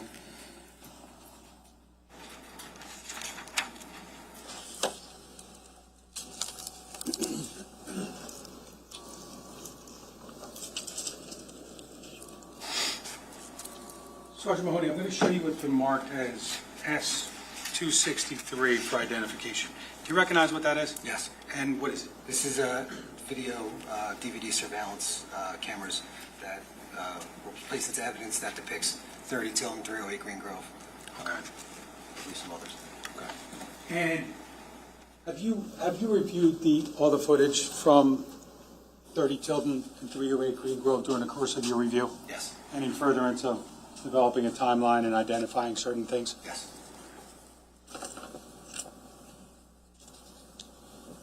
I want to go to the video that's contained on S263. A would be 30 Tilton camera 7.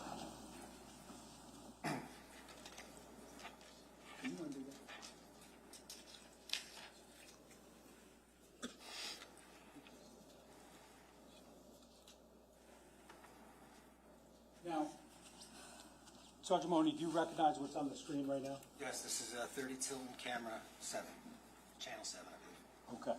And the video that's contained on this clip, have you reviewed it? Yes. You reviewed it multiple times? Yes. Okay. Now, if I could, Judge, I would like to first play this clip fully through. Hold on for 1 second, please.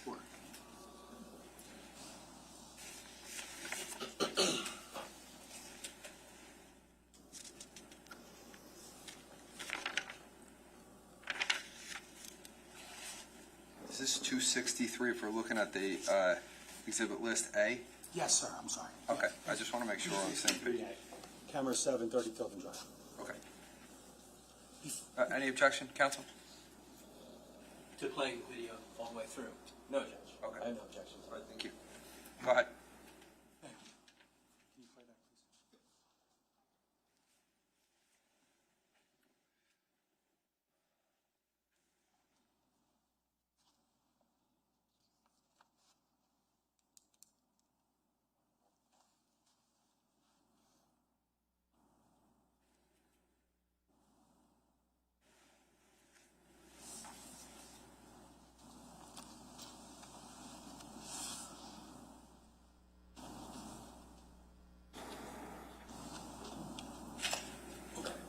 Now, I'm going to ask you to go to approximately 207.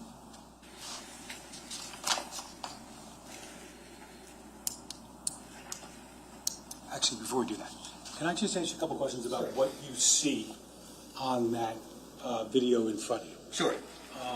There's an area with a light there, correct? Correct. And what's around that light? There's 3 pillars fixed to the home. Next to the pillars, there appears to be a large, it's a large bush. That light that you're seeing on the top left center of the screen is a floodlight, and you can see bushes in the foreground. Now, based upon your review of this video, did you determine an approximate location of where 27 Tilton would be located in this video? Yes. Can you see the actual home? No. Okay. Now, could you explain where 27 Tilton would be in relation to what we see on the screen? If you take a look at the aerial map in conjunction with this video, the driveway of 27 Tilton would be in between the floodlight that you're seeing, just beneath it, and that bush would obscure a majority of the driveway, but there's an area in between where you can see, which would depict 27 Tilton. And when you review this video, and/or when we just reviewed this video, did you see anything in that area? Yes. Okay, and what did you see? There's a flickering of lights in that area that I just described. Okay. Now, if I could go to 207-23 approximately. I'm going to slow it down 1 notch.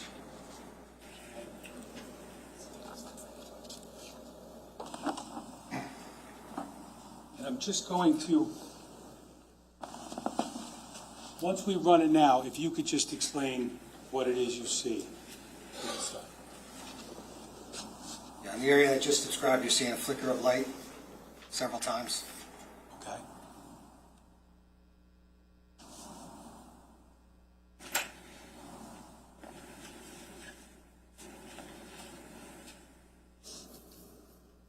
Can you pause it? What do we see now, Detective? You see headlights. Okay.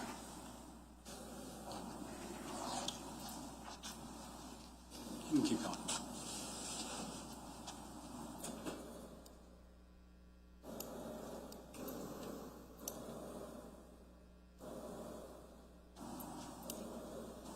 And what is the direction of travel of that vehicle? That is heading westbound on Tilton Drive in the direction of the cameras on 30 Tilton. Okay. Channel 7. Did the vehicle just leave the footage? Yes. Is that approximately 207-44? Correct.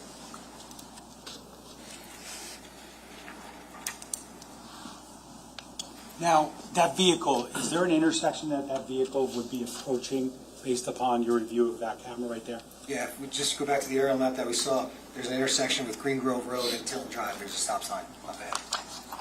I'm going to ask to put up S263B. Now, I'm going to pause it. Can I ask you what the time is here? 2:07:31 a.m. And just general layout of what this camera is showing. Can you explain that? This is pointing in the opposite direction of Channel 7. This is Channel 5. It's facing westbound on Tilton towards Green Grove Road. I want to play the entirety of this clip now at normal speed.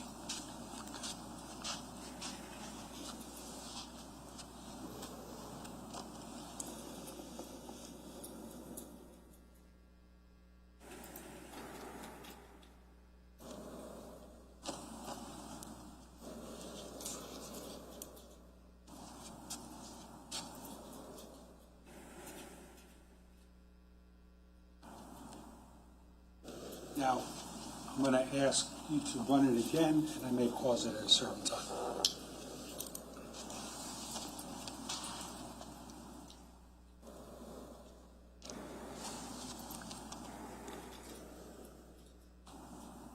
Can you pause it, please? Did you see anything on the footage at that point in time? Yes. And what's that? There's a pickup truck parked in the driveway, and there is a reflection of lights coming at the pickup truck.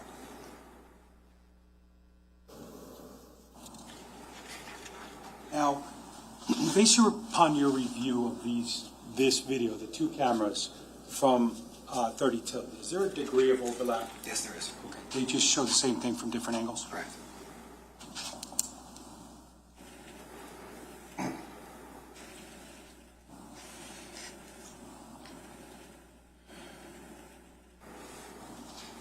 You continue to play.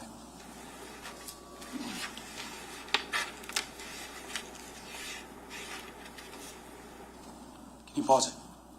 Can you back it up? Just back it up a couple seconds. Can we back it up till the car's out of the frame? And then slow it down one notch.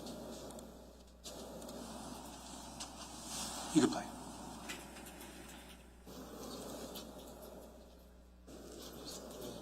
There you go. Okay, Detective, based upon your review and what's on the screen in front of you, did you make any observations of that vehicle? Yes.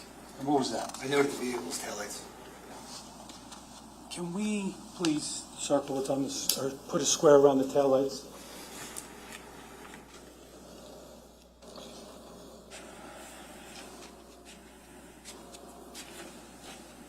Can we preserve that, please? 263B.1.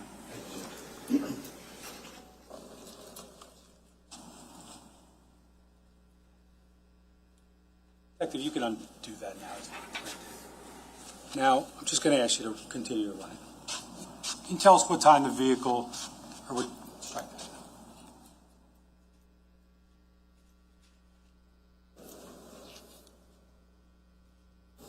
Can you pause it?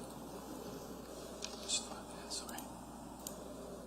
Now, right there, we're at 2:07:53 a.m., correct? Correct. And where is that vehicle right now based upon your review? It's at the intersection of Tilton and Green Grove. And is that about the time the clip ends? Yes. And what is the time again? It's 2:07:53 a.m. Now,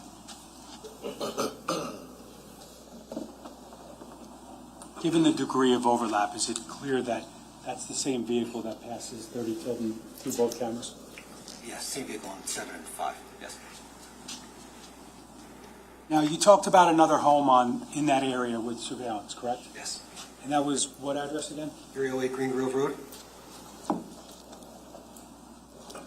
How many cameras were located on 308 Green Grove? There's 2 cameras. And can you tell us what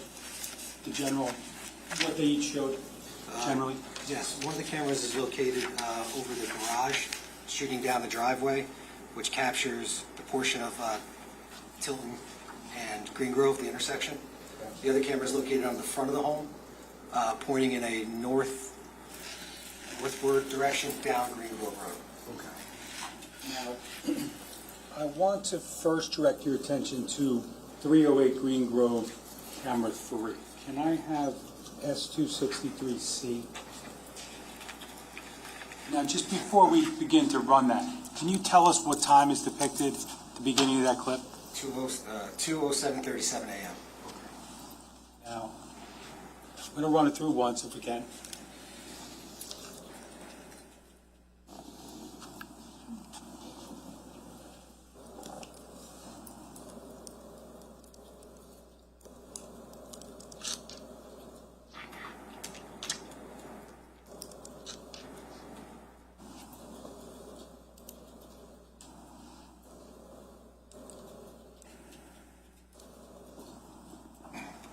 That clip ended at approximately 2:08:01.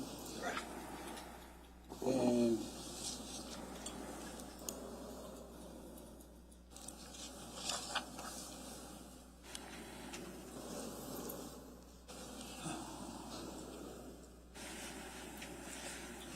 now, that last clip from 30 Tilton, do you recall what time that ended? 2:07:53 a.m. And that this begins at what time? 2:07:37 a.m. So is there a degree of overlap between these two cameras? Yes. Okay. Based upon that, did you determine whether or not it was the same vehicle or a different vehicle? Yes, based upon that, the vehicle passing 30 Tilton is the same vehicle that's captured at 308 Green Grove. Now, I want to play that video again. I'm going to pause it at a certain point.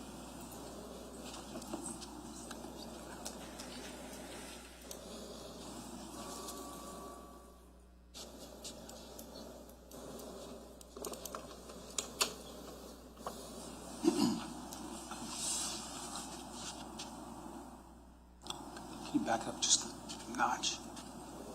Okay. Now, the video is paused at 2:07:50, correct? Correct. Now, as the video is paused here, what does the camera depict? It captures a clear profile, side profile of the entire vehicle. And based upon the pausing, is it you can now see certain features of the vehicle? Is that Yes. accurate? Yes.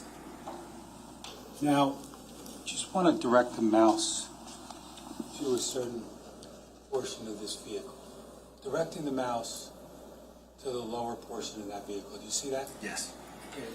What is it that you see there? There's a darker area that goes across most of the bottom of the vehicle, in the area of the front and rear driver's side doors of the vehicle. Now, just if I was to take the mouse again quickly and direct the mouse to the top of the vehicle, can you explain anything that you saw there? Yes, there's a certain curvature across the top of the vehicle from the front to the back.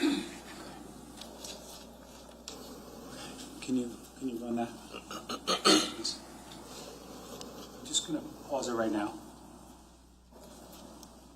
What do you see here? The vehicle's taillights. Can you put a little square around that?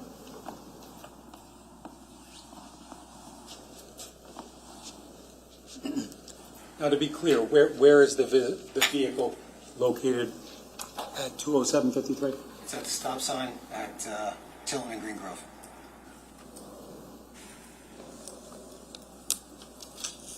Now, you said 308 Green Grove. You can undo that, I think. Did we capture that? I'm sorry. No, 263.1, 263C.1, please. Thank you.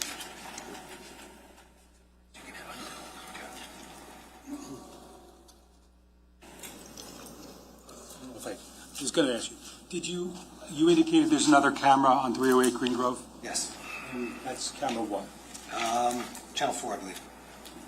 Now, does that depict the part of Green Grove Road? Yes. Can I have S263D, please? Now, before we run it at all, can you tell us what time is depicted on that camera? 2:07:45 a.m. Now, I'm going to play the video once through, okay?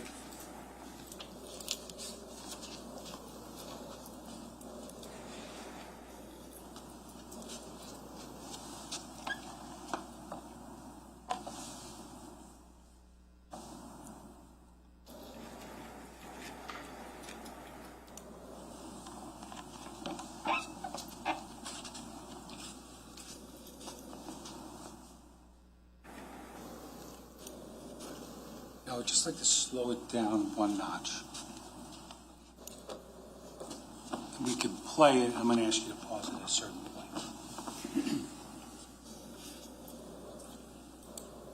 Was it 020750, please?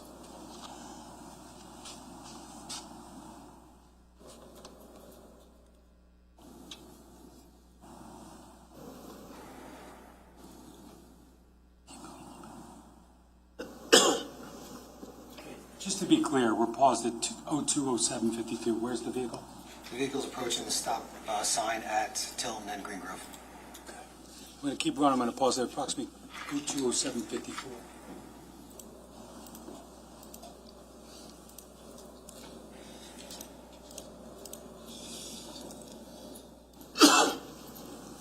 What do you see there, Detective? I see the vehicle's taillights turning onto Green Grove Road. Could you put a square around that, please, the taillights?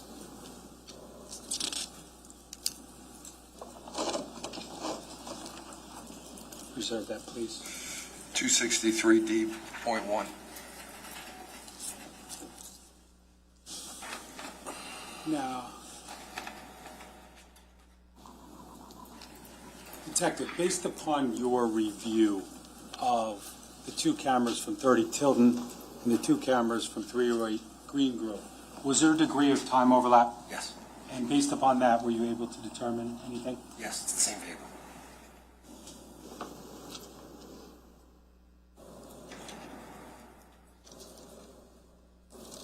So that vehicle that we see at 2:07:55 a.m. on camera 4 of 308 Green Grove Road, what direction is it about to head? I believe it's northbound on Green Grove. You can undo that.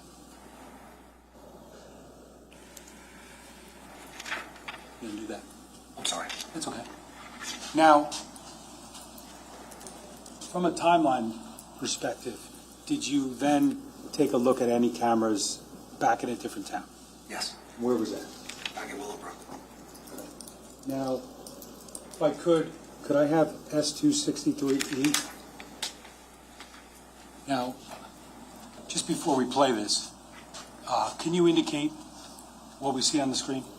This is the surveillance camera from 85 Willowbrook.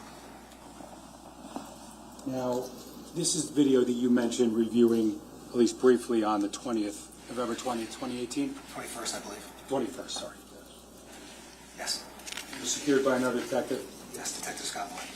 Did you watch this and other video many times during the course of your investigation? Yes, I did. Now, can you tell us what time is depicted on the screen right now? Yes, it's November 20th, 2018 at 2:23:51 a.m. Going to first play this in its entirety.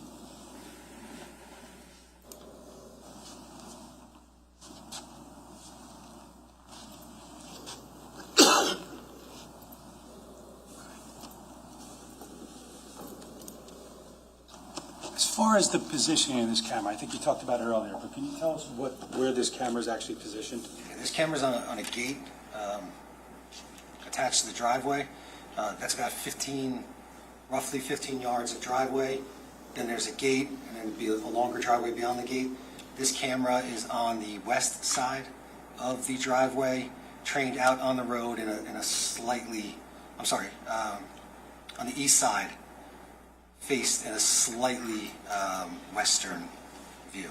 Okay, and was there a vehicle that we just watched on that footage? Yes. What direction is that vehicle traveling? It is heading westbound. Now, can we just slow it down one notch and then play it? I'm going to ask you to pause it at 2:23:57.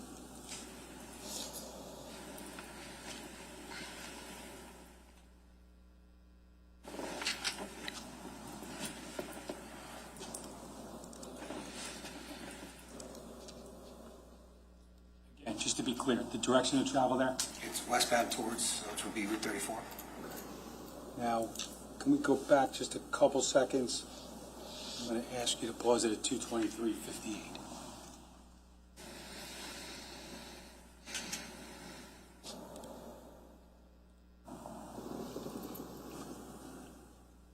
Do you make any observations there, Detective? Yes. And what was that? I can see the vehicle's taillights. Can you put a square around that?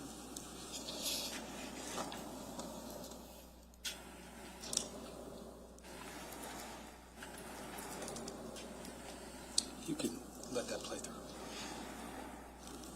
Going to mark that as 263E.1.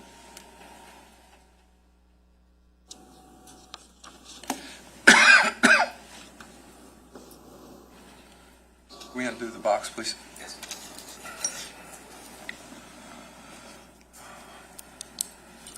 Now, can I just strike that? You talked about 44 Willowbrook Road previously, correct? Yes. Now, the vehicle, as we just discussed, is heading westbound. Is that generally in the direction of 44 Willowbrook? Yes. Now, you obtained footage from 44 Willowbrook? Yes. Now, if I could just first, can I have S263F on the screen, please? Now, just to be clear, what do we see here? This is video surveillance, a still image from 44 Willowbrook, dated 11/20/2018, 12:32:12. Okay. And again, did you determine that that time was accurate? Yes. Does that fairly and accurately depict, the viewpoint from 44 Willowbrook looking out towards the street and towards 15 Willowbrook? Yes, it does.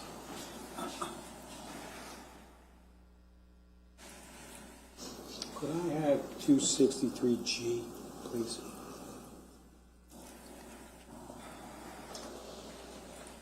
Now, before we play it, what do you see on the screen right now? This is a nighttime view of that same camera that we just observed during daylight hours. This camera, this view is timestamped 11/20/2018 at 2:27:35. Is that AM? Yes, AM. Could we just play it through once, please?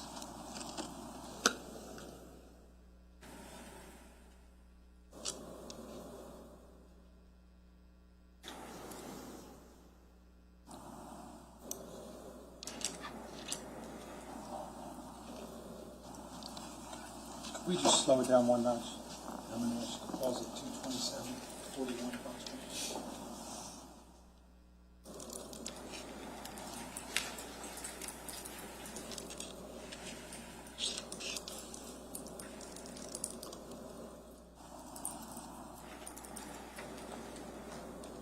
Detective, what do we see now? The vehicle has entered the screen. Okay. You can keep going, please.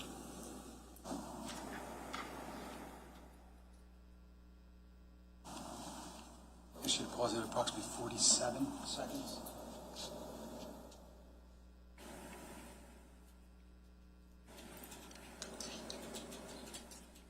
Do you see anything in that photo, in that video? Yes. What do you see? The vehicle's taillights. Okay. Can you put a square on that?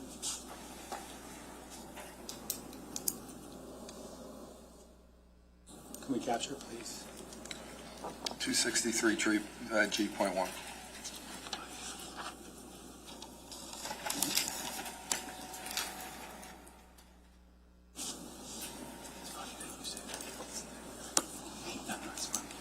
Now, Detective, before we go any further, I just want to ask you a couple questions because I want to discuss the accuracy of the times from the footage at 44 Willowbrook in comparison to 85 Willowbrook, okay? Yes.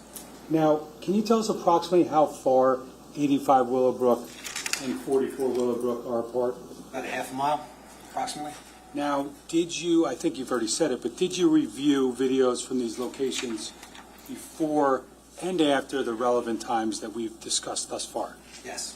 Now, with respect to other vehicles in those time frames, let's say 10 minutes before, 10 minutes after, did you identify any other vehicles in those time frames? No. On either camera? No. Now, you said previously that vehicle passed 85 Willowbrook at approximately 2:23:57? Correct. And another vehicle then passes 44 Willowbrook at 2:27:57 41. Is that accurate? Yes, Okay, and that's based upon what we just saw here, correct? correct. Okay. And the difference between the times that you calculated is what, 3 approximately? minutes and approximately 3 minutes and 44 seconds. Now, if you know, what's the approximate drive time? Approximate 40 to 45 seconds, depending on the speed of travel, but 40 miles an hour would be approximately 40 seconds or so. So again, when we just watched footage from 85 Willowbrook, it was approximately 223 and change, correct? Correct. But now we're down the street at 227, right? Correct. Now, based upon the drive time and the distance, were you able to confirm the discrepancy of one of those cameras? Yes. Which one is that? It would have been 85 Willowbrook, would have been 3 minutes slow. Okay, so 85 Willowbrook, the one we watched just previously, Correct. is 3 minutes slow. Slow. So 226 would be what time? I'm sorry, 220. If 85 Willowbrook said 223, what would the time be? It would be 226:57.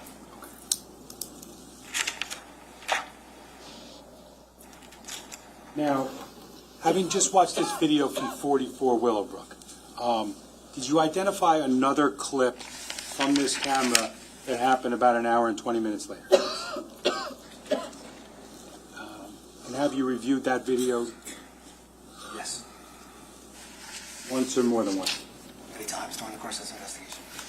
Could I have S263H, please? Could you undo that, Detective Force? Can I play it through once, please?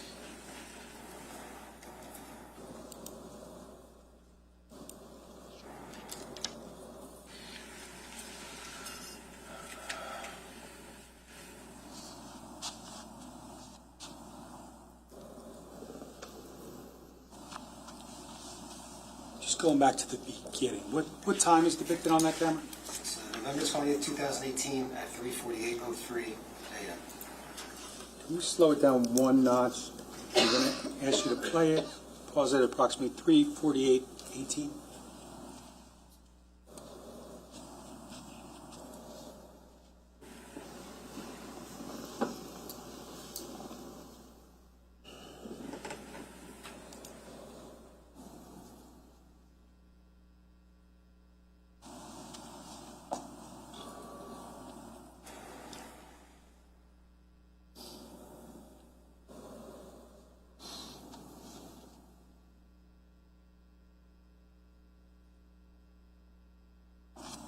Come back with just a couple notches.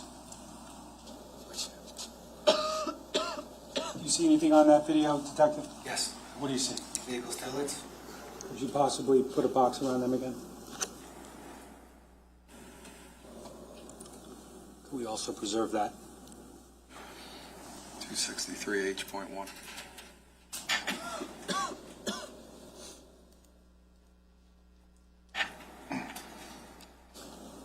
If we could just run that through, I'm going to ask you what time the video clip ends.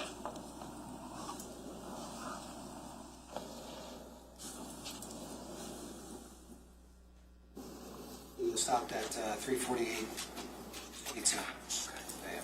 Can you undo that?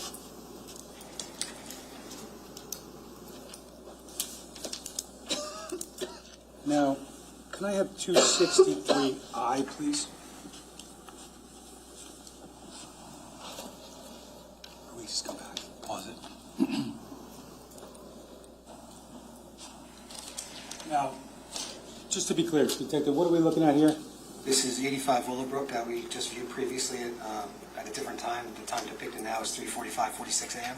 Okay. Now, based upon what we discussed a few moments ago regarding the time, can you tell us approximately, based upon your investigation and observations, what time would be correct on the screen right now? If you would advance it 3 minutes, it would be 3:48:46.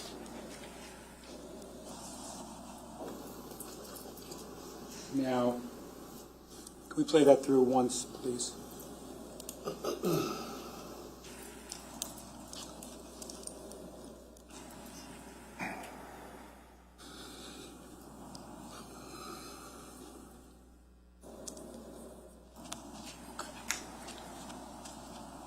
slow that down one notch. We're going to play it again.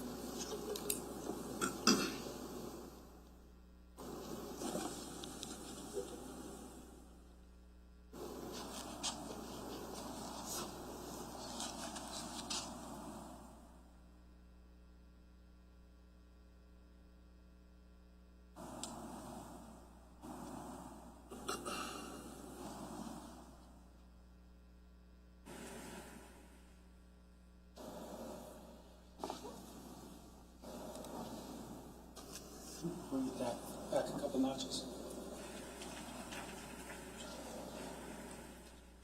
Try it again. I'm going to pull. It's okay. Now, Detective, what's the direction of travel of that vehicle at this time? It's traveling eastbound on Willowbrook. Okay. You can finish that.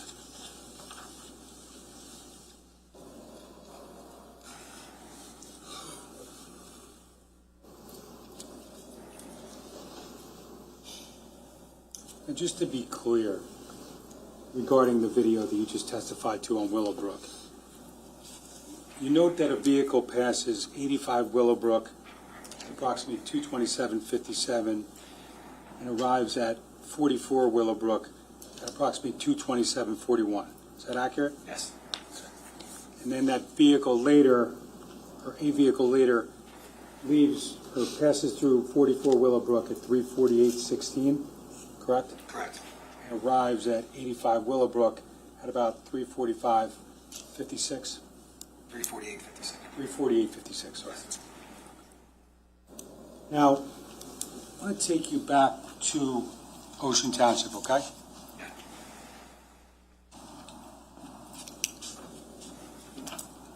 Can I have 263J? Detective, can you just acquaint us with what we're looking at here again? This is 308 Green Grove Road. Once again, this is the, I believe it was Channel 4, which is looking out, facing northbound down Green Grove Road. Okay. Can we play that once through?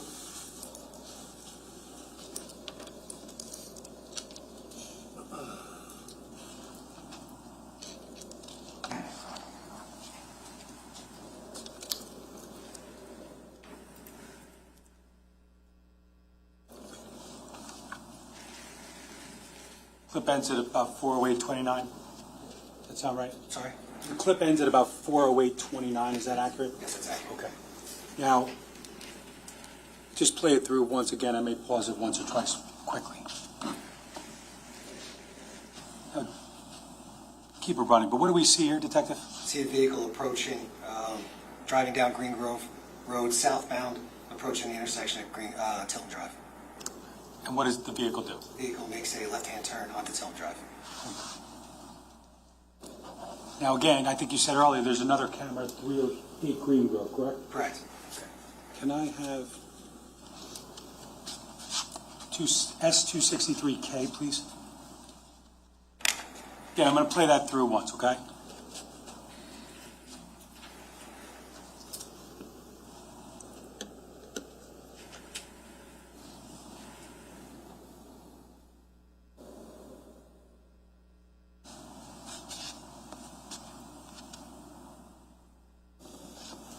Now, can we just slow that down one notch? We're going to play that again. As we're watching it, we see a vehicle on Green Grove? Yes. And the vehicle goes where? It's approaching Tilton Drive and makes a left-hand turn onto Tilton Drive.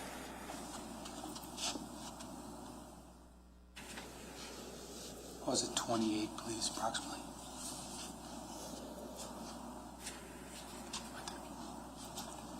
Now, I'm paused at 4:08:28 a.m., correct? Correct. Okay. Now, are you able to describe the color of the vehicle? It's a light-colored vehicle. Okay. And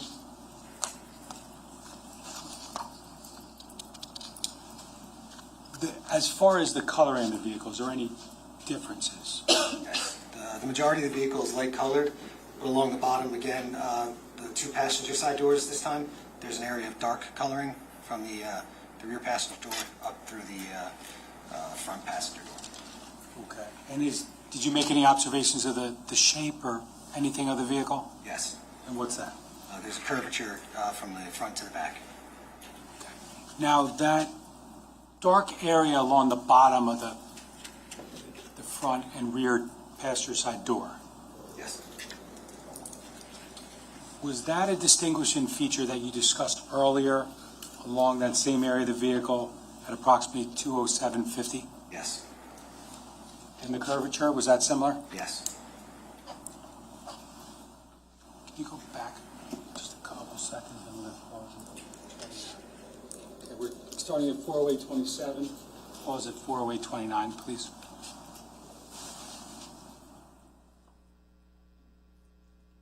What do you see, Detective? Taillights of the vehicle. Can you put a square around that?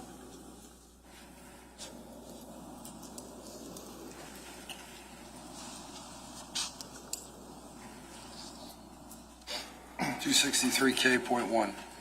Thank you, Judge.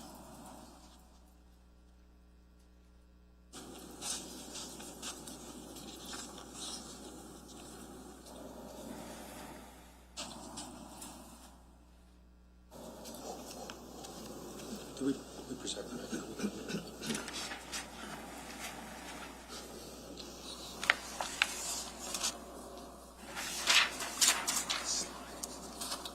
Just going to show you what's been marked as S264. Do you recognize that? Put this on. Yes. Okay. And what is that? This is two separate photographs. The top photograph is timestamped November 20th, 2018, 2:07:50 a.m. That's the still photograph we observed earlier during my testimony regarding a vehicle heading westbound on Tilton Drive. Okay. No, I was going to say, what's depicted in the bottom of the photograph? The bottom is a photograph taken in our storage yard of a Porsche Macan that belongs to Paul Caneiro. Okay. Now, this is a two-page Excuse me document? for a second. We're just going to have to take a technical break right now. We're having an issue with our printer. Let's do our mid-afternoon break right now, if you don't mind, everybody. We'll be in for 15 minutes. You can do that a little slower, don't you think? Just give us a little help. Just kidding. Yeah.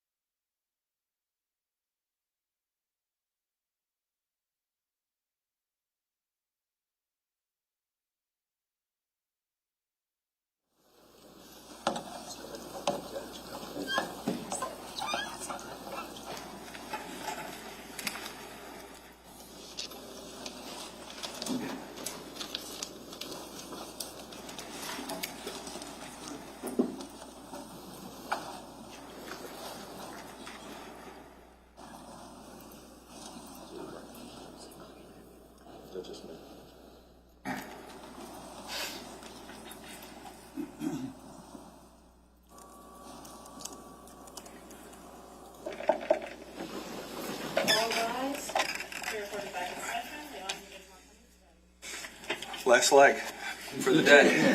Everybody take a seat.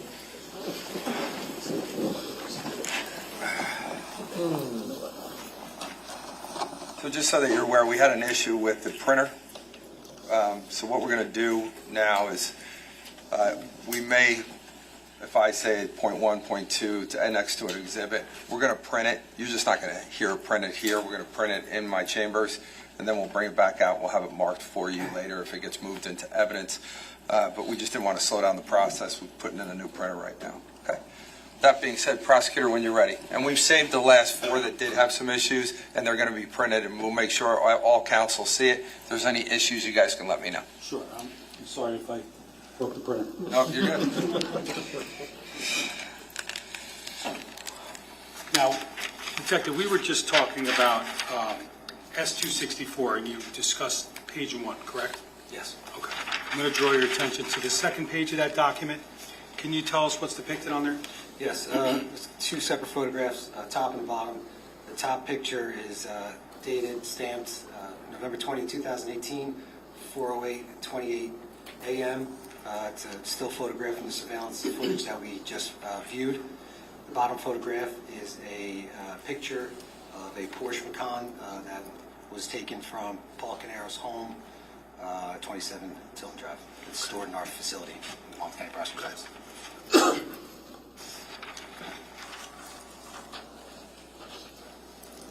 Just going to ask if I could go to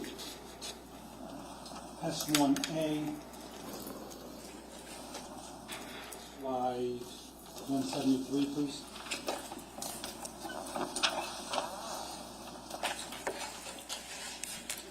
Do you recognize that, Sergeant Mahoney? Yes.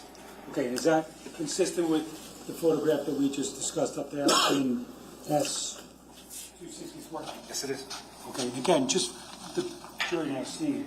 Can you just explain what's depicted on that? Yes, it's a top photograph, which is a still photograph taken from the surveillance footage that we just viewed, dated 11/20/2018 at 2:07:50 a.m., which depicts the vehicle that we discussed earlier. The bottom photograph is a photograph of a Porsche Macan, a white Porsche Macan that belongs to Paul Caneiro that was taken from his home, 27 Tilton, and it's stored in our storage facility at the Long County Prosecutor's Office. Okay, so the bottom photo is taken in a facility belonging to the County of Monmouth? Correct.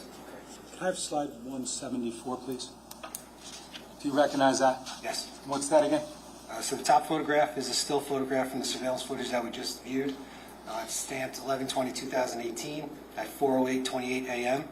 And the bottom photograph is depicts the passenger side of the same Porsche Macan that was taken from 27 Tilton Drive, which belonged to Paul Caneiro. I just briefly have S1A, slide 19, please. Do you recognize that photo? Yes. What's that show? That shows it's a photograph of the rear of the white Porsche Macan that was parked at 27 Tilton on the day of November 20th, 2018, when the Monmouth County Prosecutor's Office was on scene.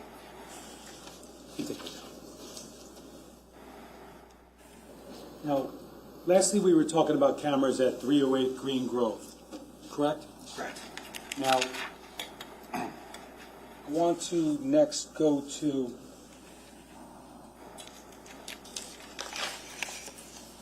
(263L). If I could. Can you just, what time is depicted on that camera right now? It's November 20th, 2018 at 4:08:13 a.m.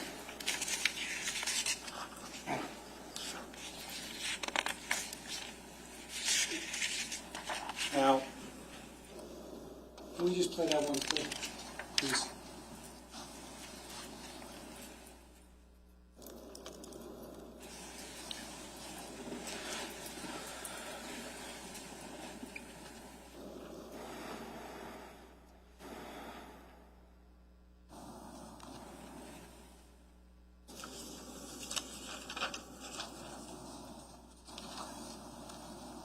Can we just play that through, and then I'm just going to ask you to pause it at 4:08:28?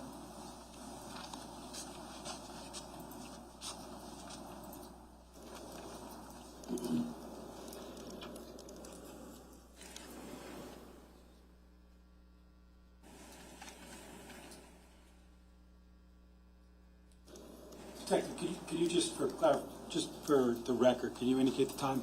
It's 4:08:28 a.m. I just want to show you again what's been marked as S-264 identification.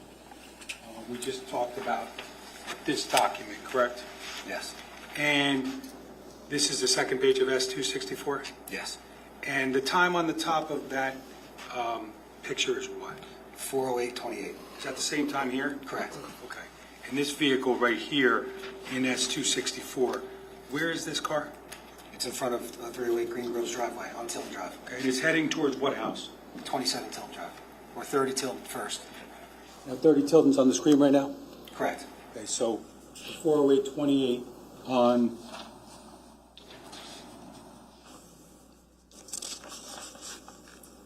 S-263L, does that appear to be the same vehicle? Yes.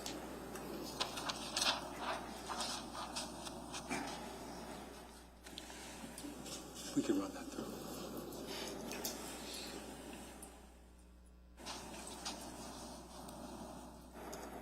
It ended about 40834, is that accurate? Yes.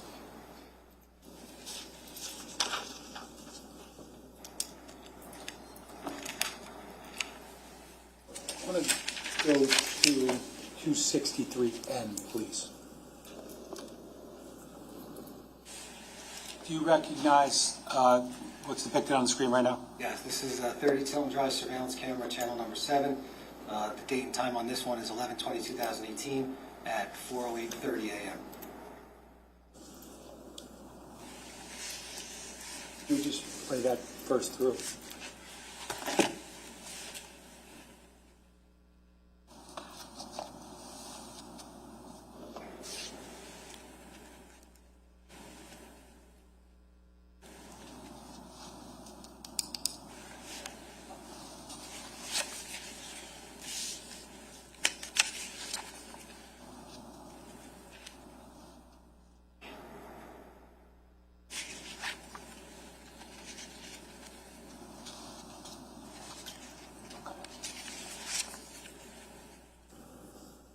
Slow that down one notch. We're going to play it again.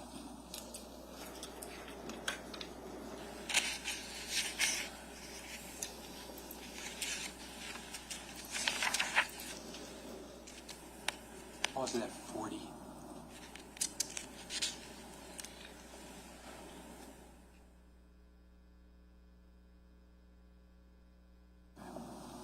What do you see there, Detective? I see rear tail lights of a vehicle. It appears the brake lights are activated. Let's go back a little bit to like 36.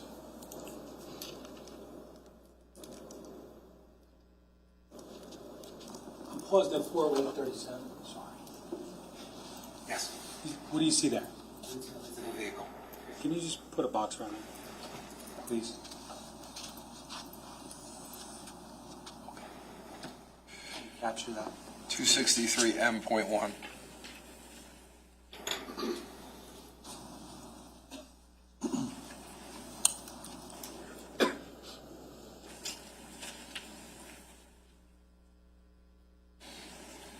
Just want to make sure we capture it before we undo it. We okay?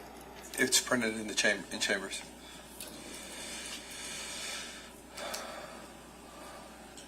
Now, I'm just going to keep playing. I'm going to ask you to tell me to pause it if you see anything of significance based upon your review.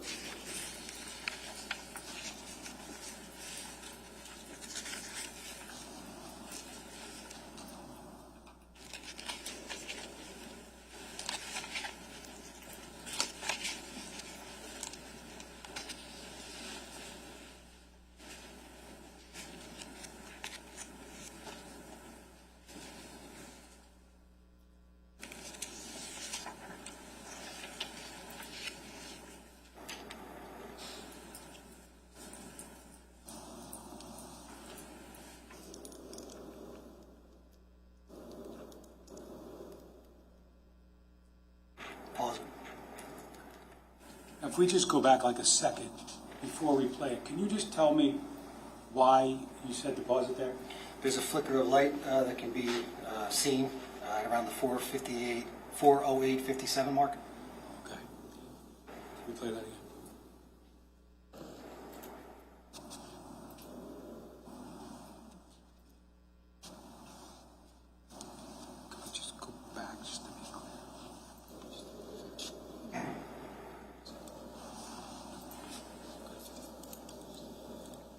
pause it at 408:54. I'm going to play it again once you know.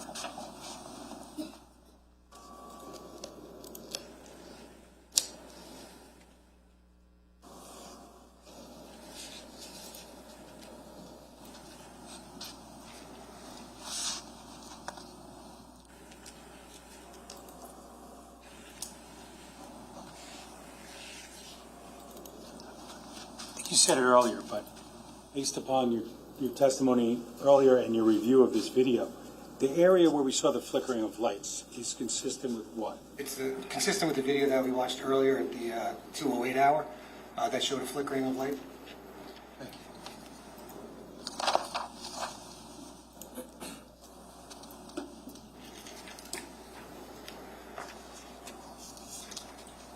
Now, for purposes of your investigation, was there a point in time when you attempted to estimate the drive time between 27 Tilden and Willowbrook Drive in Colts Neck? Yes. And how'd you do that? At first, I put directions into Google Maps to see what the approximate drive time would be. Okay, and what was the approximate drive time? There's several different routes you could take, but Google Maps indicated anywhere between 18 to 23 minutes drive time. Okay. And did you drive it yourself? I did. Where did you start and where did you finish? I started at 15 Willowbrook and I finished at 27 Tilden. And approximately, how much time did it take? Approximately 19 minutes. Excuse me. Did you document that?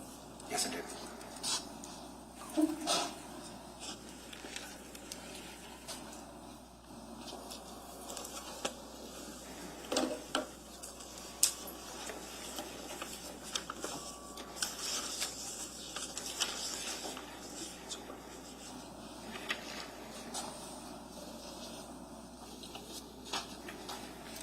Your Honor, I have no further questions. Okay. Cross? Detective, good afternoon. Counselor, good afternoon. So let's just start here. Obviously, we watched several different surveillance videos from different addresses this afternoon, right? Yes. One thing that we didn't, and we saw a vehicle or vehicles in each of those videos, right? Yes. One thing we didn't see in any of those videos was who was driving the vehicle that we were looking at, right? That's correct. Because we were not able to see inside the vehicle, correct? Yeah. So we don't know who was driving the vehicle. We don't know how many people were in the vehicle. We don't know if there were passengers in the vehicle. Can't see inside the vehicle.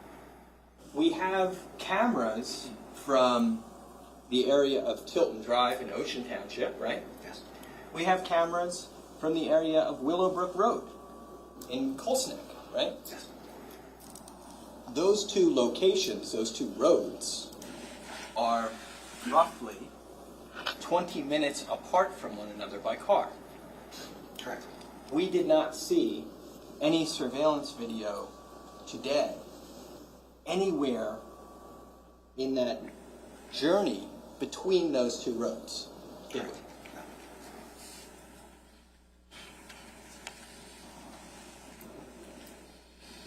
We also know that you did a drive from Willowbrook to Tilton Drive, right?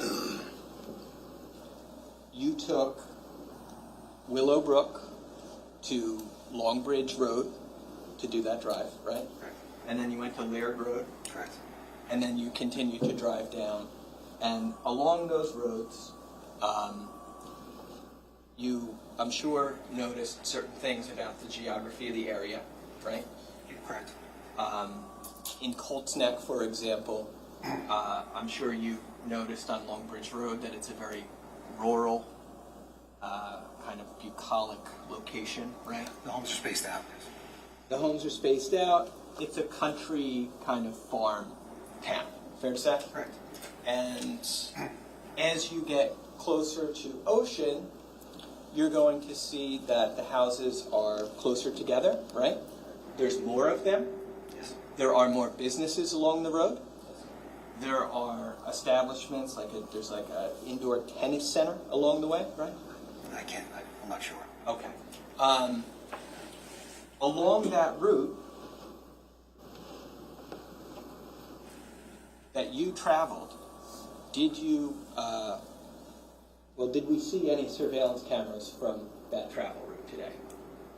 When I made that travel, I wasn't looking for surveillance cameras. I was just approximating a time.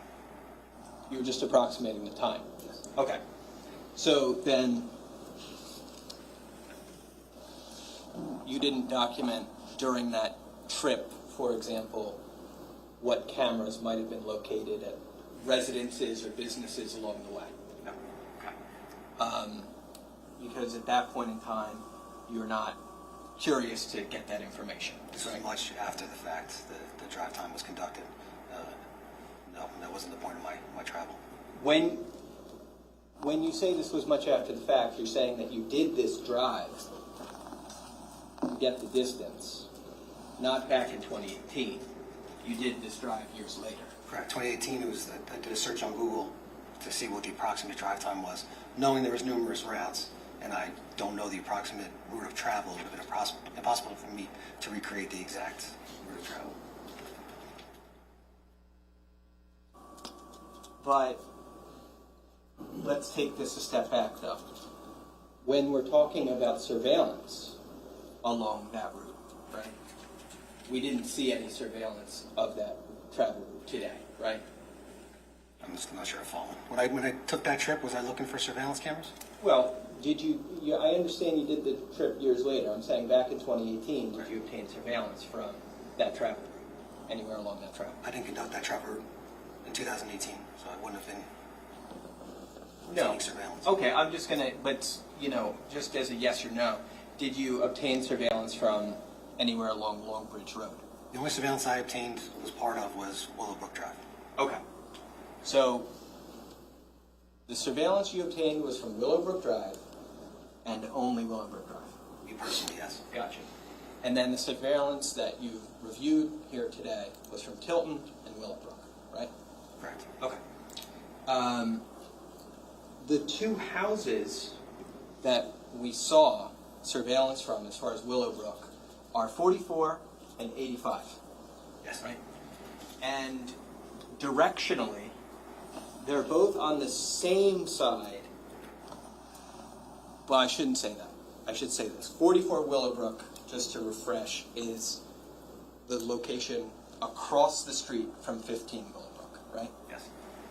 And then further down the road is 85. Yes.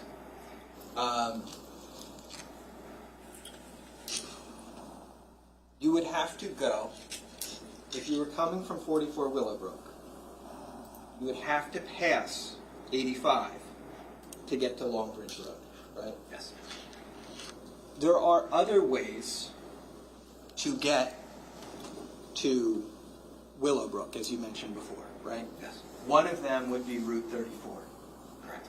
If a person took Route 34 to go onto Willowbrook Road, they would not need to pass 85 before they got to 44, right? Because they'd be coming from the opposite direction. Yes. We didn't see any surveillance today from the Route 34 side of Willowbrook Road, right? I don't believe there is any, but yes. No, you didn't. Okay. Your report indicates that you went to, other than 15 Willowbrook, you went to 3 locations in Colts Neck, right? I don't recall. Okay.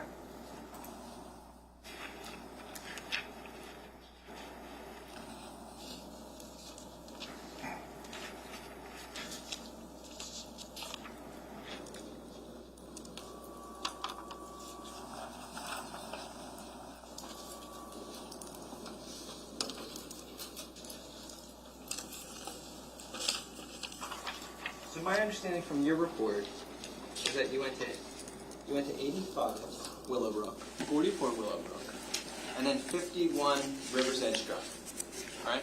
But I can show you, Judge, I'm going to approach. Sure.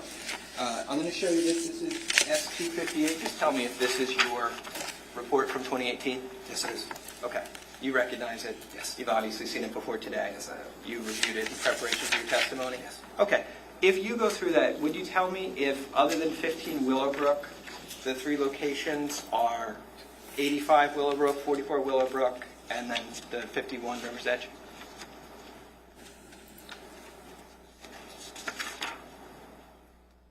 Yes. Yes, I did go to 51 River's Edge. I did. Okay. Yeah. So those are the, as far as Colts Neck is concerned, those are the three locations that are mentioned in your report. Yes. Okay. Thank you.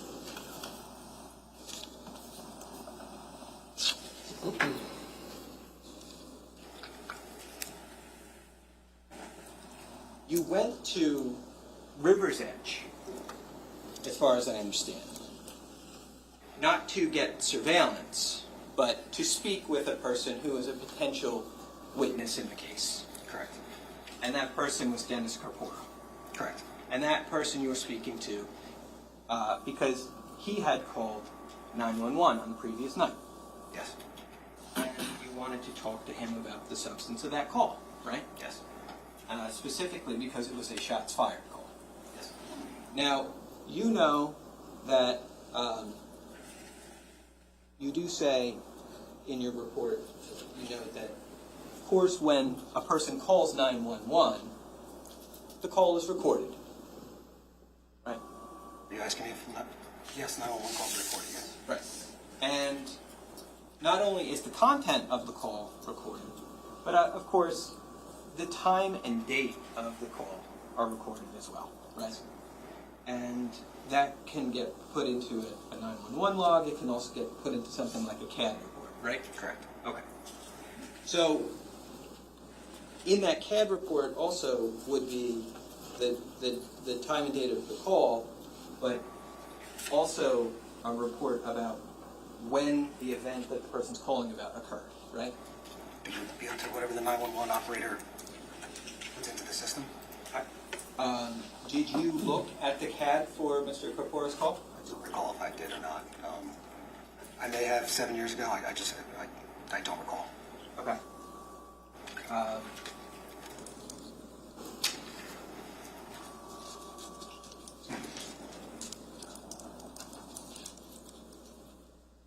So just showing you what was previously marked as 109.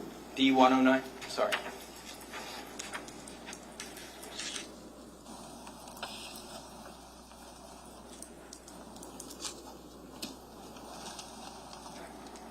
Okay. Is that something you recognize? No, I don't recognize it. I've seen CAD calls before, but I don't recognize that specific. You don't recognize this specific No, one? I don't recall looking at that document in the past. Understood. Do you recognize that it is a CAD for a shots fired call? It appears to be, yes. And do you recognize that it's a CAD for a shots fired call in Colts Neck? Yes. From the relevant date? I didn't look that closely, if you want to. Well, okay. Sure. Sure. Yes. November 20th, 2018, right? Yes. Okay. From what would appear to be, based on your testimony today, a potentially relevant time period. Yes. Okay. So what this CAD's going to show is that the occurrence of the event about which the caller was calling transpires at roughly 3:31 and 33 seconds a.m. on November 20th of 2018. That's what the document shows, yes. Okay. You have no reason to dispute the accuracy of the document, right? As it's inputted, no, I have no Okay. reason to dispute it. One of the things that we're doing, and as far as I understand with your testimony, not just about the drive time, but about the times on the surveillance camera, is we are establishing potentially a timeline for events that occurred that evening. Correct. And the timeline is important for investigative reasons, right? Of course.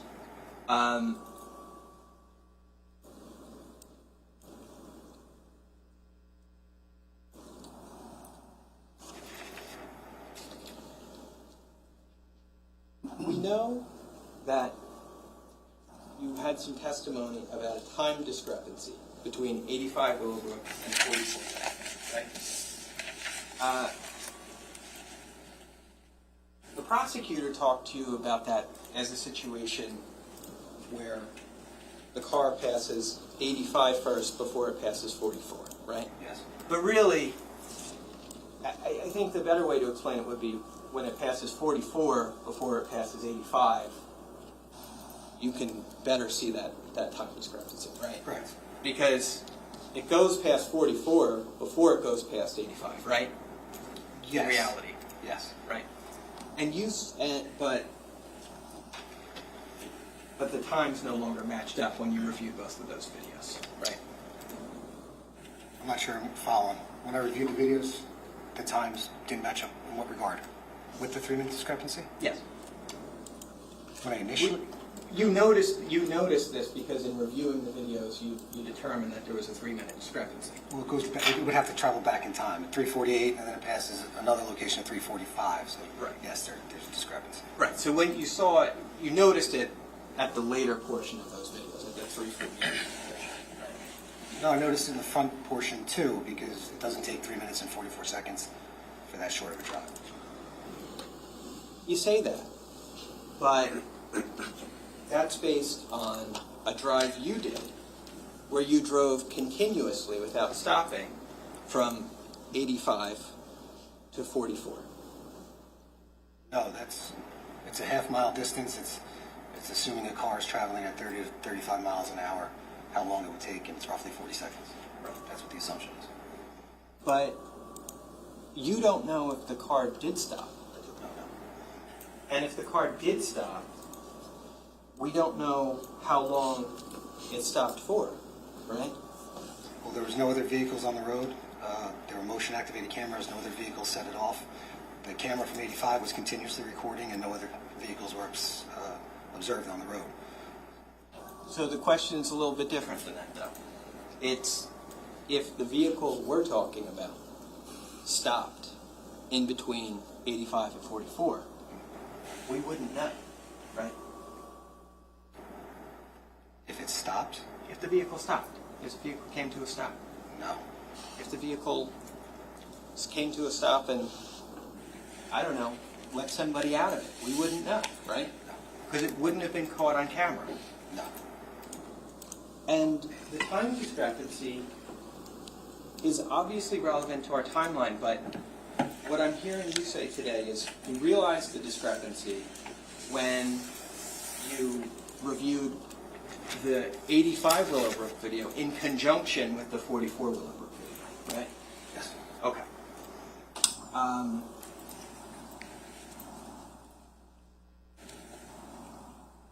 When you went to 85 Willowbrook, is it your testimony today that while you were there, you didn't review the surveillance video?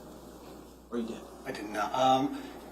My recollection when I was at 85 Willowbrook is the woman I spoke to, Debbie Mercantali, did not know how to operate the system. I believe she showed me a live shot of what it captured, but did not know how to operate the system. She called her husband. I believe Sergeant Chapman spoke with her husband. He agreed to come home to assist in the duplication of the video, at which time we called the electronic surveillance unit to come and obtain that video. I believe I left the scene prior to the SU coming. That's my recollection. Gotcha.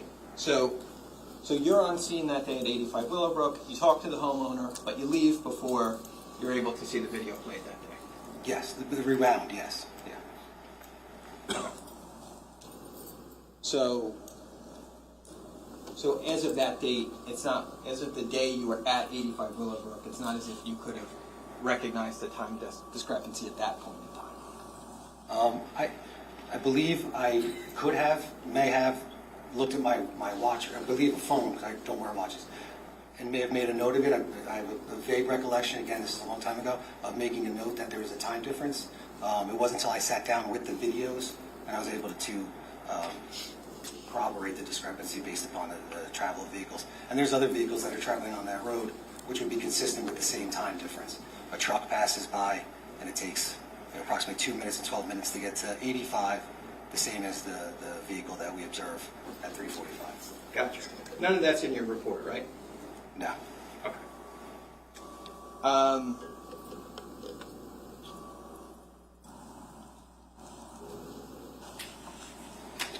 Why don't we talk about the location? in terms of some photos, okay? Sure. This is previously published as D1-317. And I'm going to put it on the screen and see if you recognize it.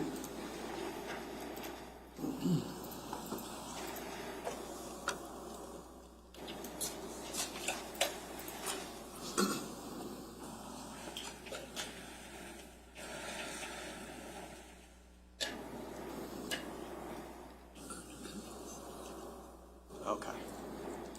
Just moving this up slightly here. All right. You see what's on the screen? Yes. Do you recognize it? It appears to be an undated aerial photograph of 15 Willowbrook. Okay. And we see in the center of the photo, is that the structure that you recognize as 15 Willowbrook? Yes. And do you see the solar panels to the left of that structure? I do. And you know that at the 15 Willowbrook location there were a set of solar panels? Yes. Okay. Now, we do not see, correct me if I'm wrong, but we do not see 44 Willowbrook pictured in this photo, right? No, we do not. Do you see Willowbrook Road? Yes. Okay. Is it going across the photo from left to right at the top of the screen? Yes.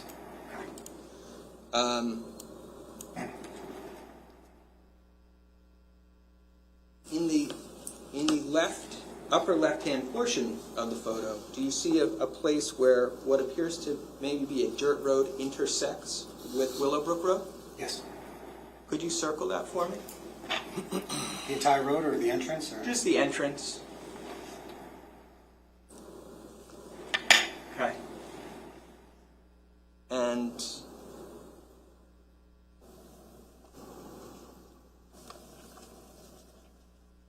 would it be correct to say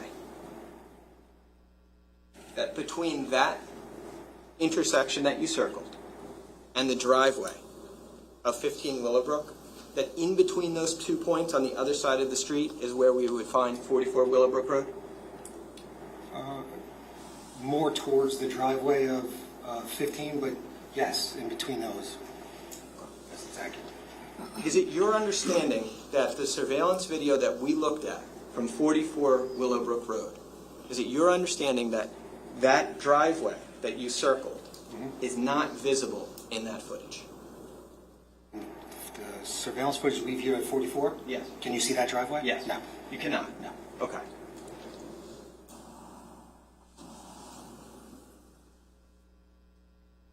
In the surveillance footage from 44 Willowbrook, on the opposite side of the street, when the car that you talked about passes, when it first passes at 2:26, I think it was, in the morning, that vehicle is going from the left side of the screen to the right side of the screen. Yes. Meaning that that vehicle is past the driveway of 15 Willowbrook and is headed towards that driveway that you circled. Yes. Okay. So the significance of that footage that we saw from 44 Willowbrook doesn't have anything to do with that vehicle potentially pulling into the driveway of 15, right? I can't say it did or didn't know. You don't know? No. But you know that the vehicle passes 44 Willowbrook and is then in that video is headed towards that driveway that you circled, right? So beyond that driveway that you circled, just down the road is the intersection of Route 34, right? Correct. There's really not anything in terms of houses further down that road after that driveway, right? At the end of this driveway that you circled, we see what appears to be a structure. At the end of, I'm sorry, leading up to this, you follow the long driveway? Yes. Yes. At the time when you were conducting this canvass for surveillance videos back in 2018, did you go to that structure? Yes. You did? Yes. Was it occupied or unoccupied? I don't know if there was when I was there, I don't remember if I met with the homeowner or not, or if somebody was there. You don't know if you met with anybody or not? No, I don't recall. Okay. When you go to a location and you're trying to talk to somebody and nobody's home or nobody answers, what do you typically do?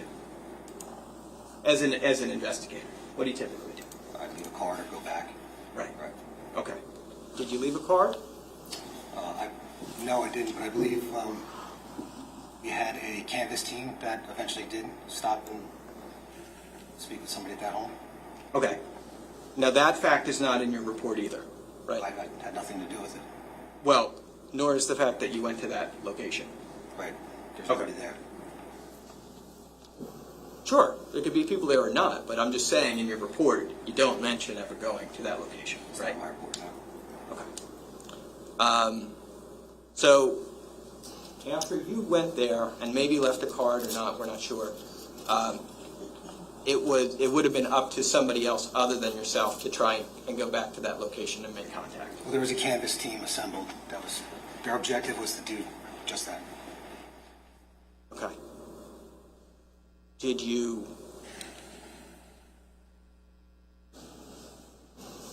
told us that it was not clear whether the house is occupied or not.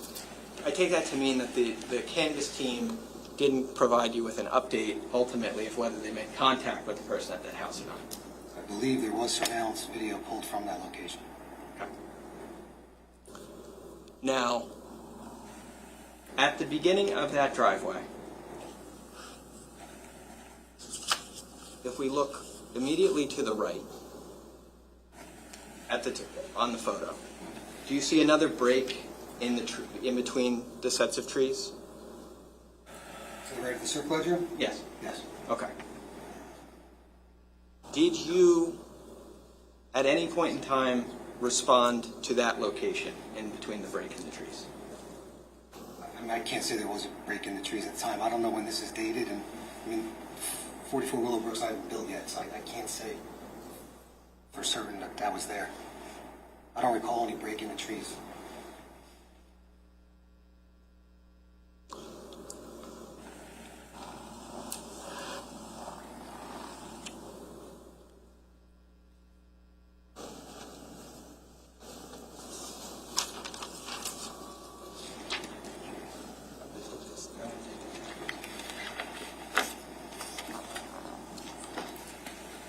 Showing you a different photo. Oh, I apologize.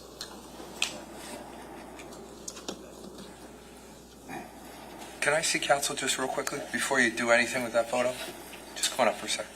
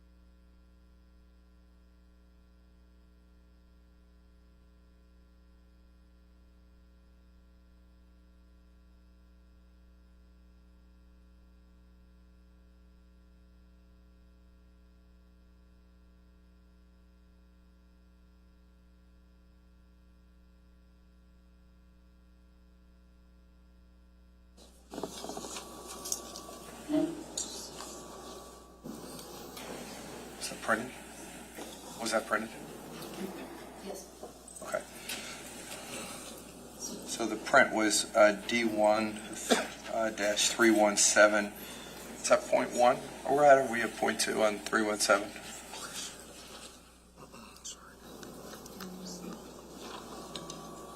Point 1?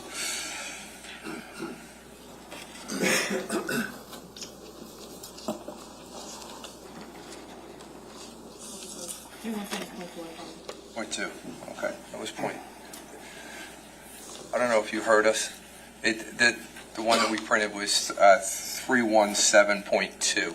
Okay. Thank you.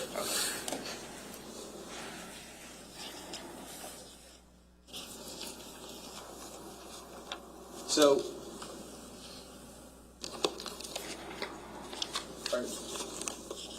Detective, I'm sorry. So, could we just the house at the end of the long driveway? Yes. Could we just put an X on that house? 15 Willowbrook, this one? No, the house at the end of I'm the sorry. long driveway the driveway you circled. Okay.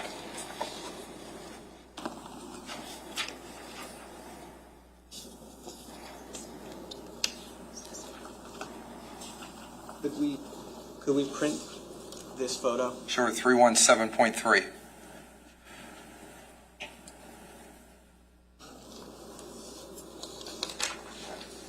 Sergeant, can you just hit the undo? Yes, Judge, sorry. Now, this is a...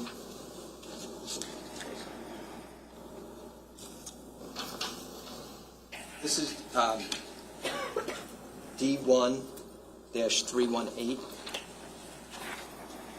Just going to show you. Do you recognize this just as a... I know it's a little dark, but do you recognize it as a close-up of the area of that clearing and where that long driveway meets Willowbrook Road? Yes. Okay. Judge, I'm going to ask to publish this. Prosecutor? No problem. Okay. Ken?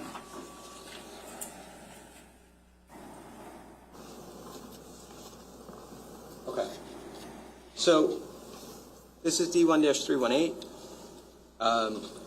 In this photo, would you say we could see a little more clearly the area of where that long driveway meets Willowbrook Road? Yeah, it's a closer photograph. And it's also a close-up photo of what appears to be a clearing in between the trees along the property line of 15 Willowbrook. Yes. Okay. So that location that we're looking at now, that's the location that you're saying you're not sure if that existed back, when I say that clearing in the trees, you're not sure if that existed back in November of 2018? That's correct. Okay.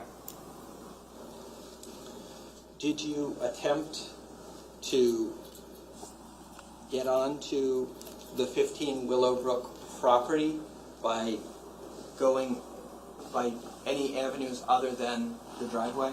No. You did not? I did not. So you didn't, for example, walk down the street and try to get in through a clearing in the yard? No.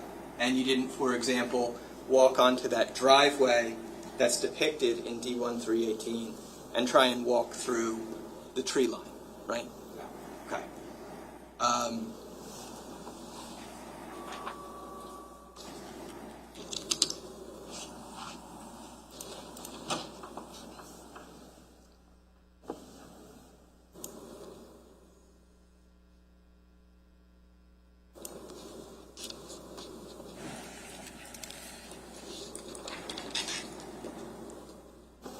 This is D1-309, I believe, previously published.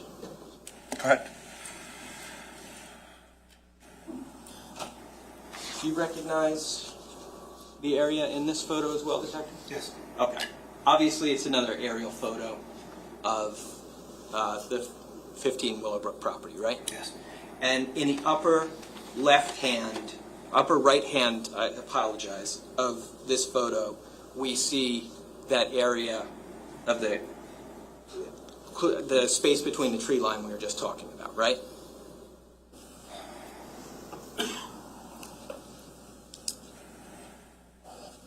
I'm not sure I see it. Okay.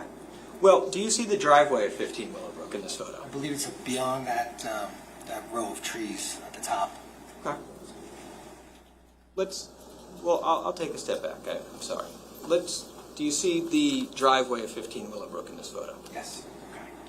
Okay. Do you see where the driveway intersects with Willowbrook Road? Yes. Could you circle where the driveway of 15 Willowbrook intersects with the road?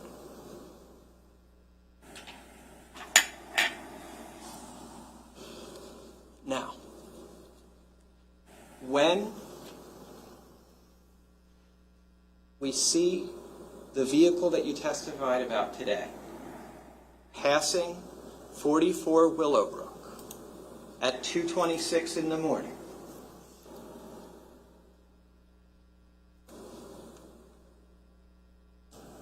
what direction is that vehicle going in this photo? It's going northbound. Northbound. Well, in the photograph, north and up. Can you just put an N on the photo where it would north be, just to help everyone out, to orient them, please? And when the photo, and where, based on going to 44 Willowbrook and seeing where the surveillance camera is, right? That captured this footage that we saw today.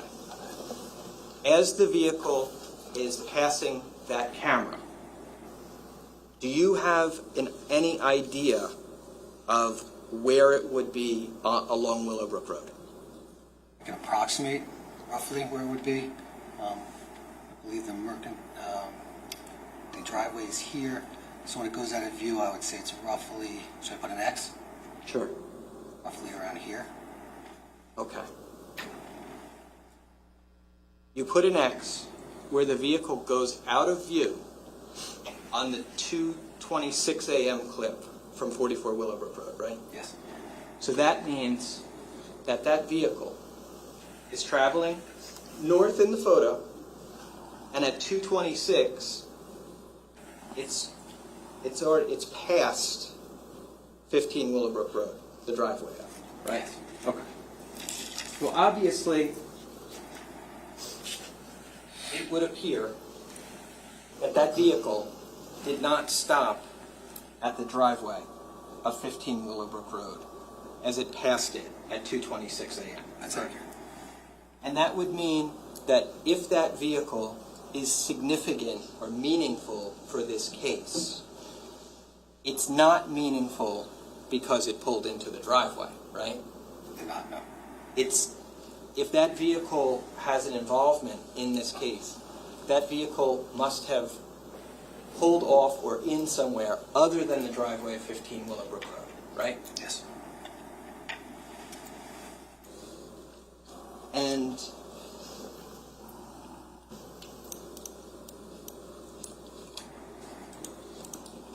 we don't have footage of where that vehicle pulled over or pulled in, or even if it did, right? No. And we don't have video of anybody getting out of the car at that location, or video of how many people got out of the car, or even if anybody got out of the car, right? No.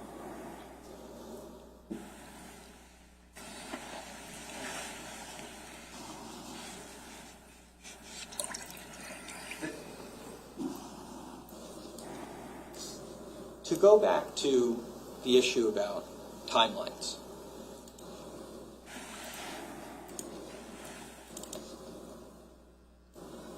Your understanding of this case is that you get to this scene, 15 Willowbrook. Obviously, you're being told that this is more than just a house fire, right? Yes. And in fact, the person later determined to be Keith Caneiro is dead and is lying in the front lawn, right? Yes. He's the only victim in this case who was outside of the house, right? Yes. All the other victims in the case were inside the house. Yes. I understand. Your understanding is that Keith is outside the house because the power's out, right? Yes. And he's going to take a look to see what's going on with the power, right? That's my understanding. Okay. So, in terms of timelines,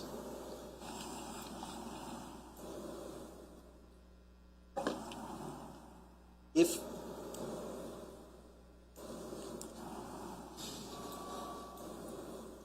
one person committed these crimes, right?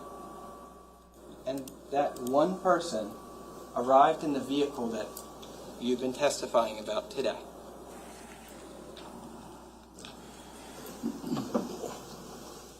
They would have had that specified window presumably that you've testified about, in order to do everything they needed to do to commit these crimes, right? We're assuming that the vehicle that we talked about today is the vehicle that carried the occupant that carried out the murders? Yeah. Yes, that's the time frame. That's the window that they would have, yes. Okay. Obviously, you don't know if that's the vehicle, but if it is, that would be the time frame, right? Yes. Okay. Now, if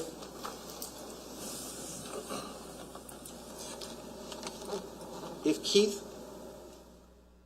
was killed first before anybody else, right? Then the time frame for the commission of these homicides would be from when Keith was killed to when the last person was killed to when we again see the vehicle driving down the road, right? Are you asking me to speculate on the order of people murdered? I'm just saying if that was the order. If you're telling me that Keith was first murdered and the children and Jennifer were after that, so the question is, from the first shots to when that vehicle left, that's the time frame. Yes, that's inaccurate. Okay. So that would be from 3:33 a.m. until 3:48 a.m. You're getting 333 from what? The CAD that I showed you that you said you had no reason to dispute. Yeah, but I don't know if that CAD's accurate to the shots that were fired. I can't testify to that. Okay. But you did say you had no reason to dispute it, right? The CAD is accurate as it was inputted. I don't know if that CAD is accurate as to when the caller heard shots, when that caller called. It's when 911 took the call and put that in the information in. So 3:48 is when the vehicle that you testified about is seen driving the opposite way, right? Yes. It's going back towards Long Bridge Road, right? That means that if that vehicle is the same vehicle from earlier, and if it pulled off and parked somewhere for this period of time, somebody would have had to have gotten back in the car, gotten back onto the drivable part of the road, and been driving by 3:48 a.m., right? Yes. Okay. And if that vehicle is actually a significant part of this investigation, then that aspect of the timeline, 3:48 a.m., is also pretty critically important, right? Yes.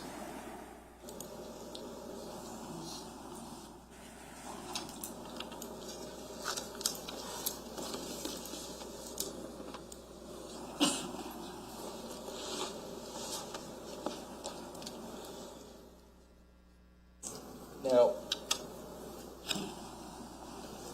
just turning to Tilton Drive for a moment.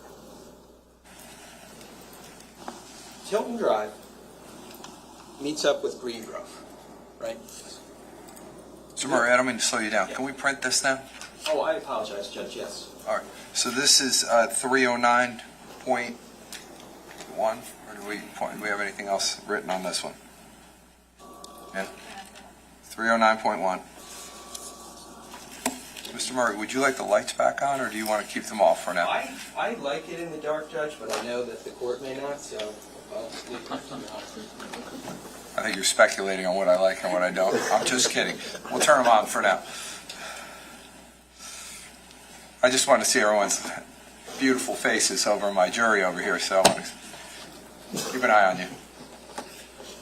Go ahead. Thank you. There's two entrances onto Tilton Drive, right?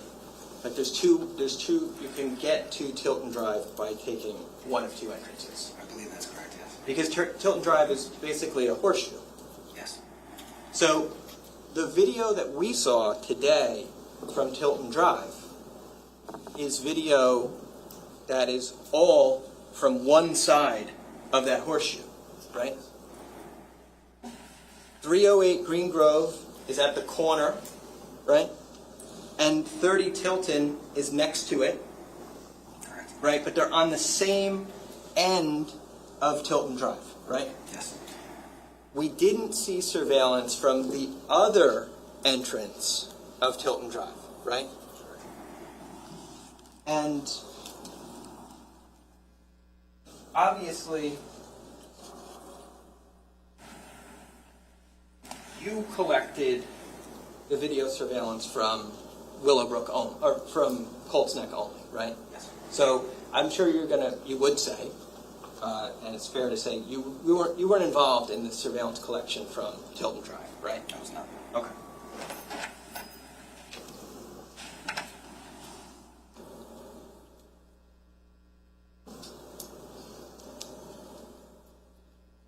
Now,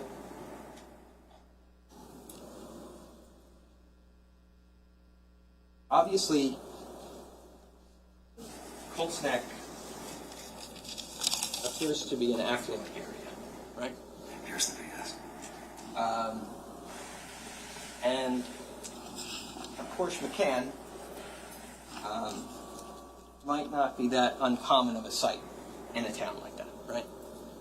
I suppose. Okay. Did you watch, how much of the surveillance video from 44 Willowbrook did you view as part of your investigation in this case? I think to say all of it at some point or another.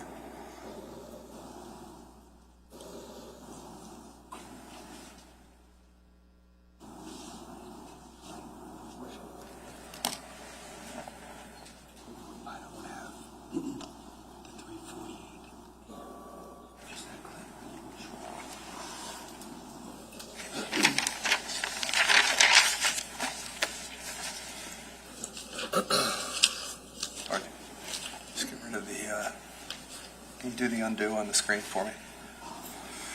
Thank you.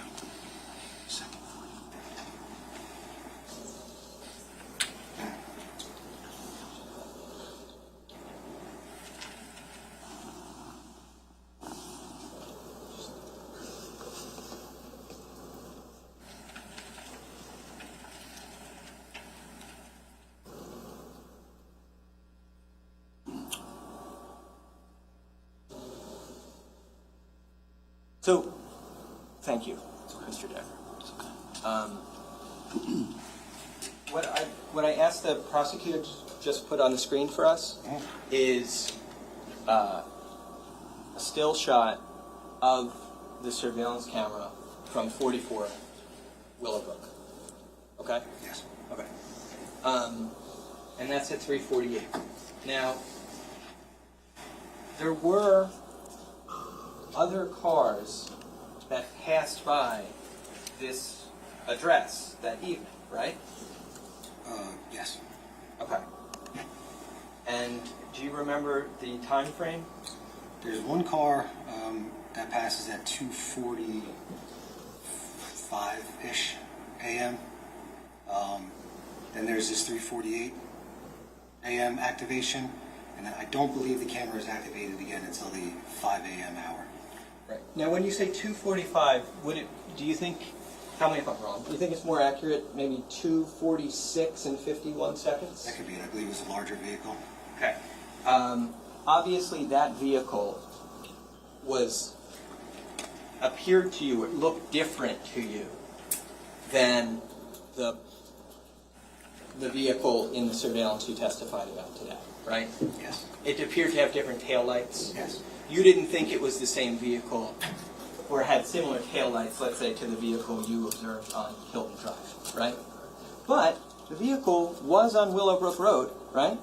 And the vehicle was on Willowbrook Road at 2:46 in the morning, right? On November 20th of 2018, right? Yes. That vehicle appears to be coming from the area of where Route 34 meets Willowbrook Road, right? Yes. Did we ever find out anything additional about that vehicle? No. After that vehicle passes 44 Willowbrook, do we know where it goes?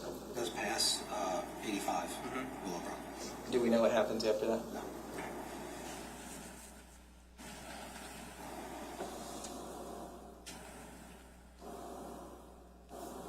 Am I correct that obviously this footage goes back further in time than just the early morning hours, right? There's footage on this camera from the evening of the 19th, right? Correct. Okay. Did you review that footage as part of your investigation? Yes.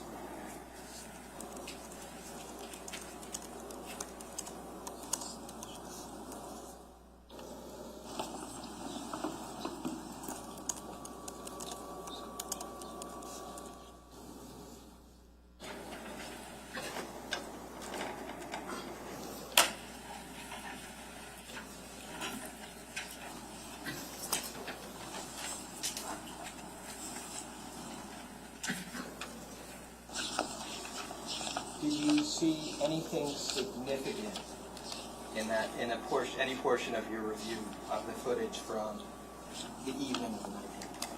Prior to the midnight hour, anything significant? Yes. Not to my recollection, no. Okay.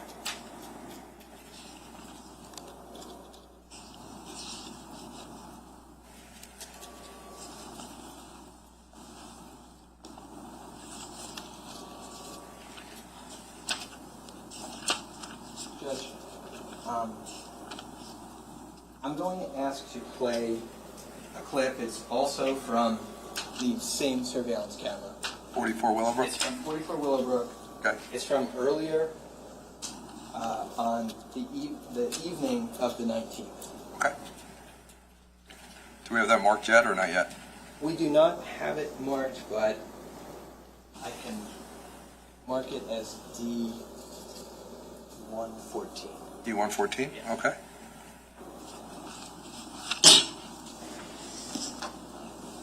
If you don't mind, when you start it, just make sure we get the time.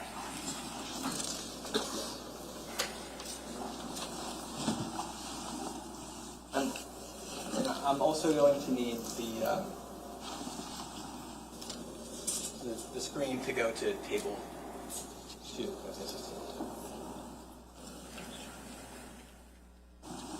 Okay.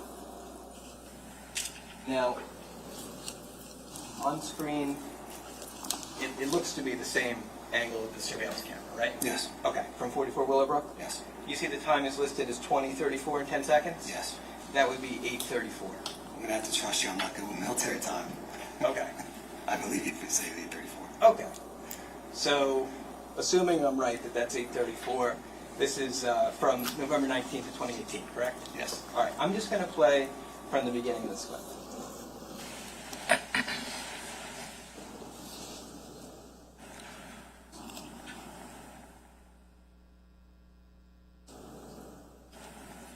Okay, so that's to the end of the clip, which is a total of 17 seconds long. We saw a vehicle pass by that address in this clip. It looked to have a set of taillights on it. Yes. Those taillights appeared similar to you as the taillights that you've identified in other surveillance clips today? Similar. Okay.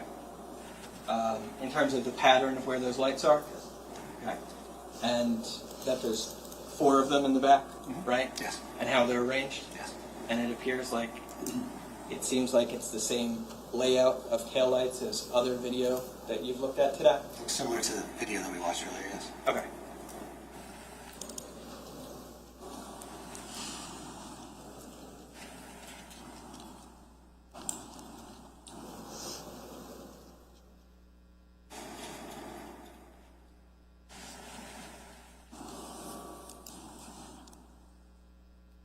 I'm going to unplug from this.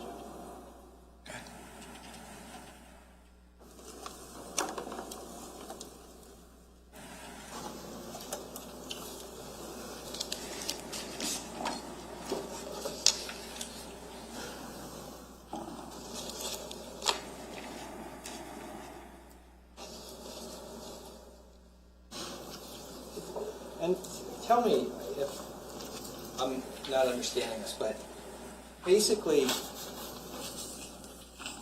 when you go out and canvass for surveillance footage, you obviously notate where you get the footage from, right? The address, you mean? Yeah. Yes. And the people you talk to, right? Typically, yeah. But am I understanding this that you don't notate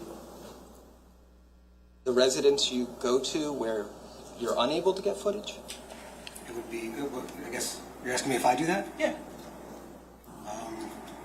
Typically, if I was doing a canvas, if my assignment was to canvas, and yeah, I would document where I went.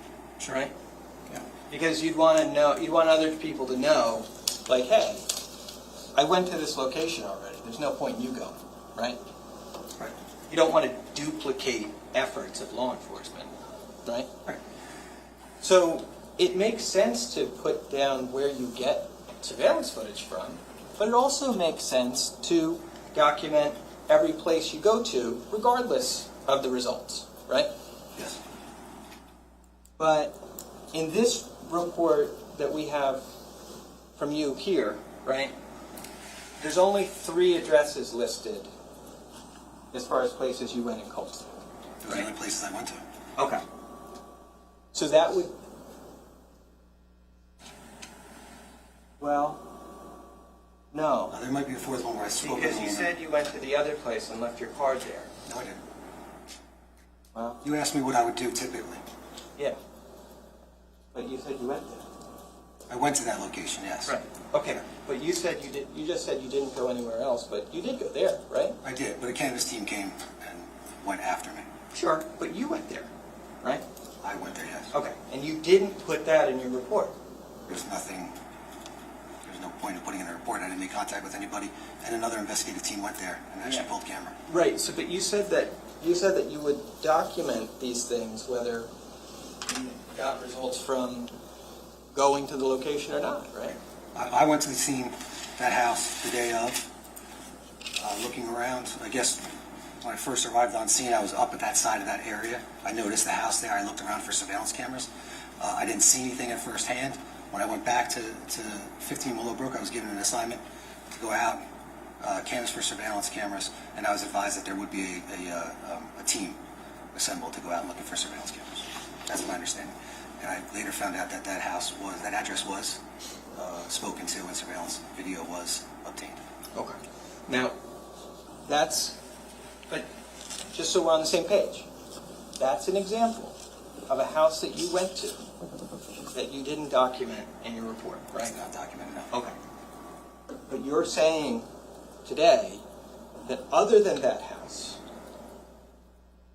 there are or are not other houses that you went to that aren't mentioned? To my recollection, the houses that are mentioned in my reports are the houses that I was at on that date.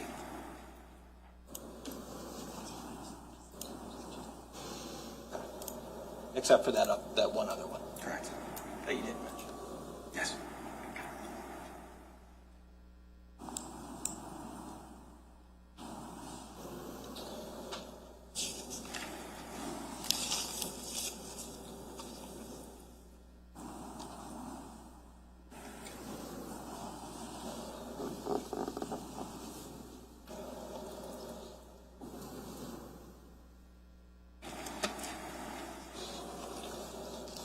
Judge, thank you. At this time, I don't think I have anything further. Okay, thank you. Redirect? Yeah. You had some questions about going to 51 Rivers Edge Drive, right? Yes. Okay, in Colts Neck, correct? Yes. And I think Mr. Murray asked you that you went there because that was identified as address of someone who called 911? Correct. About shots fired in early morning hours? Yes. Now, you saw the CAD report before, correct? Yes. You said you had no reason to disbelieve the accuracy of it, correct? Correct. Do you remember if the 911 caller said that he actually waited a little while before he called 911? Yes, I do. Did you document that in your report? I believe I did.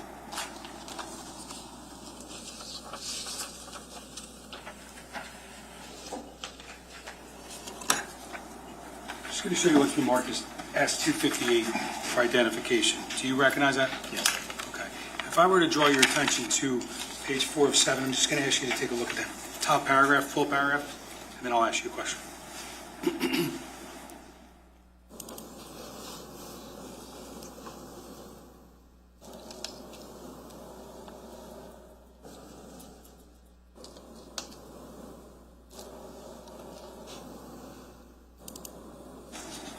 Does that refresh your recollection? It does. And did he indicate, at this point, based upon his belief, what time he called 911? Yes. And that was what time? 3:26 a.m. You were asked about the timeline, correct? Yes. Is it fair to say investigatively that you try to do the best you can in order to document things that you found in their times? Yes. And I didn't ask you any questions about whether or not you had a theory on the timeline and what happened, when, and those types of things, correct? No, you didn't. I believe you were asked about a video of a car passing 44 Willowbrook. Do you recall what time it was? About 8:30 the night before. Okay, was there another one, though? 2:46? Oh, I'm sorry. 2:46 a.m. You familiar with whether or not someone was actually seen physically on 15 Willowbrook property just before that time? I'm sorry. My question is this, and you may not know the answer Right. investigatively, but at 2:46 a.m. on November 20th of 2018, do you know whether or not someone was actually depicted on the property on a camera just prior to that time? No. You don't know because that's not your role? No. Now, you were shown a bunch of pictures of 15 Willowbrook, correct? Yes. Did you know when they were taken? Now,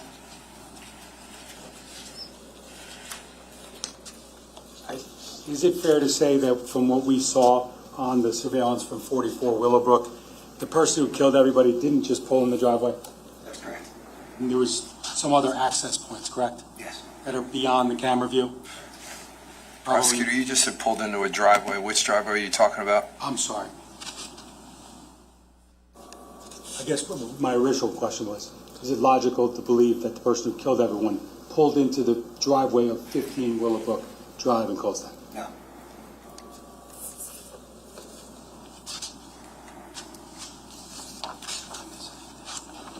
Judge, I don't have any further questions. Any recalls, Mr. Murray? Just briefly, Judge.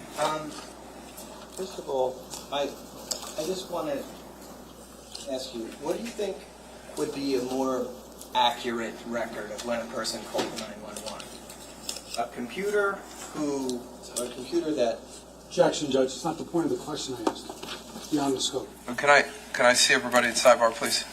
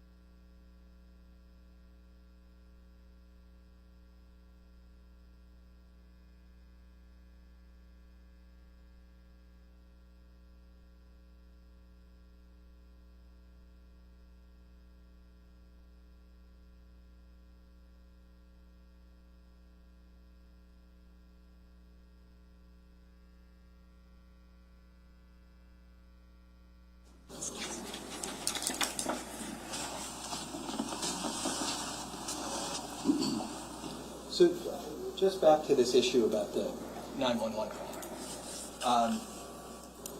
The prosecutor was just asking you questions about that. You indicated that the person who called 911 waited a little while before they called, right? Yes. You also took notes in this case, right? Yes. And you took those notes based on what you did in the case, but also based on interviews that you had with witnesses, right? Yes. And the reason why you take notes is to help yourself remember what's important when you're writing a report, right? Yes.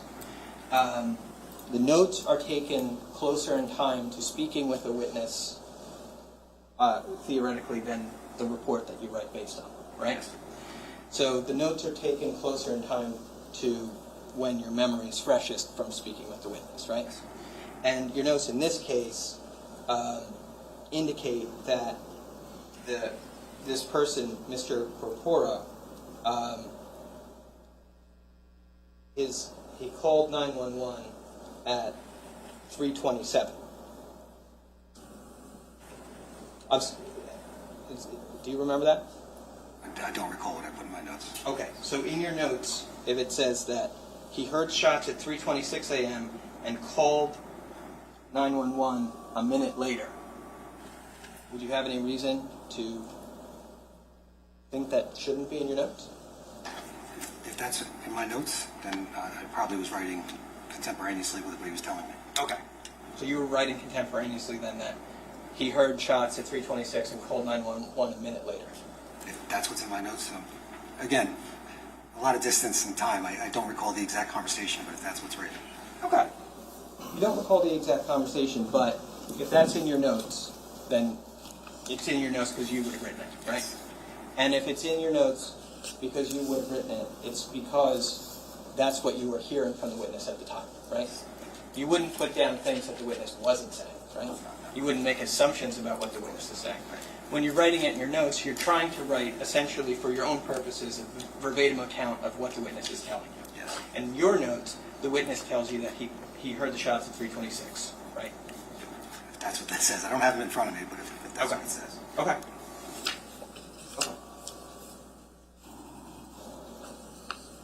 Judge, can we approach for one moment? Sure.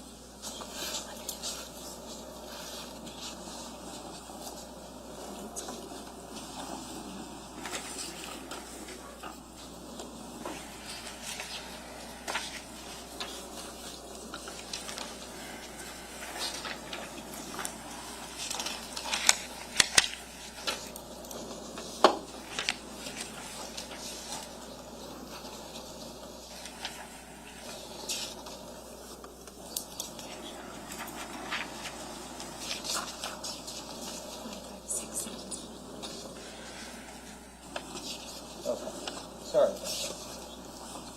So, just showing you what is marked now as S260. Do you recognize the handwriting there? Unfortunately, yes. Okay. And so that's your handwriting, right? It is. Okay. Now, do you see the entry you made about Dennis Corpora? Yes. Could you read that to yourself?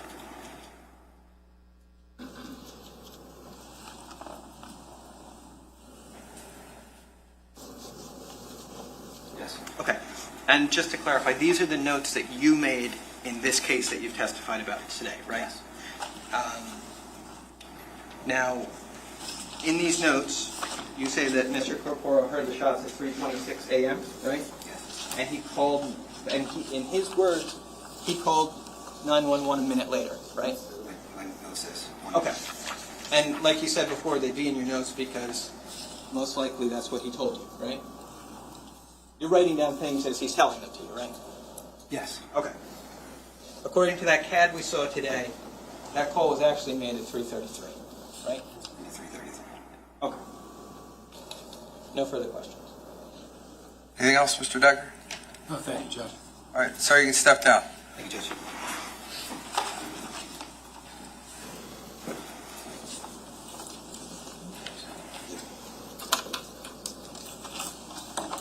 All right, ladies and gentlemen, I'm going to give you your dinner break. We're coming back? Seeing if you guys were paying attention. That's all. Just making sure. All right. So you're done for today. Thank you so much for being so attentive all day today. So we'll be back tomorrow morning at 8 a.m. And we'll start back up right at 8:30. So don't discuss this case. Don't do any research. And hope you have a nice, safe night. Thank you. Thank you.